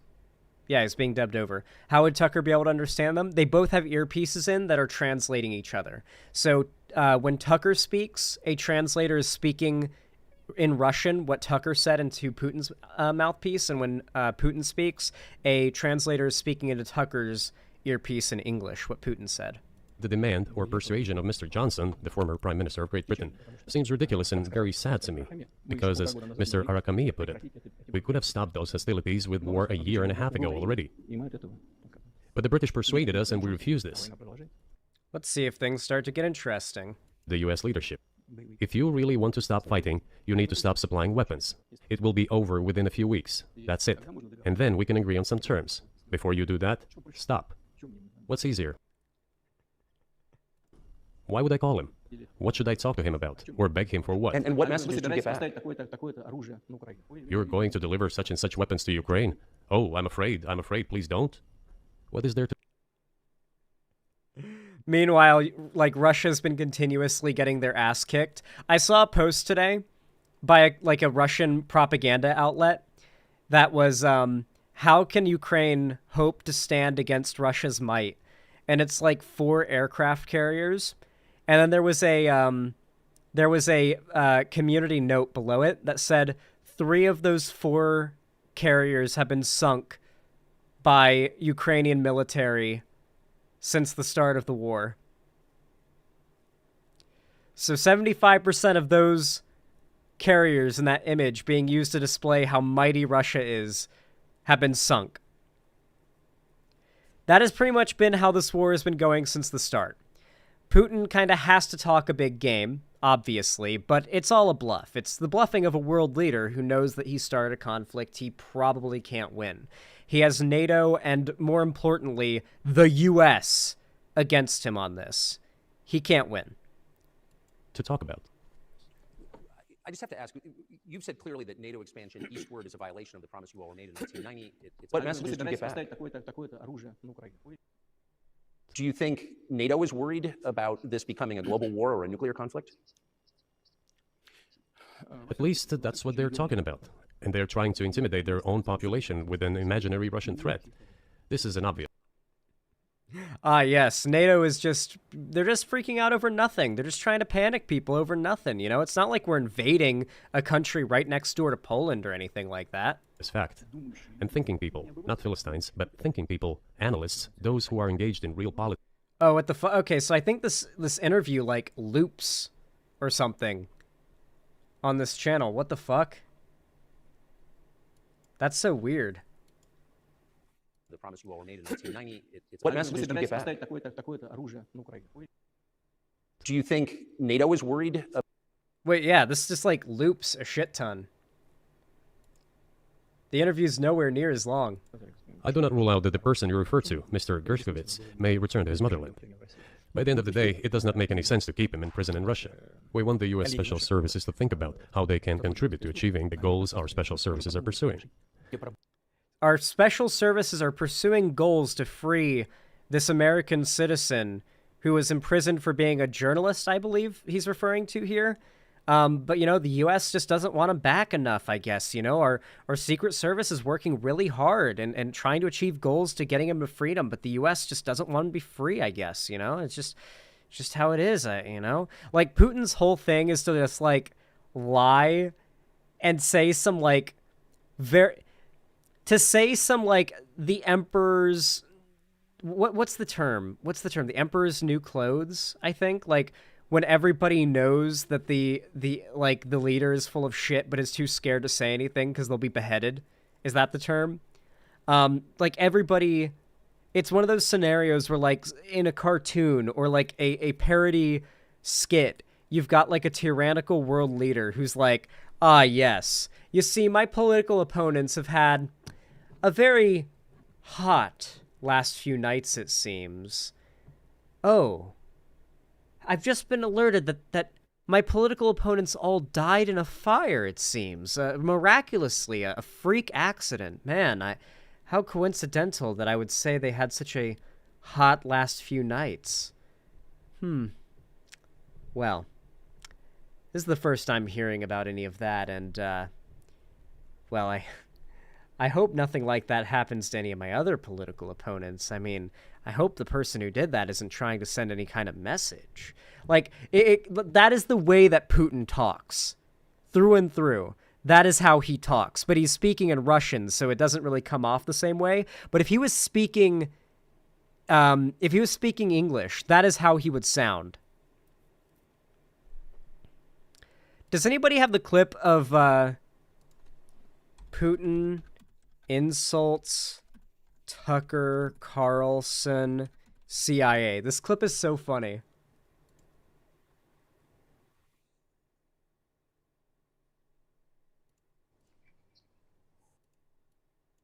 Oh yeah, here's the clip. This is the one clip I'd seen of this prior to watching this bit of the interview here on stream. With the backing of whom? With the backing of CIA, of course. The organization you wanted to join back in the day, as I understand. We should thank God they didn't let you in. Although, it is a serious organization. I understand. With the back.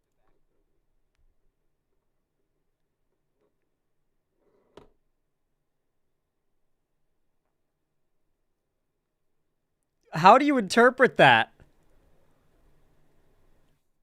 How do you interpret that? That was just a backhanded insult to his face. Yeah, just take his balls, why don't you? Jesus.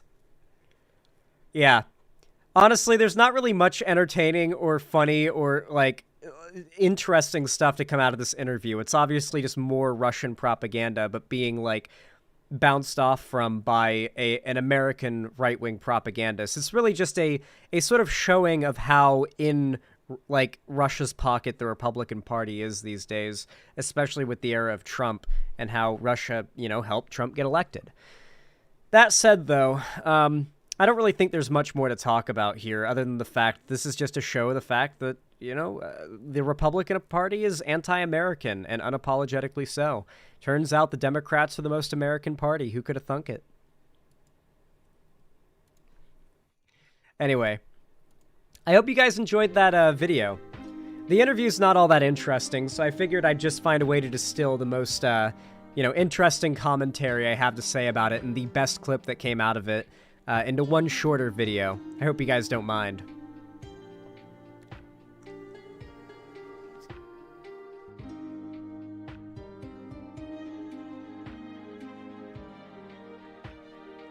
Yo, just an FYI, the guy who drew the original This Is Fine comic didn't do anything wrong, just the person who made it into an animation for Adult Swim. Wait, really? Is that true? I'll look into that, and maybe I'll do a segment about it to correct my lefty misinfo. Because from what I've heard from several sources, that the artist is in fact, yeah.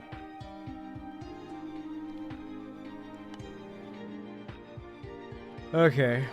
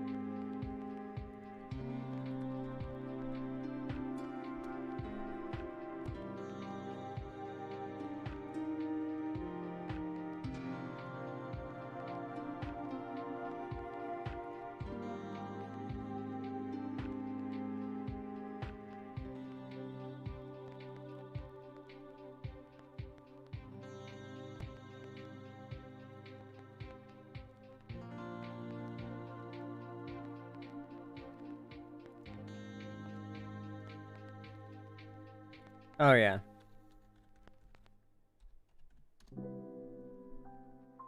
Well, that just takes you to the site.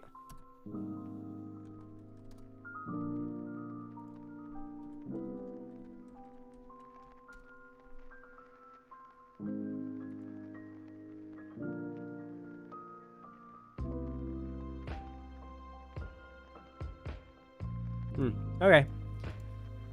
All right. This is going to be an interesting segment.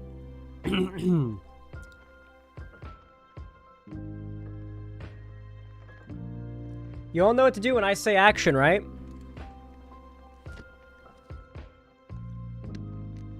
Three, 2, 1, action. Okay, so this is an interesting one. We're going to be talking about AI, like image manipulation AI, and an interesting thing that it is being used for. So, the other day, a girl named Megan Bitchell, I guess, posted this picture captioned, "They grill-pilled me with AI."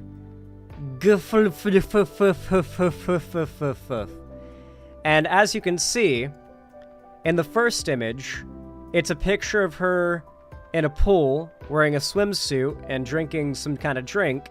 And in the second picture that has been gone over with AI, she's wearing like an apron and like grilling while somebody with a hand is handing over some like toasted bread that's like massive.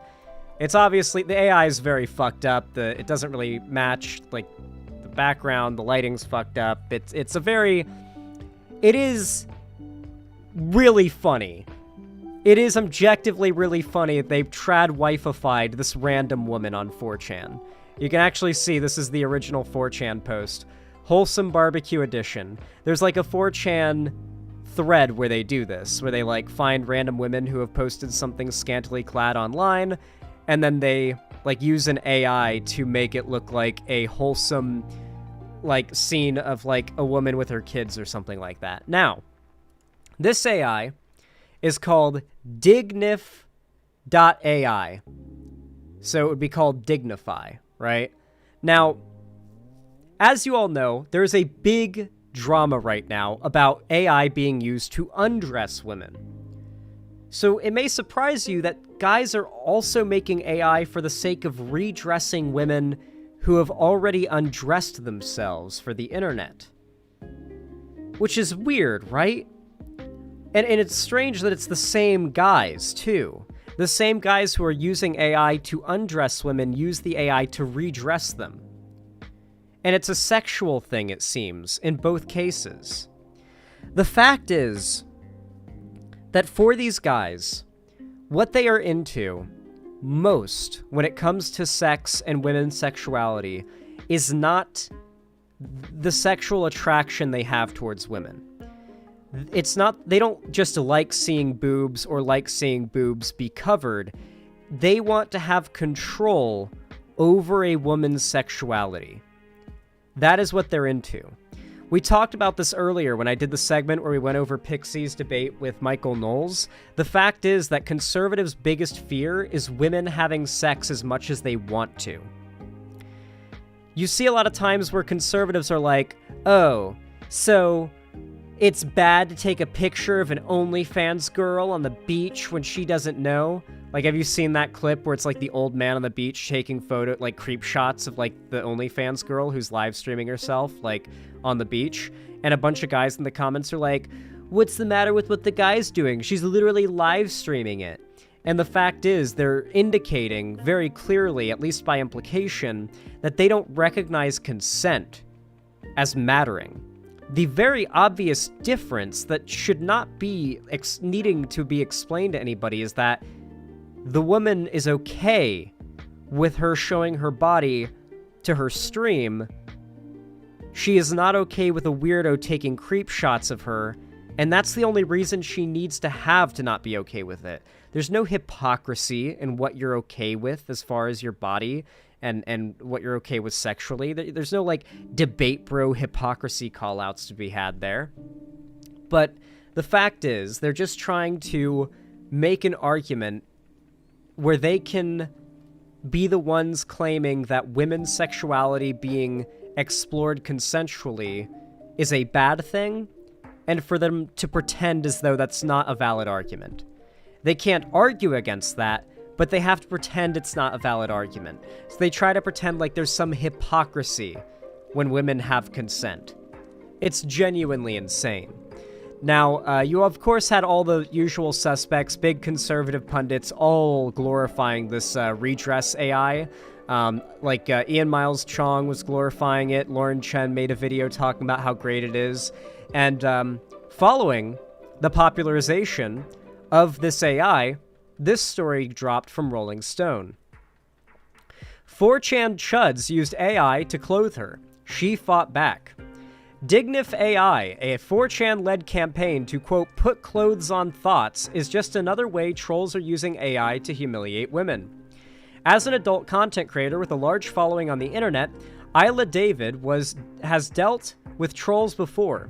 Usually, her work combating online bad actors involves her trying to take down photos of herself that have been posted elsewhere without her permission, such as a photo for an ad for horny MILFs in your area that she's been trying to get removed for years. But she's also used to trolls editing her images without her consent. Quote, they're either subtracting clothes, editing my waist, or editing the size of my chest and my hips, she tells Rolling Stone. Quote, just generally treating me like a human Play-Doh, or like human Play-Doh, for them to mash around. On February 2nd, however, David found himself in a somewhat unusual position. A friend informed her that one of her photos, a sultry image of her sipping a bottle of Highland Park scotch while clad in a white button-down, which she'd posted on the subreddit r/whiskeyporn in 2021, had been going viral on what she refers to as the scuzzier corners of the internet, such as 4chan. The image had been edited not to remove her clothes, but to add them. The photo had been manipulated with AI, David says, to make her look like some strange parody of a woman. Her waist and thighs had been edited to look smaller. Oh yeah, of course these AI images you'll oftentimes find will make them look a lot skinnier and shorter to like childlike proportions. This AI is like started to get heavily leaning as more time goes on to make these women look straight up like 12-year-olds. Like, they'll have the same face, but it'll be photoshopped onto the body of, like, a 12-year-old. I'm not even joking.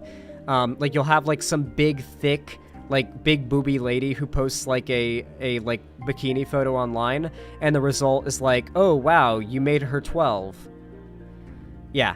It's very weird, because it's trained on what these conservative guys using the bot are into, what they like. So the bot is going to always start creating essentially child porn when the people who are using said bot want to see child porn, and that's the data they're giving it. So yeah, the Dignif AI is probably not going to be around for very much longer, considering how much more sussy its output has gotten. At first, David was amused, particularly by the poor quality of the AI rendering. Quote, it looks like I'm sipping my AI baby's brain out through its ear, she says. But that amusement turned into... Oh yeah, here's the, Oh, fuck, hold on. Do I have to, like, copy the whole link?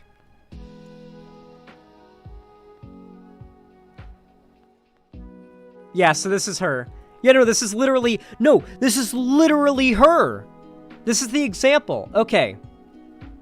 So this is Ian Miles Chong's Twitter post. When given pictures of thirst traps, AI imagines what could have been if they'd been raised by strong fathers.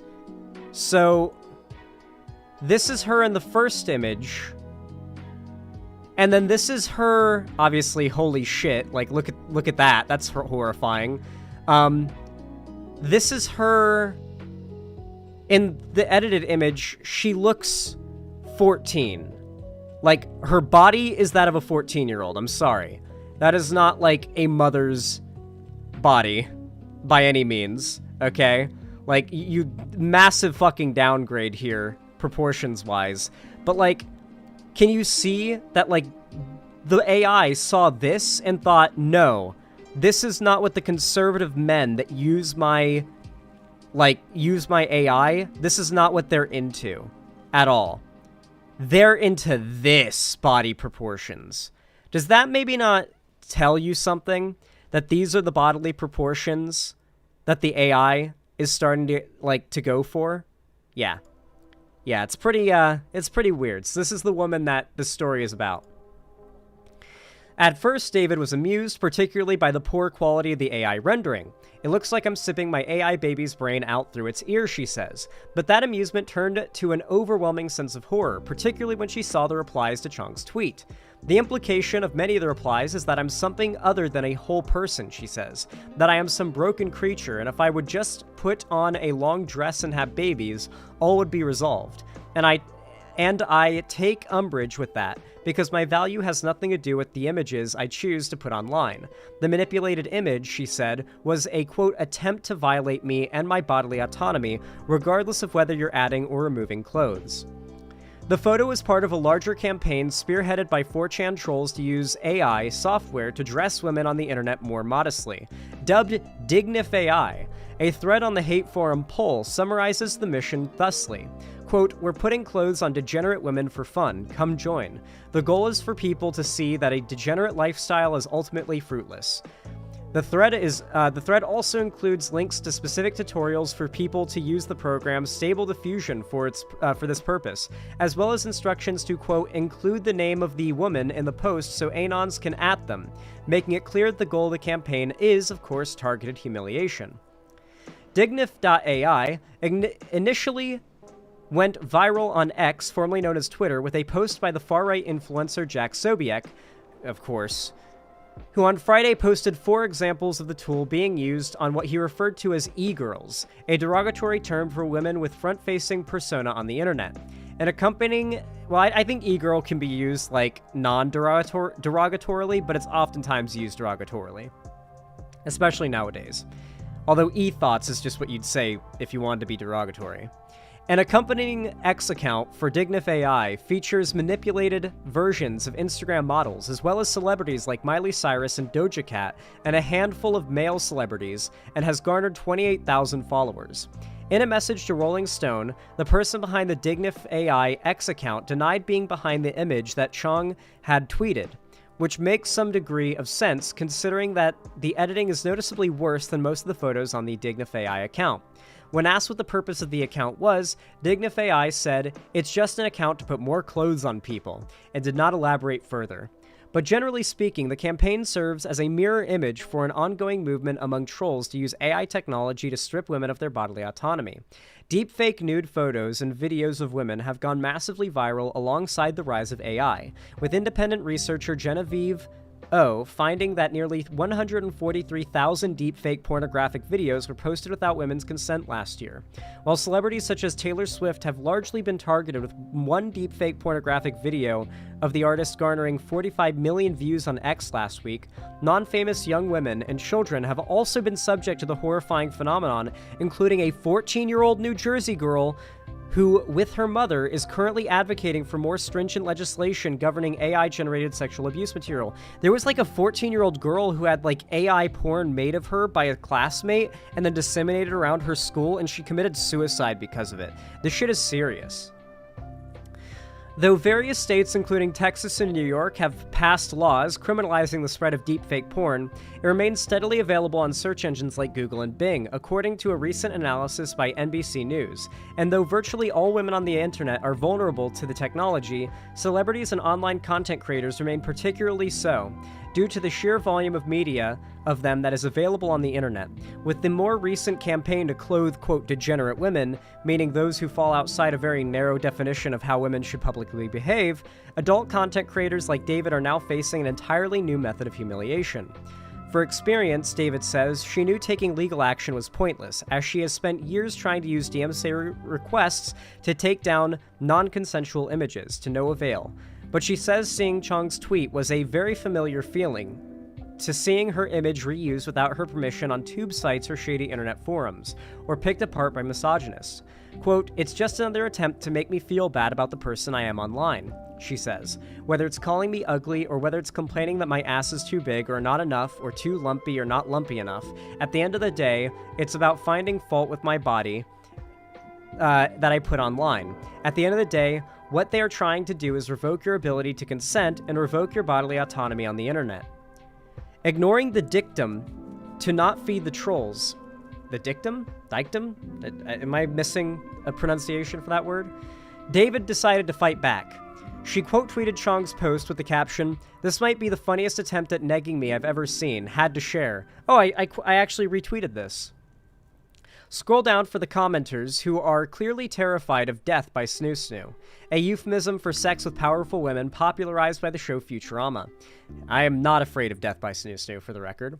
In some ways, she's getting the last laugh. Since Chong posted the AI-manipulated image of her, she says she's seen a 594.4% jump in earnings from her OnlyFans in the last day alone, as well as thousands of new followers on X. But she also recognizes the sad reality that her experience is not an isolated one, not just for women in her industry, but for any woman who dares to maintain a public profile on the internet. Quote, "It's not something that should be a reality of just being a human existing and making a product people want," she says. "But yeah, this is something that regardless of the size of your account, regardless of the nature of the content that you're creating, you're vulnerable to this and to this kind of thing.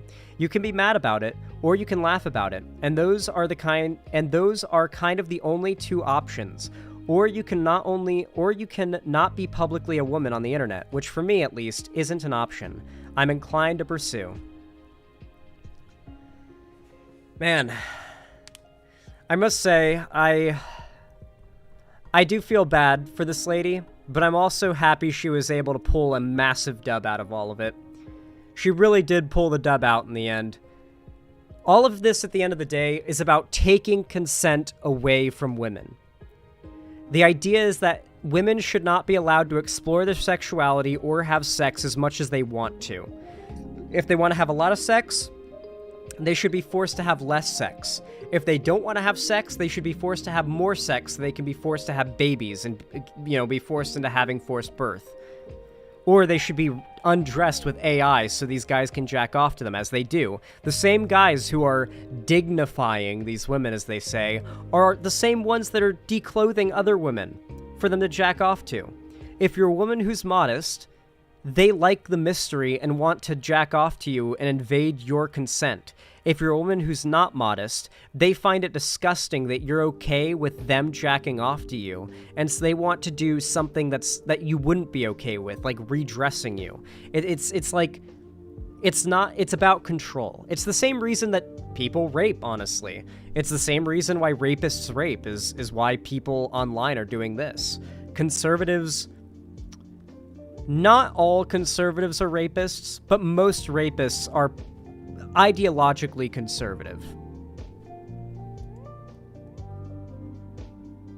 I hope you guys enjoyed that segment. I feel like it came out pretty good.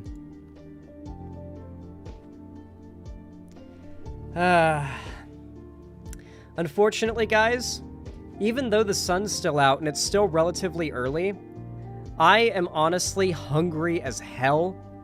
I need to make myself some dinner so I can get ready for bed so I can stream tomorrow.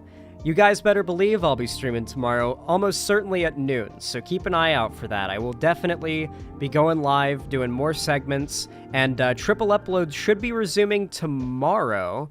If they don't resume tomorrow, they should resume the day after tomorrow. It depends on how long it takes my editor to, get everything prepared. But yeah, I mean... I'm going to be back on the 2 days on, 1 day off, 2 days on, 1 day off grind.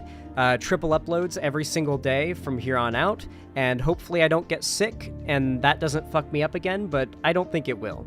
I should be fine.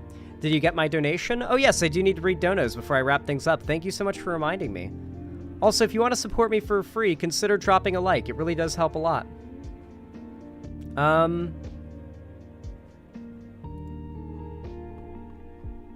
I don't see any donos. No donos that I missed, at least. Yeah, I think I read your donation, Larry Banks. Did I? Did I get it? Let me try something really fast. Huh. Maybe the website glitched, yeah. The website's a little buggy. I'm gonna see what I can do about that. But yeah, hopefully that just fixes itself, but it also might be something I have to fix myself. So we're gonna see what we can do about that. But yeah, thank you all so much for watching today. I'm gonna wrap things up now because I am so goddamn hungry. But I really appreciate y'all coming out today. You've all been so nice, so base, so epic. And yeah, I can't wait to hang out with you guys some more tomorrow. Expect next week, not this Friday, but next week, next Friday, for us to do quite a bit of call-in stream. It's going to be really fun. I can't wait. So keep an eye out for that. Join my Discord server if you haven't already. Make sure to leave a like, subscribe, and ring the bell icon if you haven't. And as always, I love you all very much. Thank you for watching, and have a damn good one. Doo-doo fart.